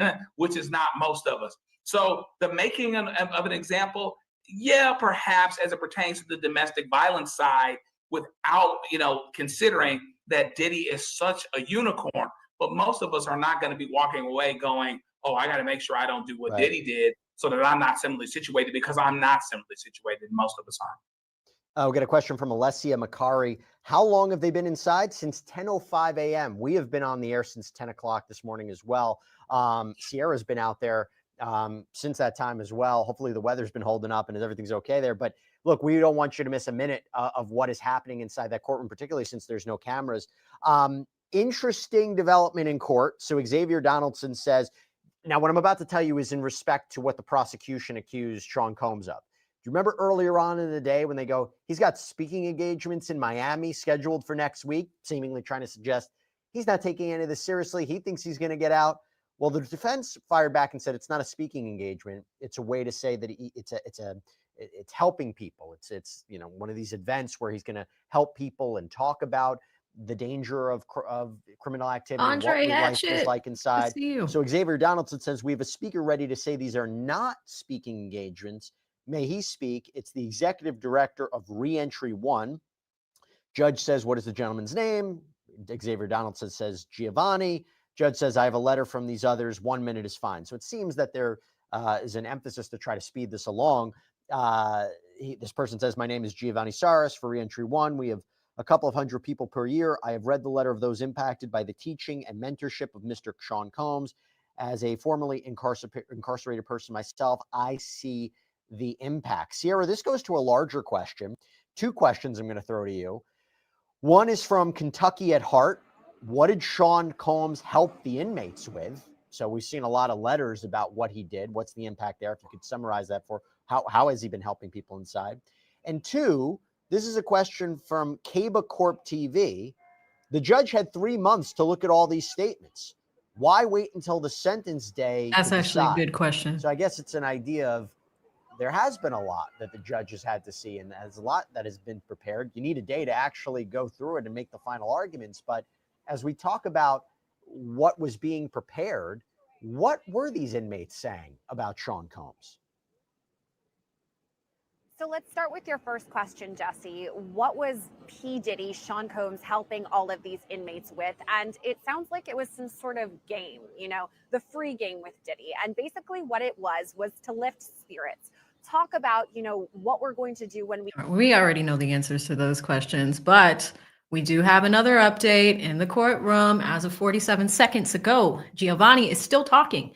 He says, Judge, we are eager to work with Mr. Combs in the same way. We have established engagements in communities in need. Lastly, our mission is centered in the idea that those closest to the problem will solve it. Judge says, okay, thank you very much. So it is 3:28 Eastern Standard Time. Court usually ends around 4 or 5 o'clock. It seems like the judge was trying to speed it along because he only gave Giovanni about a minute. So we're going to keep an eye on Inner City Press, because as soon as Giovanni is done, we hear from Diddy himself, and then the judge decides whether they're going to end this today or do it on Monday. I doubt that it will go over into Monday, because really, once we hear from Diddy, the only thing we're waiting on is the decision.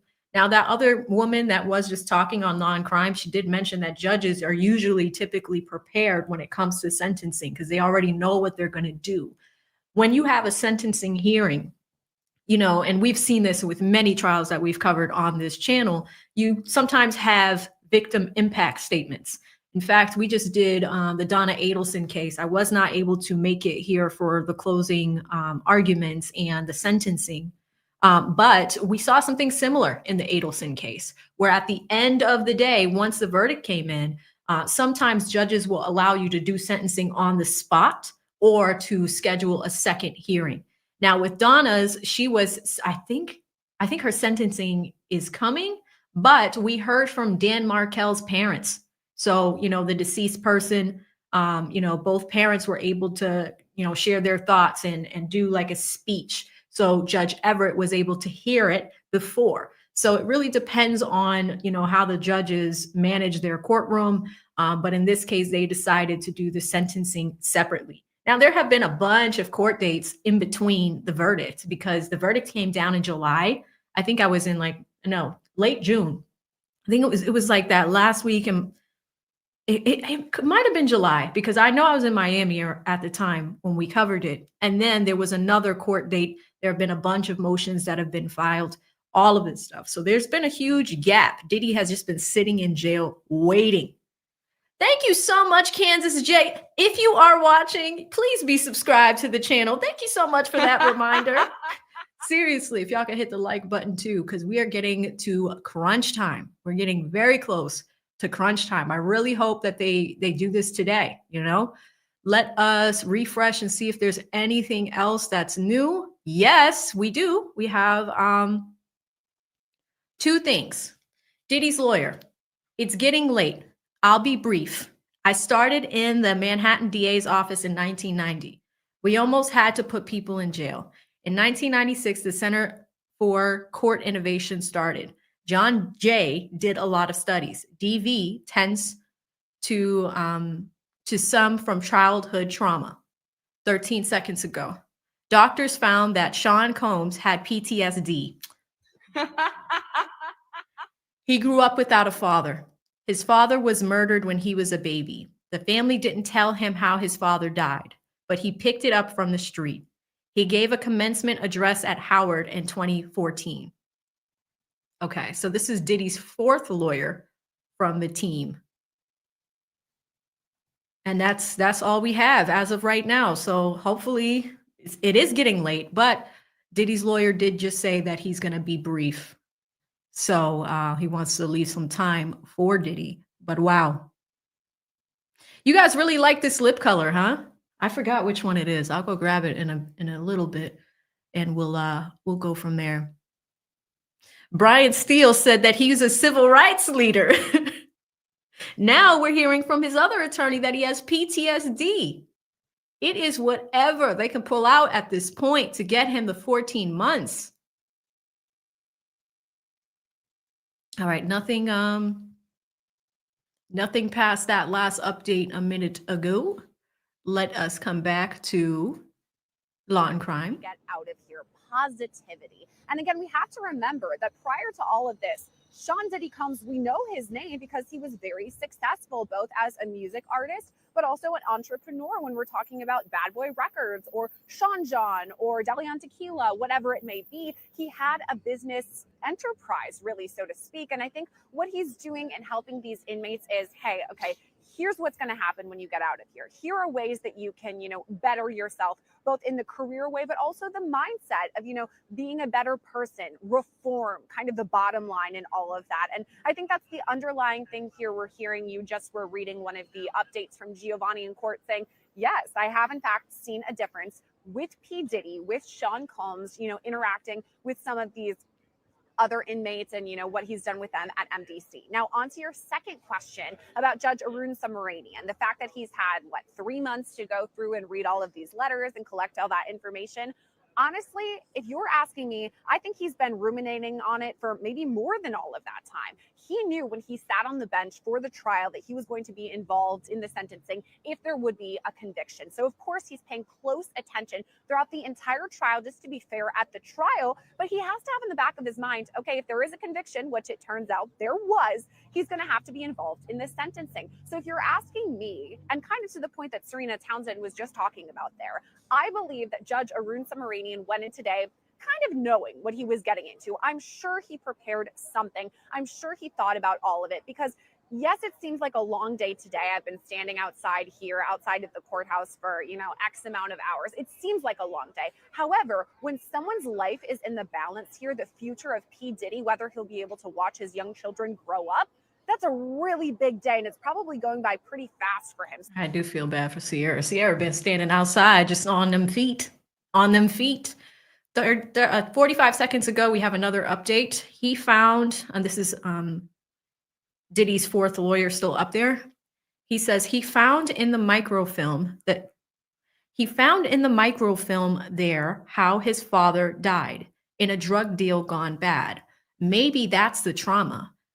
He had major depressive disorder. Okay, I'm going to sit down in 5 minutes. Then Miss Slavic and Mr. Combs, the last word. Oh, we're getting close. Okay, so Miss Slavic is the prosecutor and Diddy has the last word. So the prosecutor is going to be able to speak again. And we saw what she was saying this morning. It was pretty harsh. The defense spent a lot of time refuting the point that he has speaking engagements. I assumed that it was an interview, right? Because it shows that he's not taking it seriously, things like that. What it actually is community service as far as giving back to the community. Apparently this free game program that he created in jail, I wonder, obviously it's intentional. I wonder, you see the tinfoil hat popping on? You see where I'm going, Chad? I need to think about it for a second before I can articulate it for you.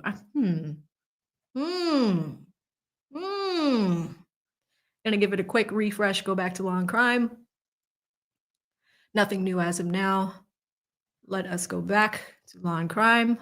So I think that Judge Arun Subramanian just wants to make sure that he's being very fair about it, thinking through everything, looking through all of the guidelines. So he definitely was preparing a bit before that, but who's to say, could he be swayed by what is being said right now in court as we speak?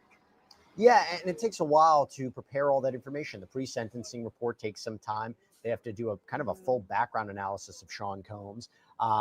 It also depends when these letters are submitted to the court and are able to be reviewed by the judge. You have so many from family and inmates and people who testified at the trial.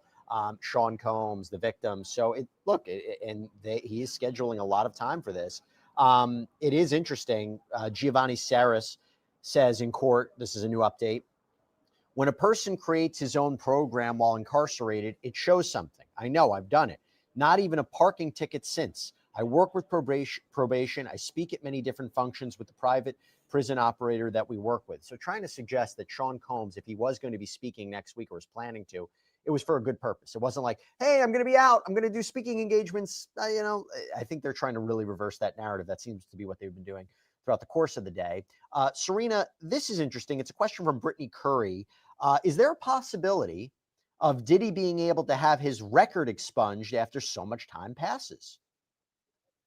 That's a toughie. I wouldn't expect that a record like this would be expunged anytime soon.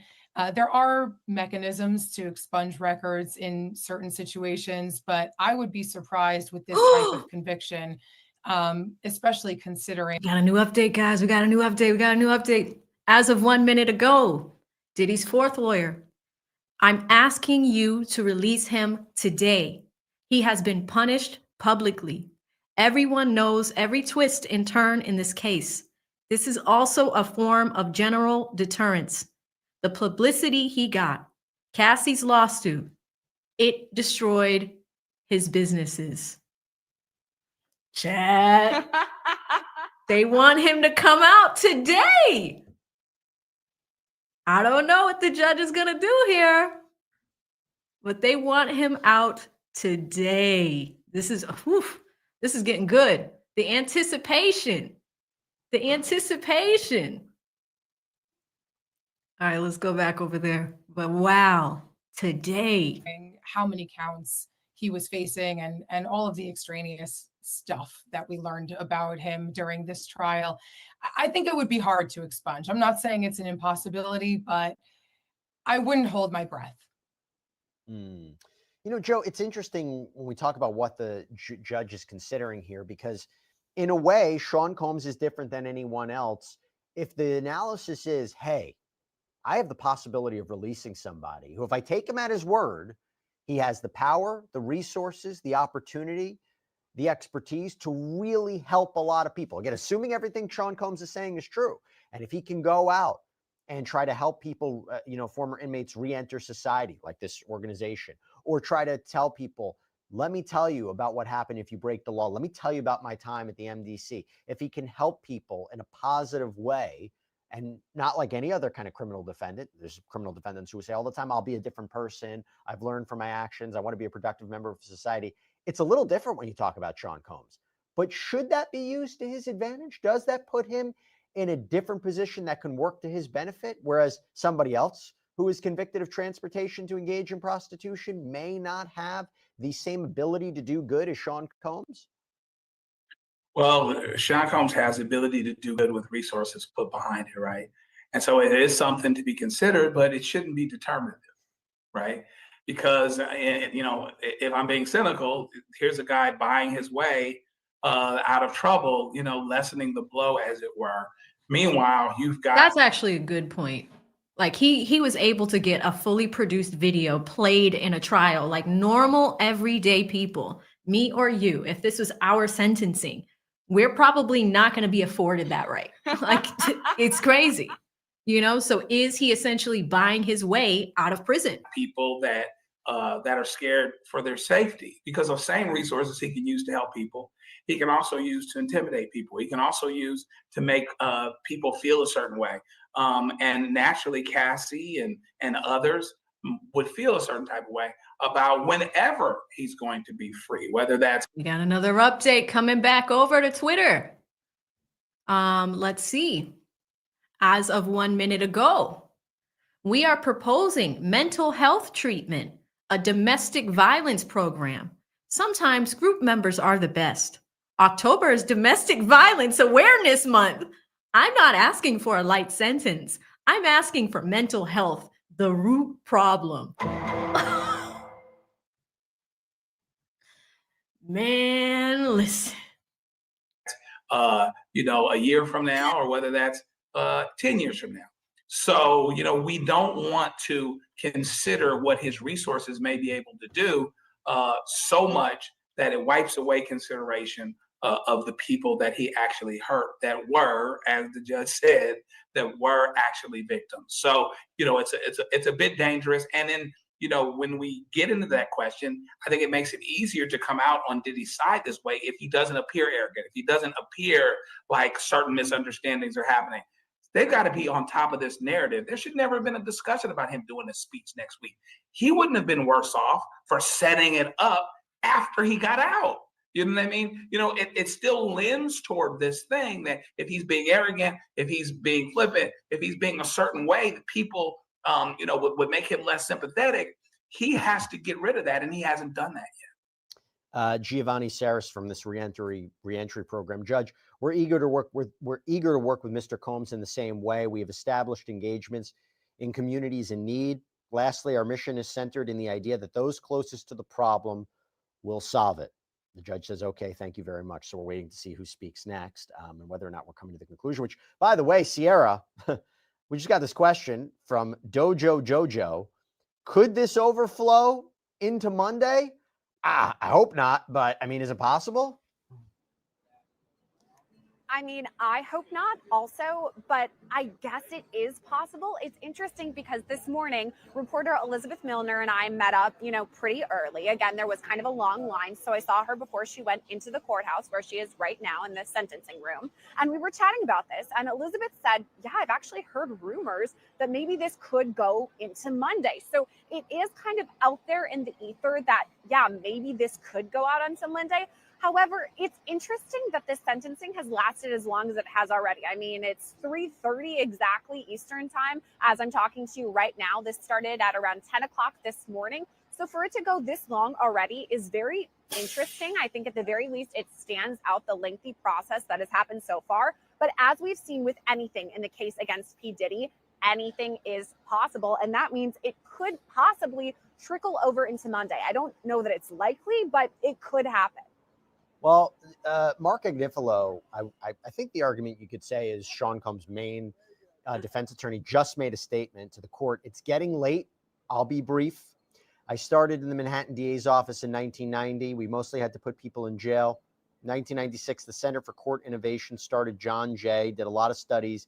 Domestic violence tends to come from childhood trauma. I think that's what he was saying. So interesting trying to explain that again about trauma, drug use, what have potentially spawned a lot of Sean Combs' behavior here. Serena, we're getting to potentially the end of this. How does it work now? Sean Combs will provide a statement. What's going to happen next in terms of what the judge will do? Is he going to take a break? How long will he speak for? What can we expect? Well, different judges are different with respect to how quickly they render their decision after hearing all of this. All right. I just stepped away for a second. We have 2 updates, 2 of them. All right. It looks like he's done. He says, I'll stop here and turn it over to the government. I think it's only fair that Mr. Combs has the last word. Miss Slavic. Oh, she's about to go in. She says, going back a few hours to Mr. Driscoll, we have cited cases with sentences of 135 months based on abuse. She goes on to say, back to the Dylan Jordan case, let's zoom out. Why did Judge Cronin take into account the previous sentence? Because Jordan knew it was wrong. He quit the business before he was prosecuted. Here, the defendant continues crimes. He continues crimes. All right, she's going in. Let me refresh.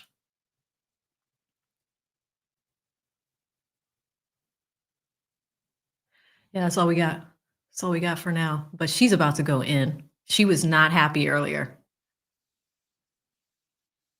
Oh, hang on. This audio thing with StreamYard. I'm going to another streaming platform for our trials moving forward. I cannot stand that StreamYard does this. 1 second, y'all. It's like you have to stop the screen share and start it again because it loses sound. If I were a betting girl, I would bet that he will take at least a short break, even just for optics, to show that he's considering everything that happened today.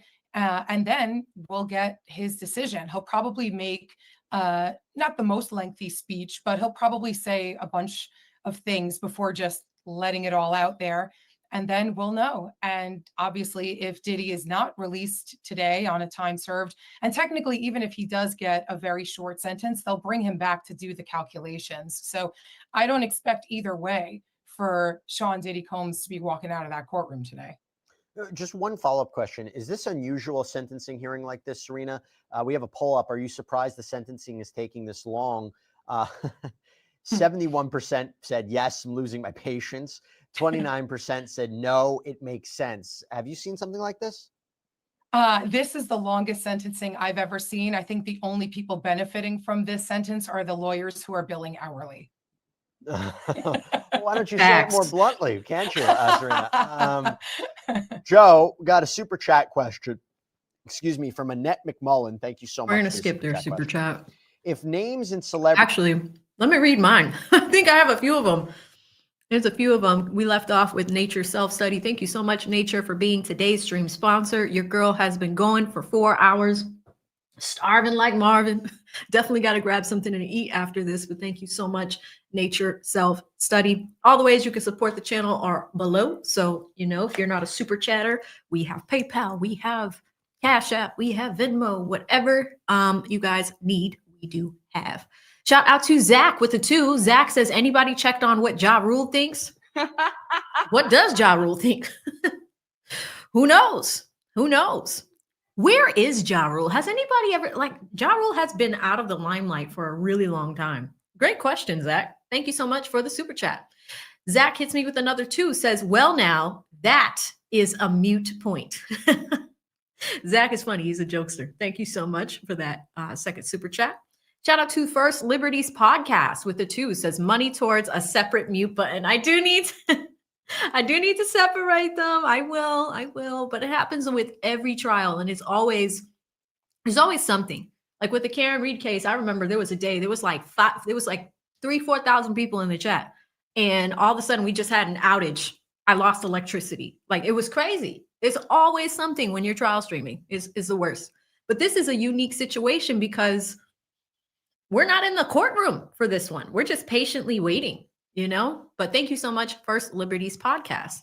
Shout out to Scott Wants to Grow with the 5, says based on his criminal history, he should get time served. However, he is a public figure and everyone knows he did more than what he was not convicted of. I mean, yes, we're going to see. You know, Gene Dale was talking about those tapes and how important they are, right? So we're going to see what they're going to do here. I'm going to come back and see if we have an update. Just refresh to boots on the ground there. Yes, we do. Oh my gosh. I told you she was going to go in. She has 2 things here. She says, pimps control their victims. That is what happened here. 1.4 million would be 90 some freak-offs. Okay, I think he has a typo. There were more than that here. Mr. Driscoll challenged us to find abusive texts like he quoted, but this case has physical abuse on video. She also says, the defendant is a master puppeteer. His video has better production values than the Intercontinental Hotel video. Damn. But that shows who he is. Right now, he would apologize to his victims. 5 lawyers spoke for him. Mr. Steele said Cassie wanted it. Oh, Brian, did you say that? I hope you didn't say that, Brian. Did you say that? She's going in.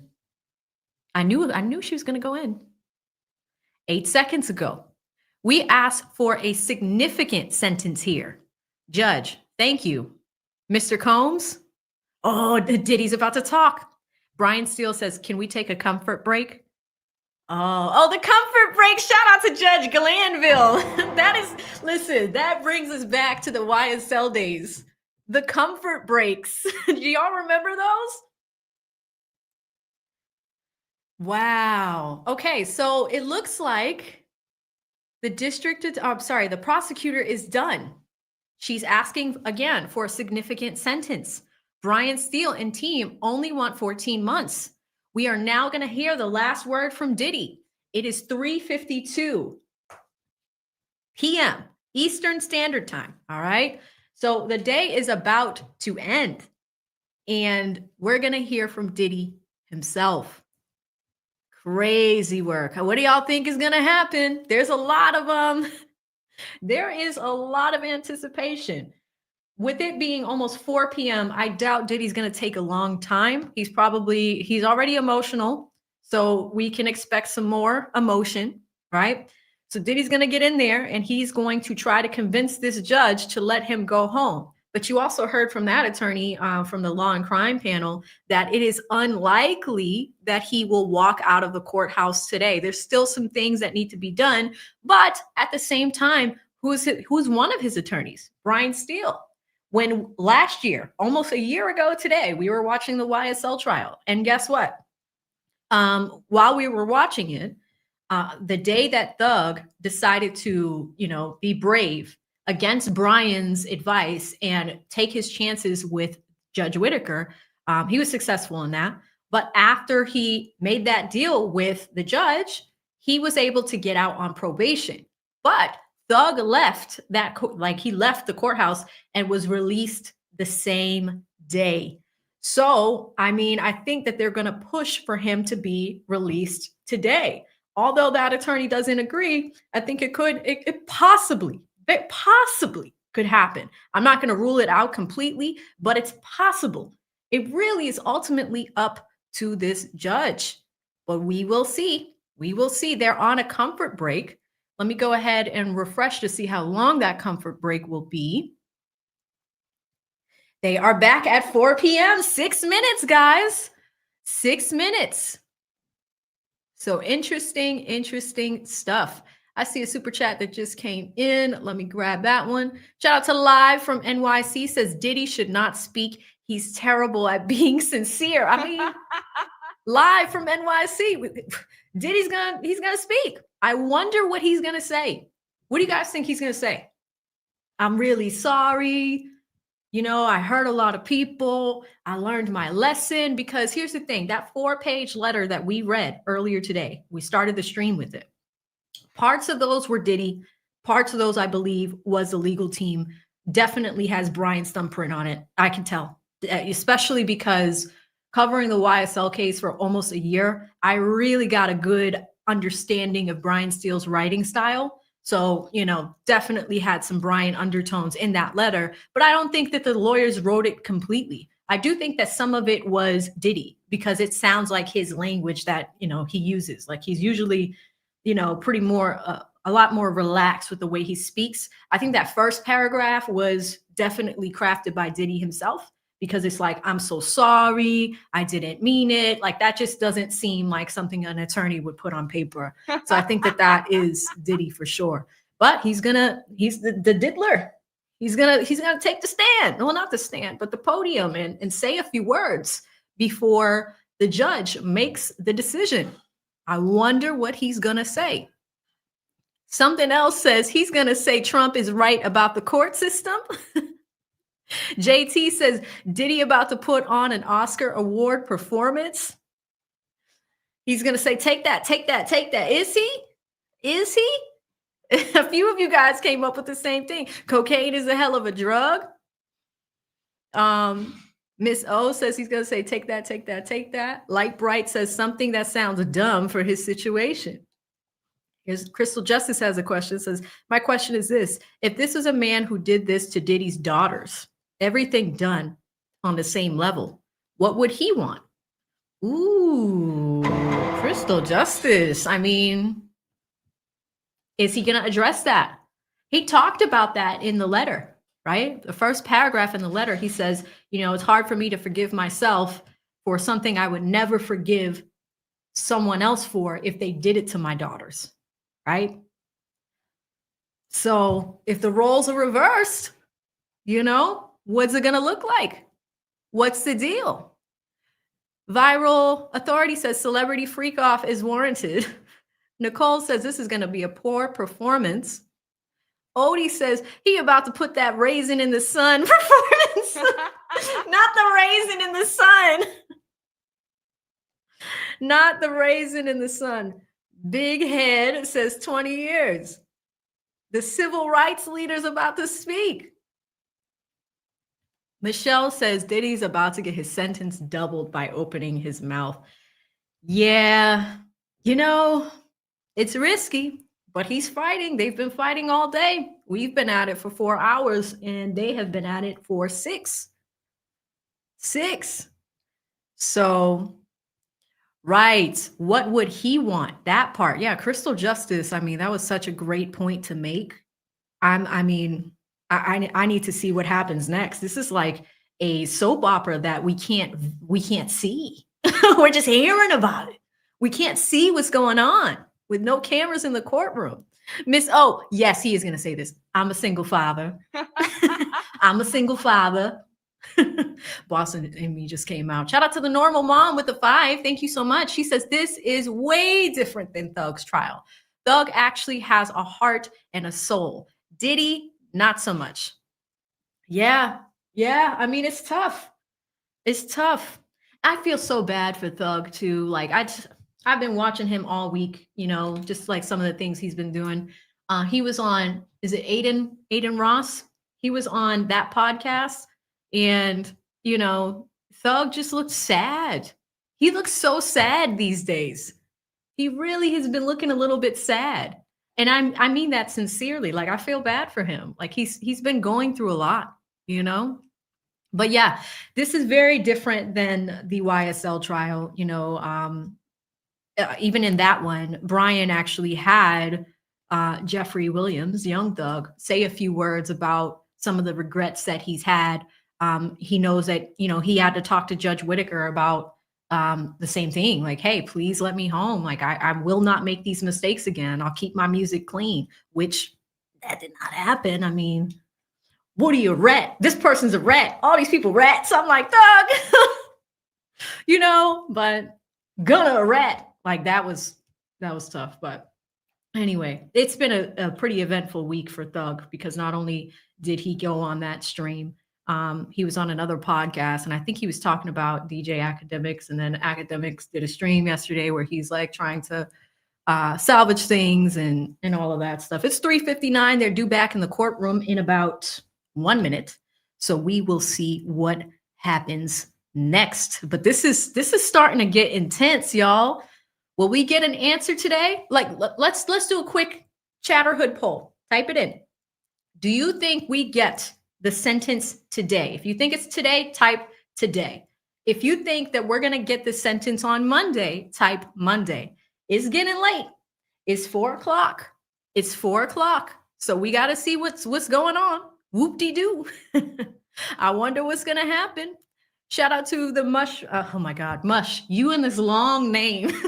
Mush with the 2 says, Diddy says, I have a dream, because he's a civil rights leader. That's right. What is Diddy gonna say? Shout out to D, who hits me with the 2. No comment, no question, just love, pure love of the game. Thank you so much. The anticipation. Oh, okay, here it comes. Here it comes, Chatterhood. What do y'all think? I see Monday. Mark says today. Some golf girl says today. YT says today. Viral Authority says Monday. Jay says Monday. JT says today.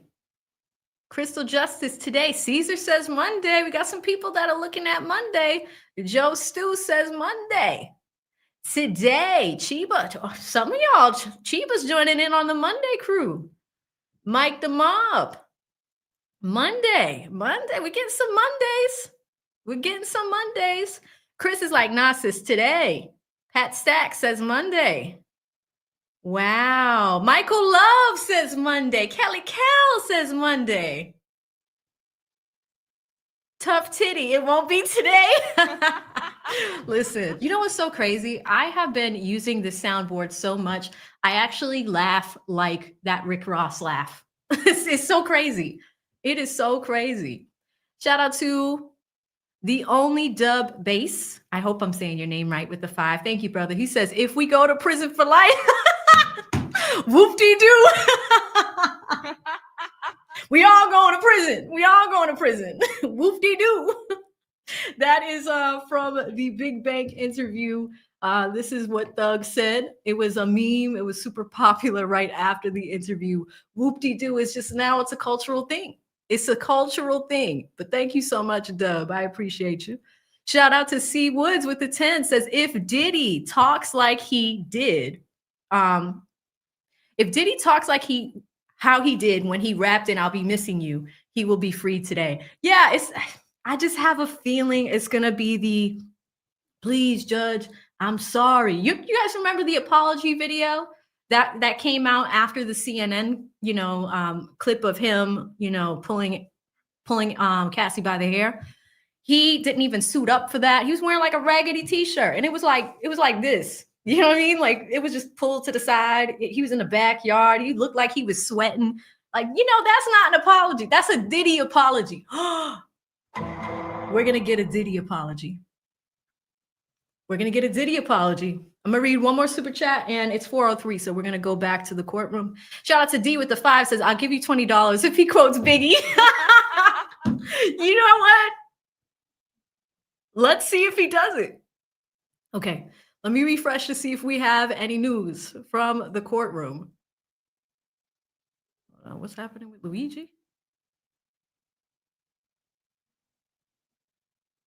Okay, something's going on with Luigi. All right. I don't think they're back yet.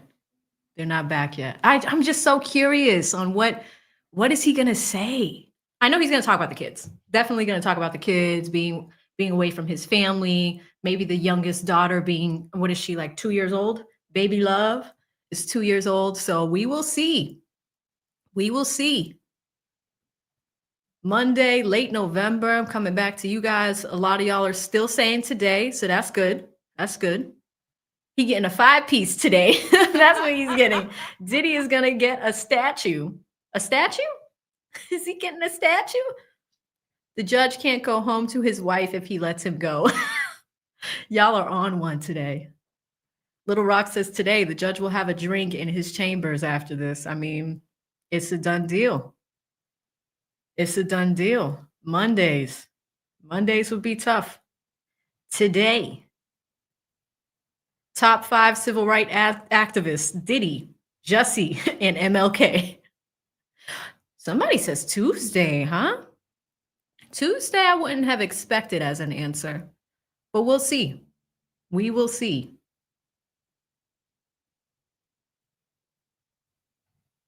Kelly Kell says, I feel like our world is screwed. That's why I think he's going to get out and get a statue like MLK. Oh, I thought there was a typo or something.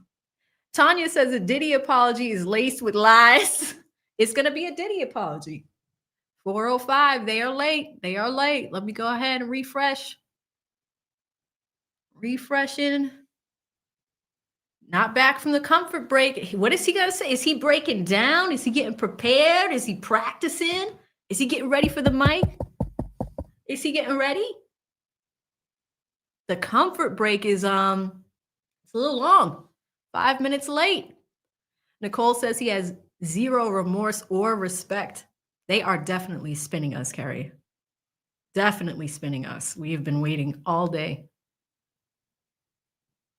Superwoman says, if the judge has already made their decision, it'll be today. If they have to think about it a little bit more, it'll be Monday. Plus, Diddy needs to suffer another weekend. We're going to see what happens. We're going to see what happens.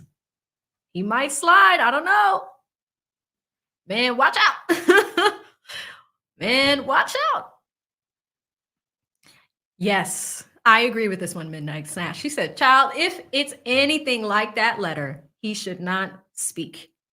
But he's choosing to. He's choosing to. Petty Pendergrass says they might let him out just for other charges to come up and sue him or relock his ass up. I mean, that's the thing. Time served. Is he going to get the time served? I don't know. I don't know. How is Diddy late to his own performance, JT? How? Shout out to D, says Diddy with the bubble guts. Give him some grace. I mean, 4:07, a little late. Let's give it a little refresh here. Let's give it a refresh, see if they're back. No. No, still not back. Still not back. And it's interesting that they're not back yet. Diddy must be nervous. Shout out to King. Thank you so much with the 5. Says, free the Diddy. Free the Diddy. I mean, we'll see what this judge does. I mean, this is the same judge, I believe, that tried Trump's case up there. So we'll see what happens. We will see what happens. Free the diddler. Diddy coming out with a smoke machine. Oh, if Diddy escaped during the comfort break, whoop-de-doo. We going to prison. We are going to prison. It was all a dream. Let us refresh again. 408. 408. Oh, they're back. They're back. Okay. 32 seconds ago, 4:06 p.m. They're back. Sean Combs stands at the defense table. One of the hardest things I've had to handle has been having to be quiet and not express how sorry I am for my actions. I told y'all. I knew it. I knew it. It's a Diddy apology. I don't take that lightly. I would like to apologize to Cassie Ventura and her family. Oh my God. Oh my God. I knew it. Diddy is not even at the podium. He's at the defense table. I'll read it to you again.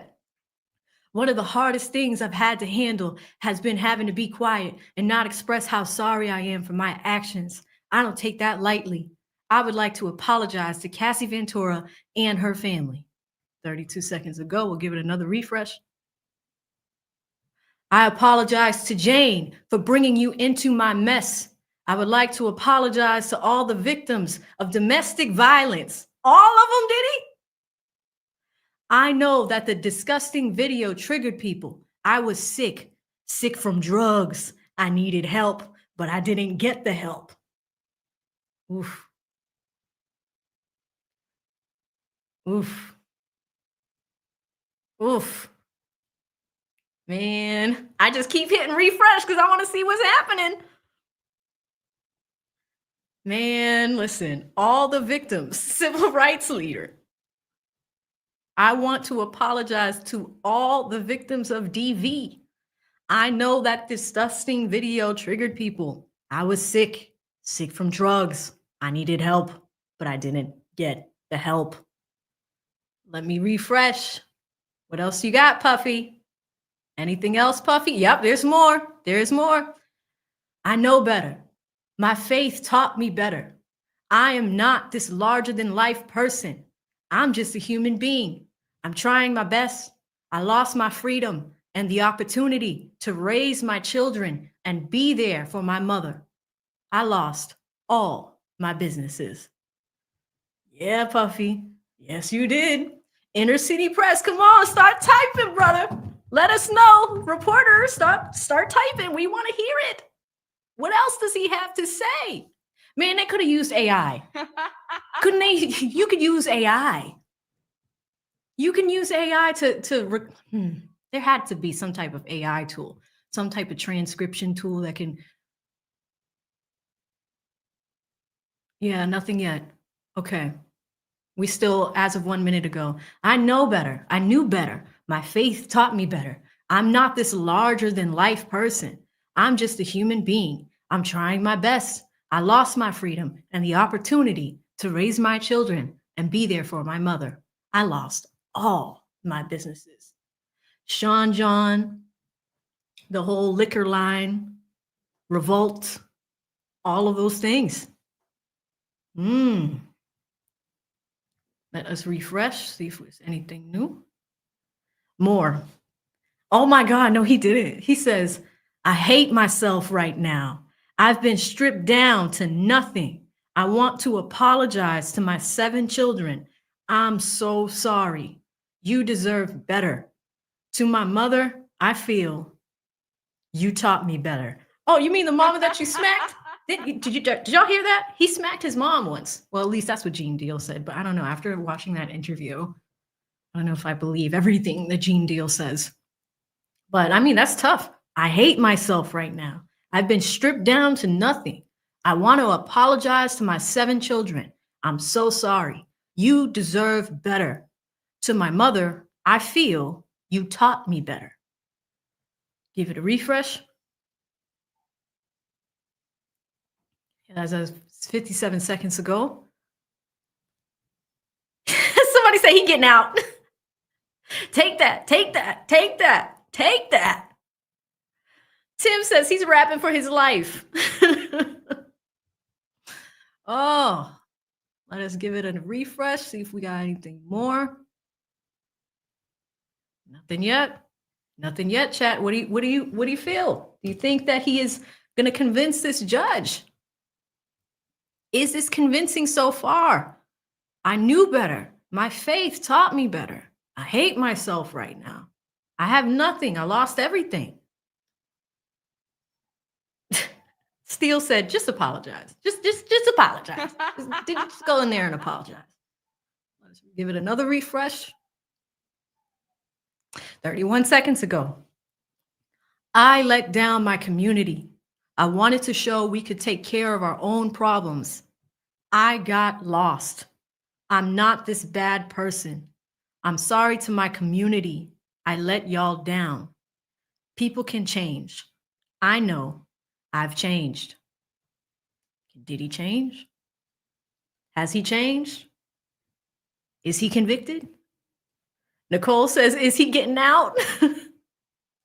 The world is a stage, not the community.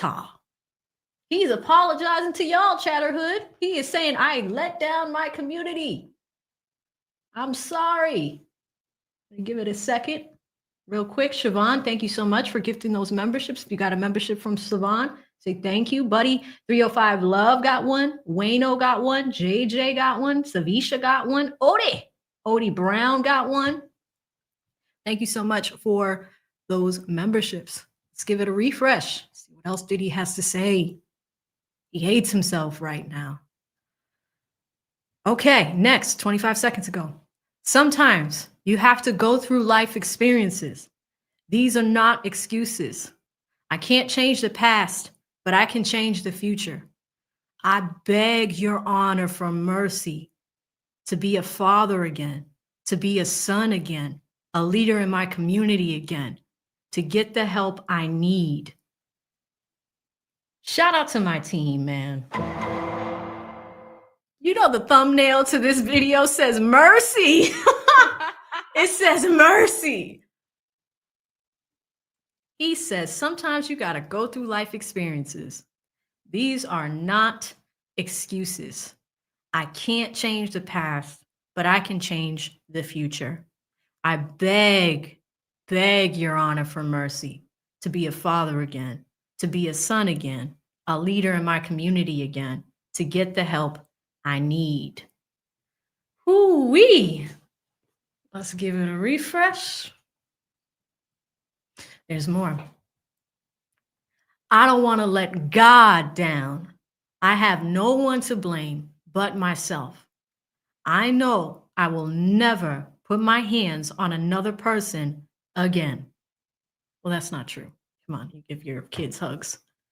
I'm willing to comply with any conditions. Me sharing my story, it's not a scheme to get less time. This story is tragic. Oh, shit. He is like literally begging. Caesar says he know he lying. He is begging to get out of jail. Petty said, leave God out of it. He is begging. And JJ's like, what community is he talking about? I don't know. Oh, man. All right, let's give it a refresh. Let's see what else the diddler is saying here. What else is he saying? There's more.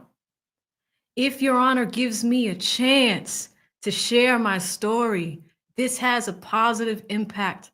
Thank you to the jury. Your Honor gave me the confidence in the jury to believe that I did not have to testify. They sacrificed 8 weeks. I thank them for not guilty. Oof, this is getting deep. Diddy is bearing his soul here. He is bearing his soul here. Wow. I never thought I'd see the day when I was a kid and I used to listen to Bad Boy CDs and tapes because I'm in my 30s and those things used to exist. I never thought that this man would be in a courtroom decades later, begging to be let out of prison. This is historic. Let's give it a refresh. Let's give it a refresh. More. I take full responsibility for my Mann Act convictions. They want you to make an example of me. I want you to think about making an example of what a person can do if they get another chance. Consider the beautiful children who spoke to me or spoke for me. Oh my God. This is getting deeper and deeper. Puffy is bearing his soul. I never thought the tape, you remember how you had to take the tape out and flip it over for side A and side B? I never thought that listening to that as a kid, and then he would be begging for his life like this. And it's not even on national TV, it's in tweets. We're just reading tweets on Twitter. Then he goes on to say, no matter what anyone say, I know I am truly sorry. Thank you, Your Honor. The diddler has spoken. The diddler has spoken.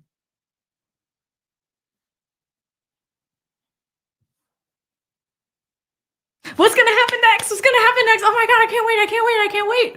Is the judge going to make a decision? If they leave us hanging, I ain't even going to hold you guys. I'm going to be pissed because I have a flight tomorrow. I told you guys I'm speaking at Vid Summit.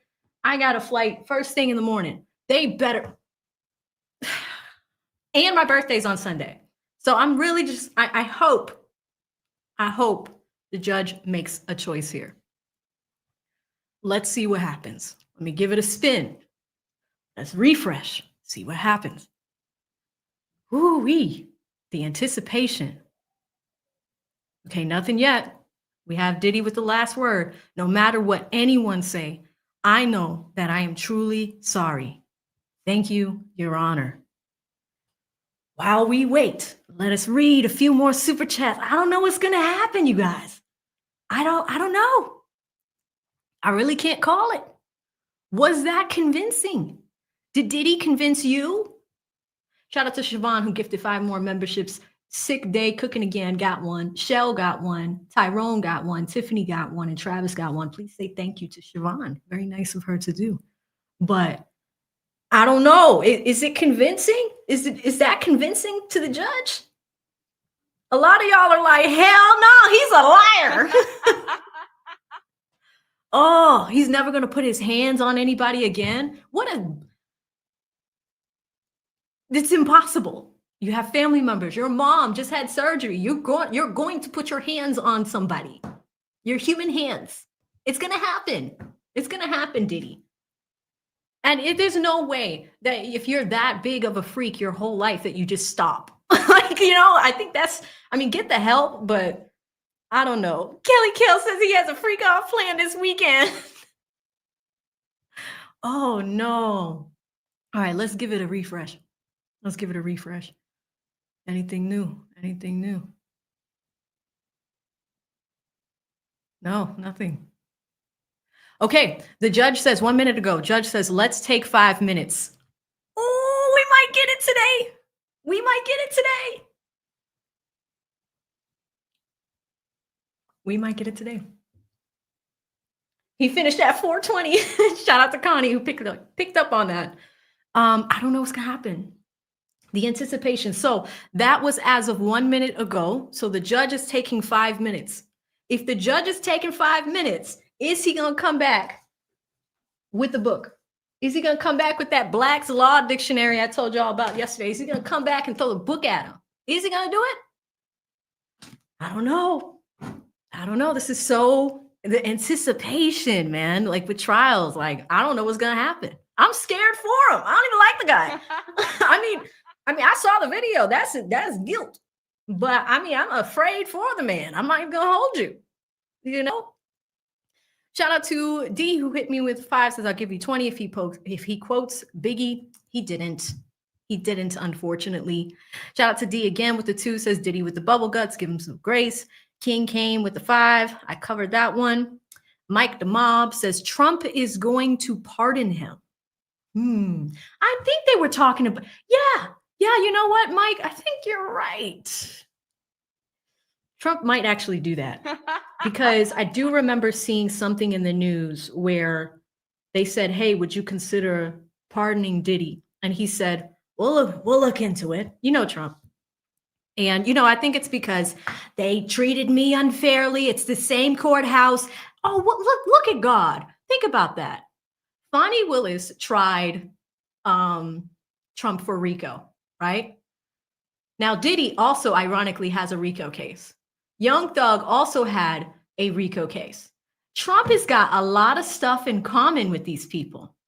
Like with Young Thug and Trump, both in Georgia with RICO cases tried by Fonnie. They have that in common. Diddy just beat a RICO charge. You know what else they have in common? Brian Still. Same judge. Mike, you might be onto something. Travis is saying, AV, you acting a little slow. I'm tired. I've been streaming. I've been talking for like the almost last 5 hours and have not had lunch yet. So if I seem a little slow, that's why. Stream is not easy. People think that you can just have energy for 8 hours. Like I'm used to it, but I'm not. Like the only thing I've eaten is this string cheese. And this is the other part of the string. So that's what's going on. They are due back any minute now. Let me keep going with these super chats. Shout out to the only dub with the 5, says judge is going to give him a 5 and say, take that. I think I read that one earlier. D with the 2 says sometimes when Remy's in the system. Yeah. Sometimes when Remy's in the system. Siobhan, thank you again for doing that, for gifting those memberships. Very nice of you. Mike the Mob became a member. Welcome, Mike. Appreciate you up in the game, coming a member. Welcome to the community. You're gonna love it here. Mush hit me with the 2, says he's so bad. I'm going to jail. We'll see what happens. We'll see what happens. The only dub became a new member as well. Welcome, brother. Welcome to the community. Love it here. Definitely gonna love it here. Buddy with the 5 says he's supposed to be a bad boy for life, but he's begging. He needs to turn in his street card after this. Shake my head. Yeah, he was literally begging. I never thought that I would see that, you know, listening to his music. And then years later, you see this, you know. Again, Siobhan gave another 5 memberships away. Shout out to D with the 2, says Diddy at least owes us last train to Paris too. Y'all are cutting up in the chat today. Shout out to Mike the Mob with the 5, says Trump got beef with that court. He does. He sure does. You know, there's a lot going on. So Trump might actually, I think you're onto something with that pardon idea, Mike. Shout out to Red Room Entertainment with the 2. Oh my God, I haven't seen you in forever. Says AV was good. Blessings. Yes, good to see you. I just recognized your picture. Good to see you. Lucretia has been with me for 14 months. Says, nice seeing you, sis. Nice seeing you too. Thank you so much for, you know, some of y'all have had a long, you know, you've been around. You've been a subscriber of mine for a really long time. So I appreciate all the time y'all have been spending with your girl and trusting me for your legal news and legal content, you know. Kansas said, I'd beg too. There's no value for pride being in a jail cell. I mean, yeah. I mean, it's his freedom. Nobody wants to be in jail. I mean, unless you're like literally, sometimes, did you know that homeless people actually like do things on purpose so they have somewhere to be in jail? Like, you know, they want shelter and all that stuff. So sometimes they like will commit small petty crimes on purpose so they can have somewhere to go, you know, but nobody wants to be in jail, you know. If we go to jail, whoop-de-doo, we going to prison. Petty says he's never seen Diddy as a tough guy. Yeah. Yeah. Three hots and a cot. That's right. That's right. Okay, guys, let me refresh it to see if they are back. If the judge is going to give us his decision. He said 5 minutes. I think it's been just about 5 minutes. Giving it a refresh. Okay, here it is. All right, they said 7 minutes ago. The judge said 5 minutes. So I don't think we have anything new just yet, but it's a lot.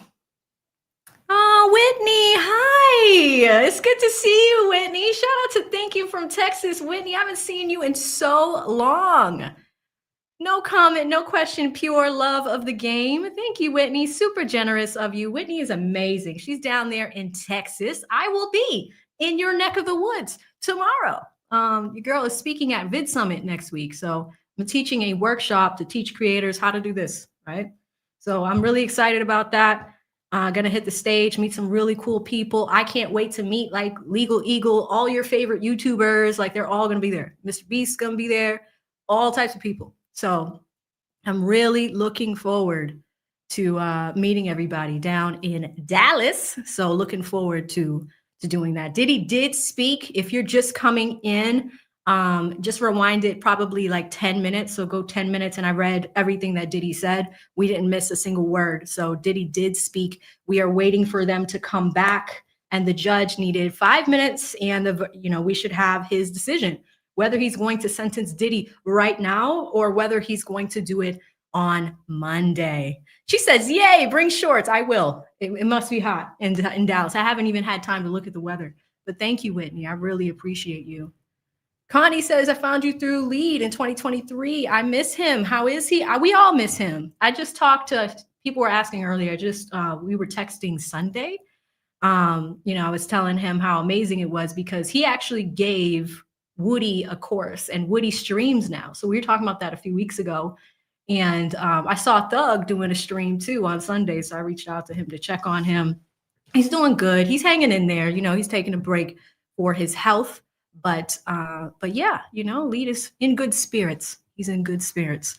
Let's give it a quick refresh. And I think there's another super chat I missed. I'll grab that one, Mike.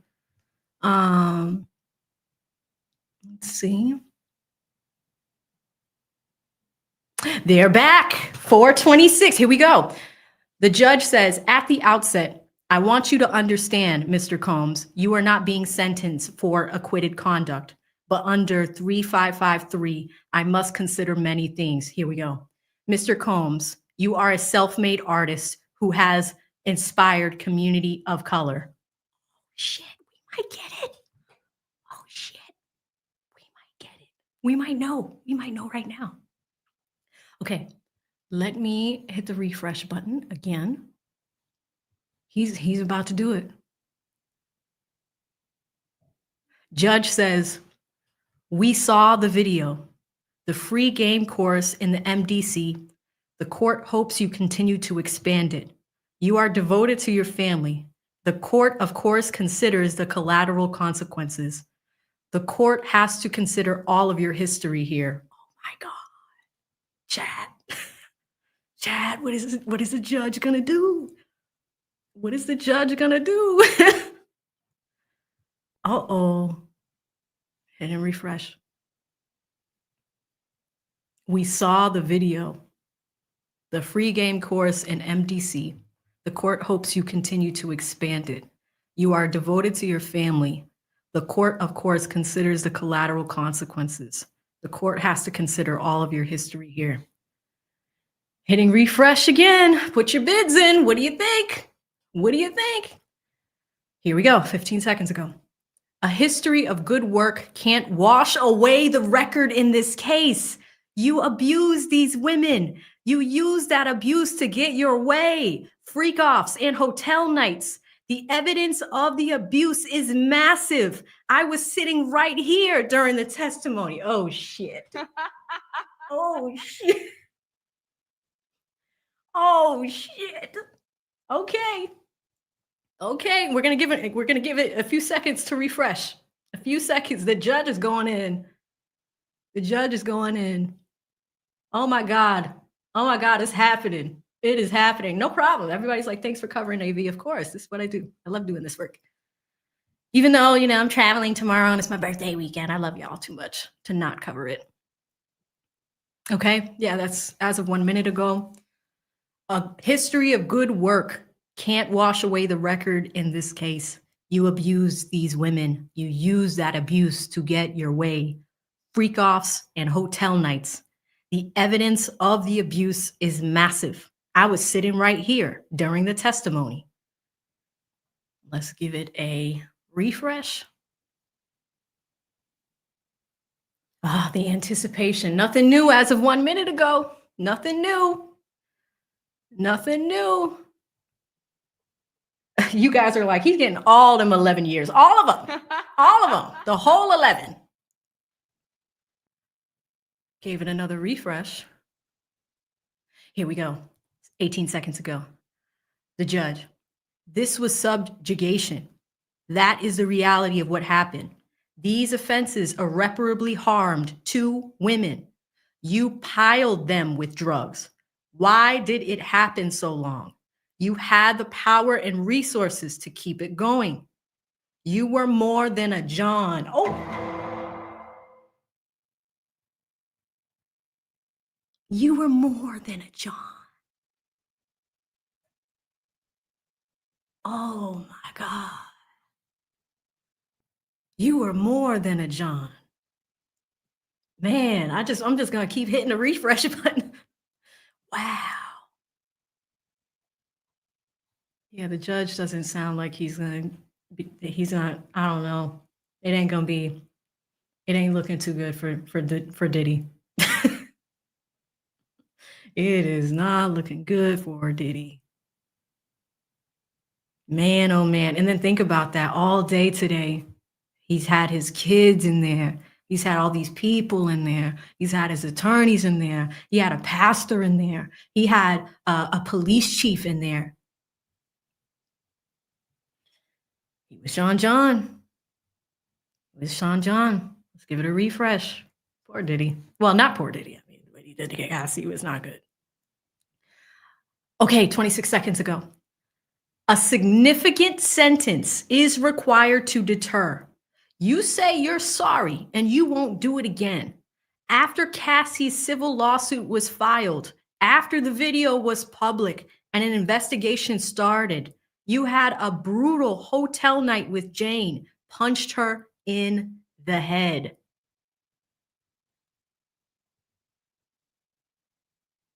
Wow. Wow. Diddy's about to get smoked. He's about to get smoked. And the judge just sat there listening. And wow. Wow. But he's right. You say you're sorry and you won't do it again. After the lawsuit was filed, after the video was public, and the investigation started, you had a brutal hotel night with Jane and you punched her in the head. The judge didn't forget. The judge didn't forget. Oh my God, chat, what are we looking like? What is the number? Make sure you get your votes in right now. How many years will Diddy get? 31% of you say 3 to 5. 25% of you say 5 to 10. 15% of you say 11 years. The people that said 11 years, you might be right. Okay. Let's give it a refresh. Oh no, what's gonna happen? What's gonna happen? Oh, we have another update. Judge says, Jane says he told her, take this pill, go out there and suck his dick. F him. I don't care. The court is not convinced this would not happen again. The court has considered the programs. They are outweighed by the trial record in this case. Oh no. The judge used Jane's quote. Jane says he told her, take this pill, go out there and, perform fellatio. F him. I don't care.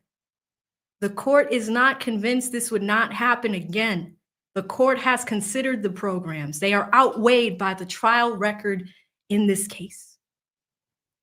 Whew. Man, I know I got super chats to read, chat, but oh my God. Sorry, I did swear. If you have children around, I deeply apologize for that. I was just really excited that another update was here. We're going to refresh again. Oh, Whitney, thank you. Whitney just sent me $200 super chat. Thank you, Whitney. I will read that in a second, but wow. Whitney has become the stream sponsor at $250. Let us hit the refresh button. Here we go. Oh, there's more. Exploitation and violence against women must be met with real accountability. To promote respect for the law, the court reaches a few conclusions. 135 months would be more than necessary. 135 months would be more than necessary. You gave him the full 11 years. The full 11 years, chat. You gave him the full 11. I don't know if it's official yet. He says that it's more than necessary. Oh, Diddy. Damn. The people, the 15%ers, you were right. 11? Hold on. Let me just make sure. Let's refresh one more time. This is live. Even though we're not in the courtroom, this is live. Oh man, that was as of 1 minute ago. More than necessary. 135 months. Meaning less is necessary. Okay, this is why it's not official yet. Let's keep refreshing, folks. I don't want to incorrectly say it. Okay. Oh, listen. It says a sentence over 11 years is not reasonable. Even the probation department recommends a sentence less than half of that, but 14 months time served would not be sufficient. Oh. Shout out to Tom. He says, this is very refreshing. I don't know. So he is saying 135 months would be more than necessary, but 14 months would not be sufficient. What are you going to do, Judge? What are you going to do? Okay, 3 to 5 people, it's looking like you might be right. I don't know. The anticipation, the 31% of you that say 3 to 5, maybe, because this is what judges do. They split the baby, like split it in half. Oh, okay. All right, that was 8 seconds ago. Let's give them time to give us an update. Refreshing again.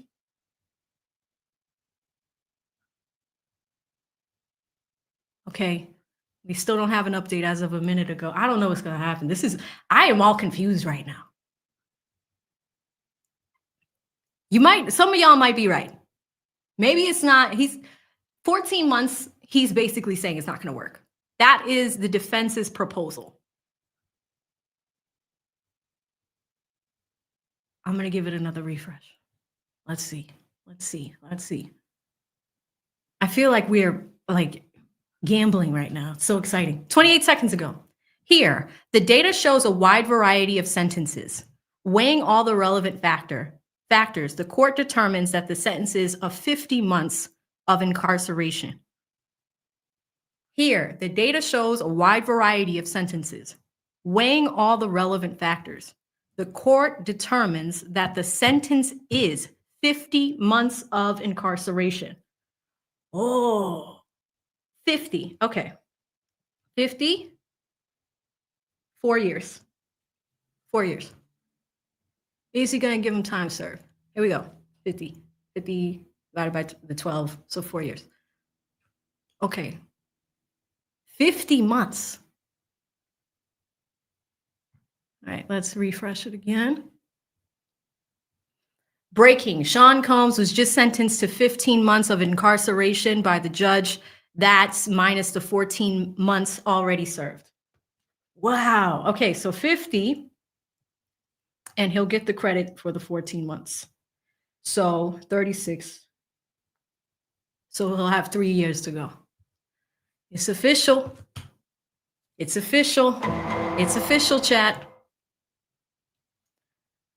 So some of y'all are right, and it's my fault with this with this poll.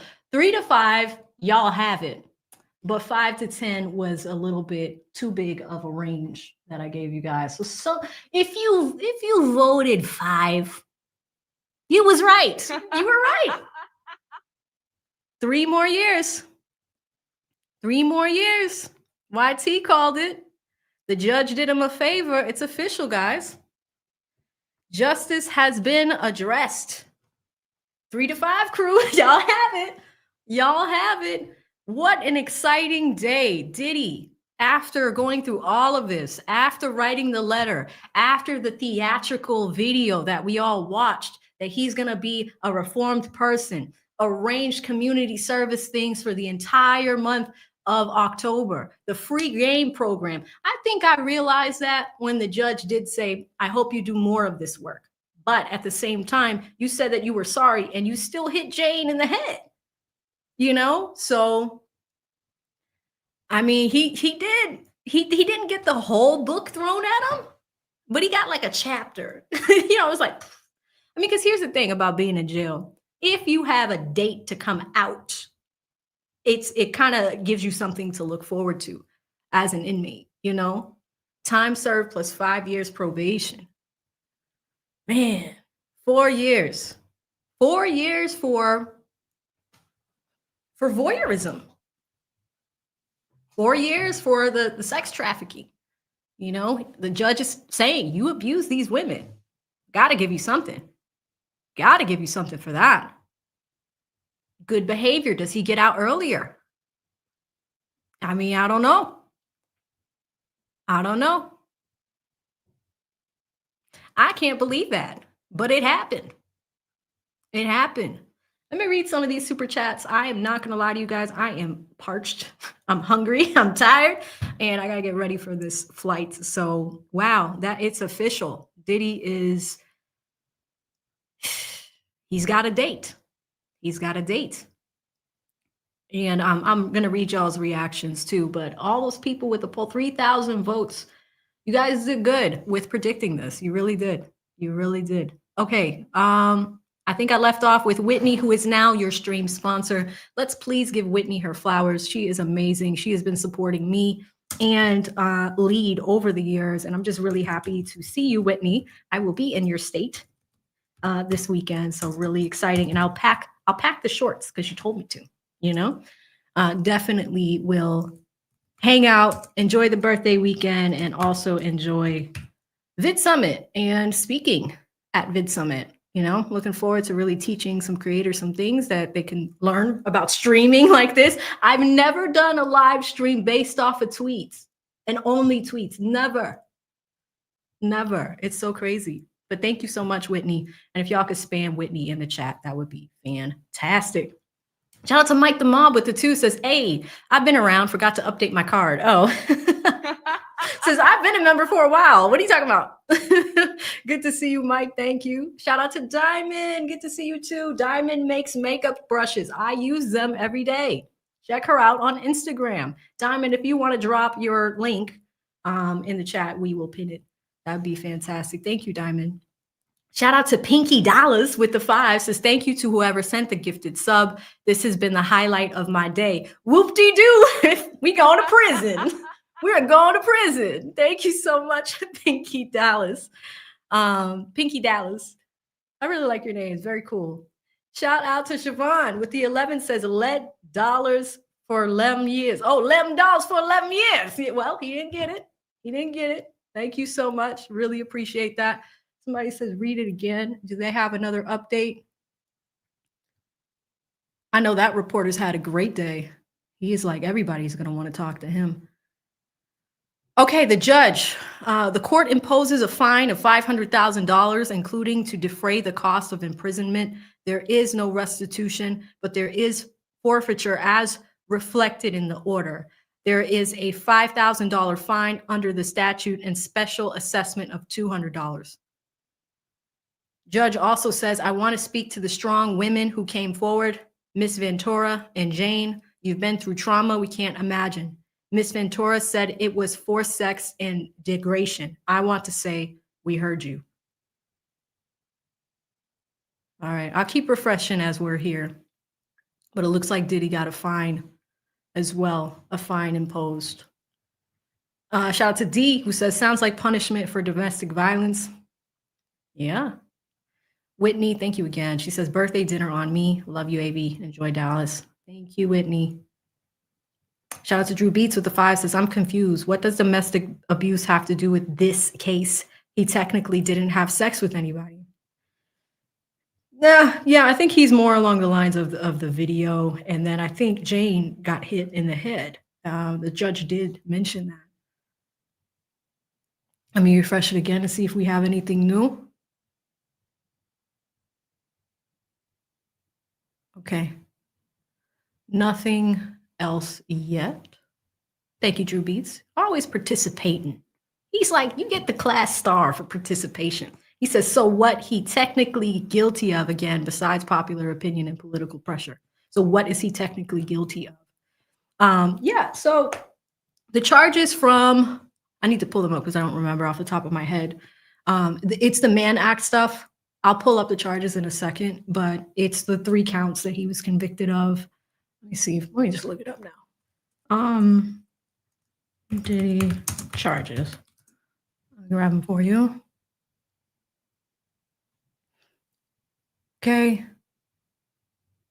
2 counts of transportation of prostitution, and then the Mann Act stuff. So all 3. Let me refresh it again. See if there's anything new. Okay, judge is still talking. He says, you weren't just speaking to the jurors, but to other victims. You stood up to power. It's not easy. Violence behind closed doors doesn't have to stay secret forever. I know you still bear trauma, but you've taught us you don't have to stay a victim. Ooh. All right, so it looks like the proceedings are still happening. That was as of 49 seconds ago. We'll keep it going here. Shout out to Kelly Cal with the 50. Says, would only watch this with you. Go eat something. Thank you so much, Kelly Cal. And I love when y'all want to send me something to eat. Here's the thing though, like whenever you super chat, like YouTube doesn't pay us until like the end of the month. So, but thank you. It's very, very sweet, Kelly Cal. I will eat something after this. Shout out to Trucker T Brooklyn out there trucking. This is in your neck of the woods, huh? He gifted 5 memberships as well. Thank you for doing that. If you received a membership from Trucker T, say thank you. Aaron got one, Soul Queen got one, Anthony got one, Carmen got one, Bob got one. I appreciate you. And shout out to King, who says Cassie sold her soul and then played victim 20 years later. Fair judgment. Yeah, I mean, a lot of people are of the criticism that she received her settlement, but you know, it's out of her control if the government wanted to bring charges against him, you know? So. Oh, Kelly Kell says, I wasn't offering to pay. Oh, sorry. No, sometimes I'm tired. It's been a long day. It's been a long day. Let me refresh. My bad, Kelly. Let me refresh to see if anything else is happening. Nope. As of 2 minutes ago, it looks like he's just continuously, or at least trying to address the parties that are at this hearing, because here's the other thing. Victim impact statements matter too. Cassie wrote a letter to the judge earlier this week, just kind of talking about like what her experience has been like and trying to sway him to actually give him a harsher sentence, you know? Okay, let me refresh again and see what else we got. Yeah, I'm sure they're going to let us know when it's over, but minus time served. Cassie needs to be locked up. Oh my God. Oh, thank you, Tim. Tim is an attorney, so I'll pull this up. Tim says Diddy only got 2.5 years, 50 months. Take away 14 is 36 months. Prisoners do 85% of Fed time. That's 30 months. 2 years and 6 months. That will fly by. Thank you. Thank you, Tim. Especially when I'm tired. Like, Tim be coming through with the legal knowledge. I appreciate you. Sick Day says, I think this is going to get overturned on appeal. Yeah. We'll see what happens. We'll see what happens.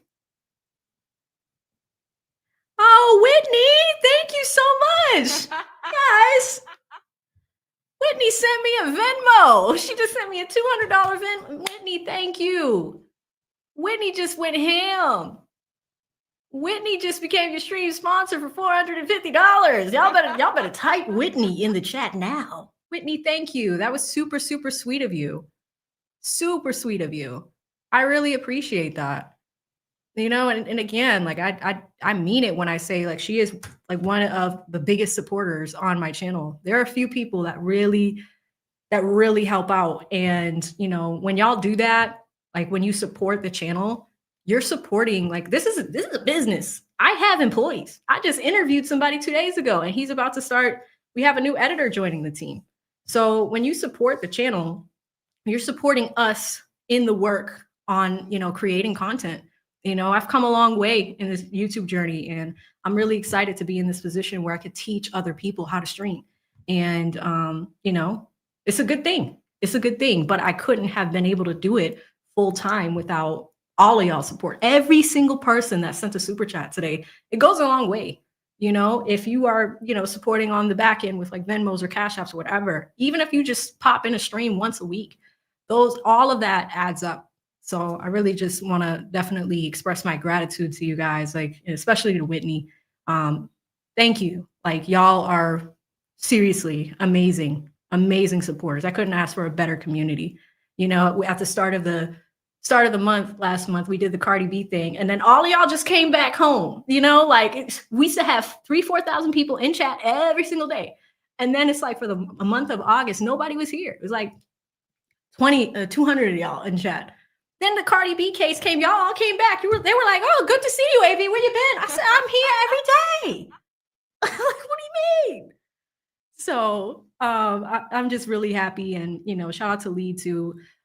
Whitney says, you and Lead are my favorites. I really learned how to do this from him, you know, like, so I'm always super, super grateful for that. Yeah, Siobhan, if you missed the Cardi trial, you know what I did? I did a marathon where I watched the whole trial in one day. It took me 9 hours, but I got through that joint. And then the next business day was the closing arguments and the verdict. But it's actually easy if you do want to watch that on replay. In fact, anybody that's interested, I will link that if you're watching this on replay. But wow, we got a lot of stuff going on. Let me catch a few more of these. Actually, wait, let me do a refresh to make sure we're not missing anything. But thank you again, Whitney. That was super, super sweet of you. Okay, a couple things. The judge says, as Dr. King taught us, out of the mountain of despair, a stone of hope. Mr. Combs, your mom writes that you have always been a good son. The same power that enabled you to hurt these women, you could use to help. Diddy is sitting there with his hands folded. The judge says, adjourned. That's it. That is it, chat. They have adjourned for the day. Diddy's gonna probably do 2.5 years. So interesting stuff. Let me grab more of these and then I will jump out. Shout out to Perspective with the 5, says, this is disgusting. Cassie is no victim. None of the women are victims. They were willful actors for many years and they wanted out. This is disgraceful. Yeah, and here's the thing. There are a few people that are like, hey, you know, she was doing freak offs without Diddy involved at all, right? So, I think there's a broader discussion here, and that's the thing that the judge had to figure out. How do I split the baby? There was a reason why he didn't go for that 11 years, right? But I'm anticipating a lot more. And thank you, Perspective, for sharing your perspective. I think there's going to be a broader communication about this, or at least discussion about this in social media for the next few days. So, Perspective isn't the only person with this perspective, but I definitely understand where you're coming from. But thank you so much for the super chat. Kelly Cal been with me for 10 months. It feels like longer. She's like my trial buddy. She says, go take a nap. I will very soon, very soon. Just a few more. Thank you so much, Kelly Cal. Shout out to Trucker T. Brooklyn with another 10 says, I've been missing your class. I'm rolling. My apologies. Miss 7 Tuesday, Thursdays, and Sundays at noon. I'm on it. Shout out to us wrenchers. Yes, that's right. Trucker T is a mod over on this channel. But for those that weren't here yesterday, now I have a live streaming schedule. You can remember it by the T's. The T's, Trucker T, okay? The T's. I am here on Tuesdays and Thursdays at 12 o'clock, and that's how you remember. Sunday's my birthday, so I might do a birthday stream, a little celebration, but I now have a schedule. And we do that when there's no trial on. So in a situation like this, we were able to cobble things together through Twitter, but when there is an active trial on, you guys know I stream all day, every day that a trial is on. The next trial that is coming that we have our eyes on is the Courtney Clenny case. I don't know if you remember that. It's the OnlyFans girl, the white girl that threw a knife at her boyfriend. He was a black man, and he was killed. He died. Her trial is starting on December 1st. So leading up to that, I'll do my regular Tuesday, Thursday legal news, the power hours. We're here for power hours. And when that trial starts, we will be live streaming every single day. So that is the next one. You remember ASAP Rocky and ASAP Relly. That civil case is scheduled for January, but I heard that Relly was having a hard time retaining counsel for that case. So we'll see what happens. Okay, almost done with the super chats. Almost done. Shout out to Drew Beats with the 5. Says if he's guilty of charges, the Mann Act stuff, why didn't the judge bring any of that up in his closing statements? It's really slow in Vegas. Great time to visit. Yes, Vegas this time of the year is amazing. I went there for my birthday like 2-3 years ago. During this time, it was great. I always have a great time down there, and October is really nice in Vegas. So definitely we'll check it out. Thank you, Drew Beats. Yes, see, the thing is a little bit choppy, because we're doing this all on Twitter. I don't know if the judge talked about that. Let me just scroll up because I don't want to miss anything. Okay. Because the thing is with this guy, because it's all on a timeline, let me go back to see if we have any of that. What happens with Twitter, you see this, Drew, is like people's comments get in the thread and then you lose where you are. That's why I kind of don't like doing it like this. But let me just keep scrolling to see if the judge did say anything about the charges. Poor reporters that have been typing away, man. That's what stenographers have to do every single day. It's a lot. Okay, 2 hours, 2 hours, 1 hour, 1 hour, 1 hour. Showing more replies. Sorry, y'all. 53. I hate myself right now. That's all Diddy stuff. Yeah, see, it lost our place. It stopped at 46 minutes ago. So, Drew, I'll send you a DM or something. I think you're on my Instagram, so I'll find it and, let you guys know. Even if you're watching this on replay, we'll put it in the comments below. But appreciate the super chat. Also says, I hope Puff stop paying Jane's rent at least. I hope so. And then, I was sharing news with y'all all day. Yesterday, somebody Busby came in with 2 more civil lawsuits against Diddy. It just doesn't stop. It doesn't stop. Okay, I think I am all set with super chats. Okay, my lovely people, it is now time for AV to get some R&R, okay? This has been fun. Really want to thank you guys for all of the support, all the people that donated super chats. I think it's like 60 of you guys. Really appreciate you. Thanking from Texas, Whitney is your stream sponsor. Whitney, thank you so much for sponsoring today's stream. It really means so much to me. I'm really looking forward to Dallas. And yeah. Nature self-study also supported super hard today. It was good to see everybody. The next one will be on Sunday for the birthday stream, and then we are back Tuesday noon for regular legal content. All right, I'm going to bed. I love you guys. Stay safe out there. See you in the next one. Bye.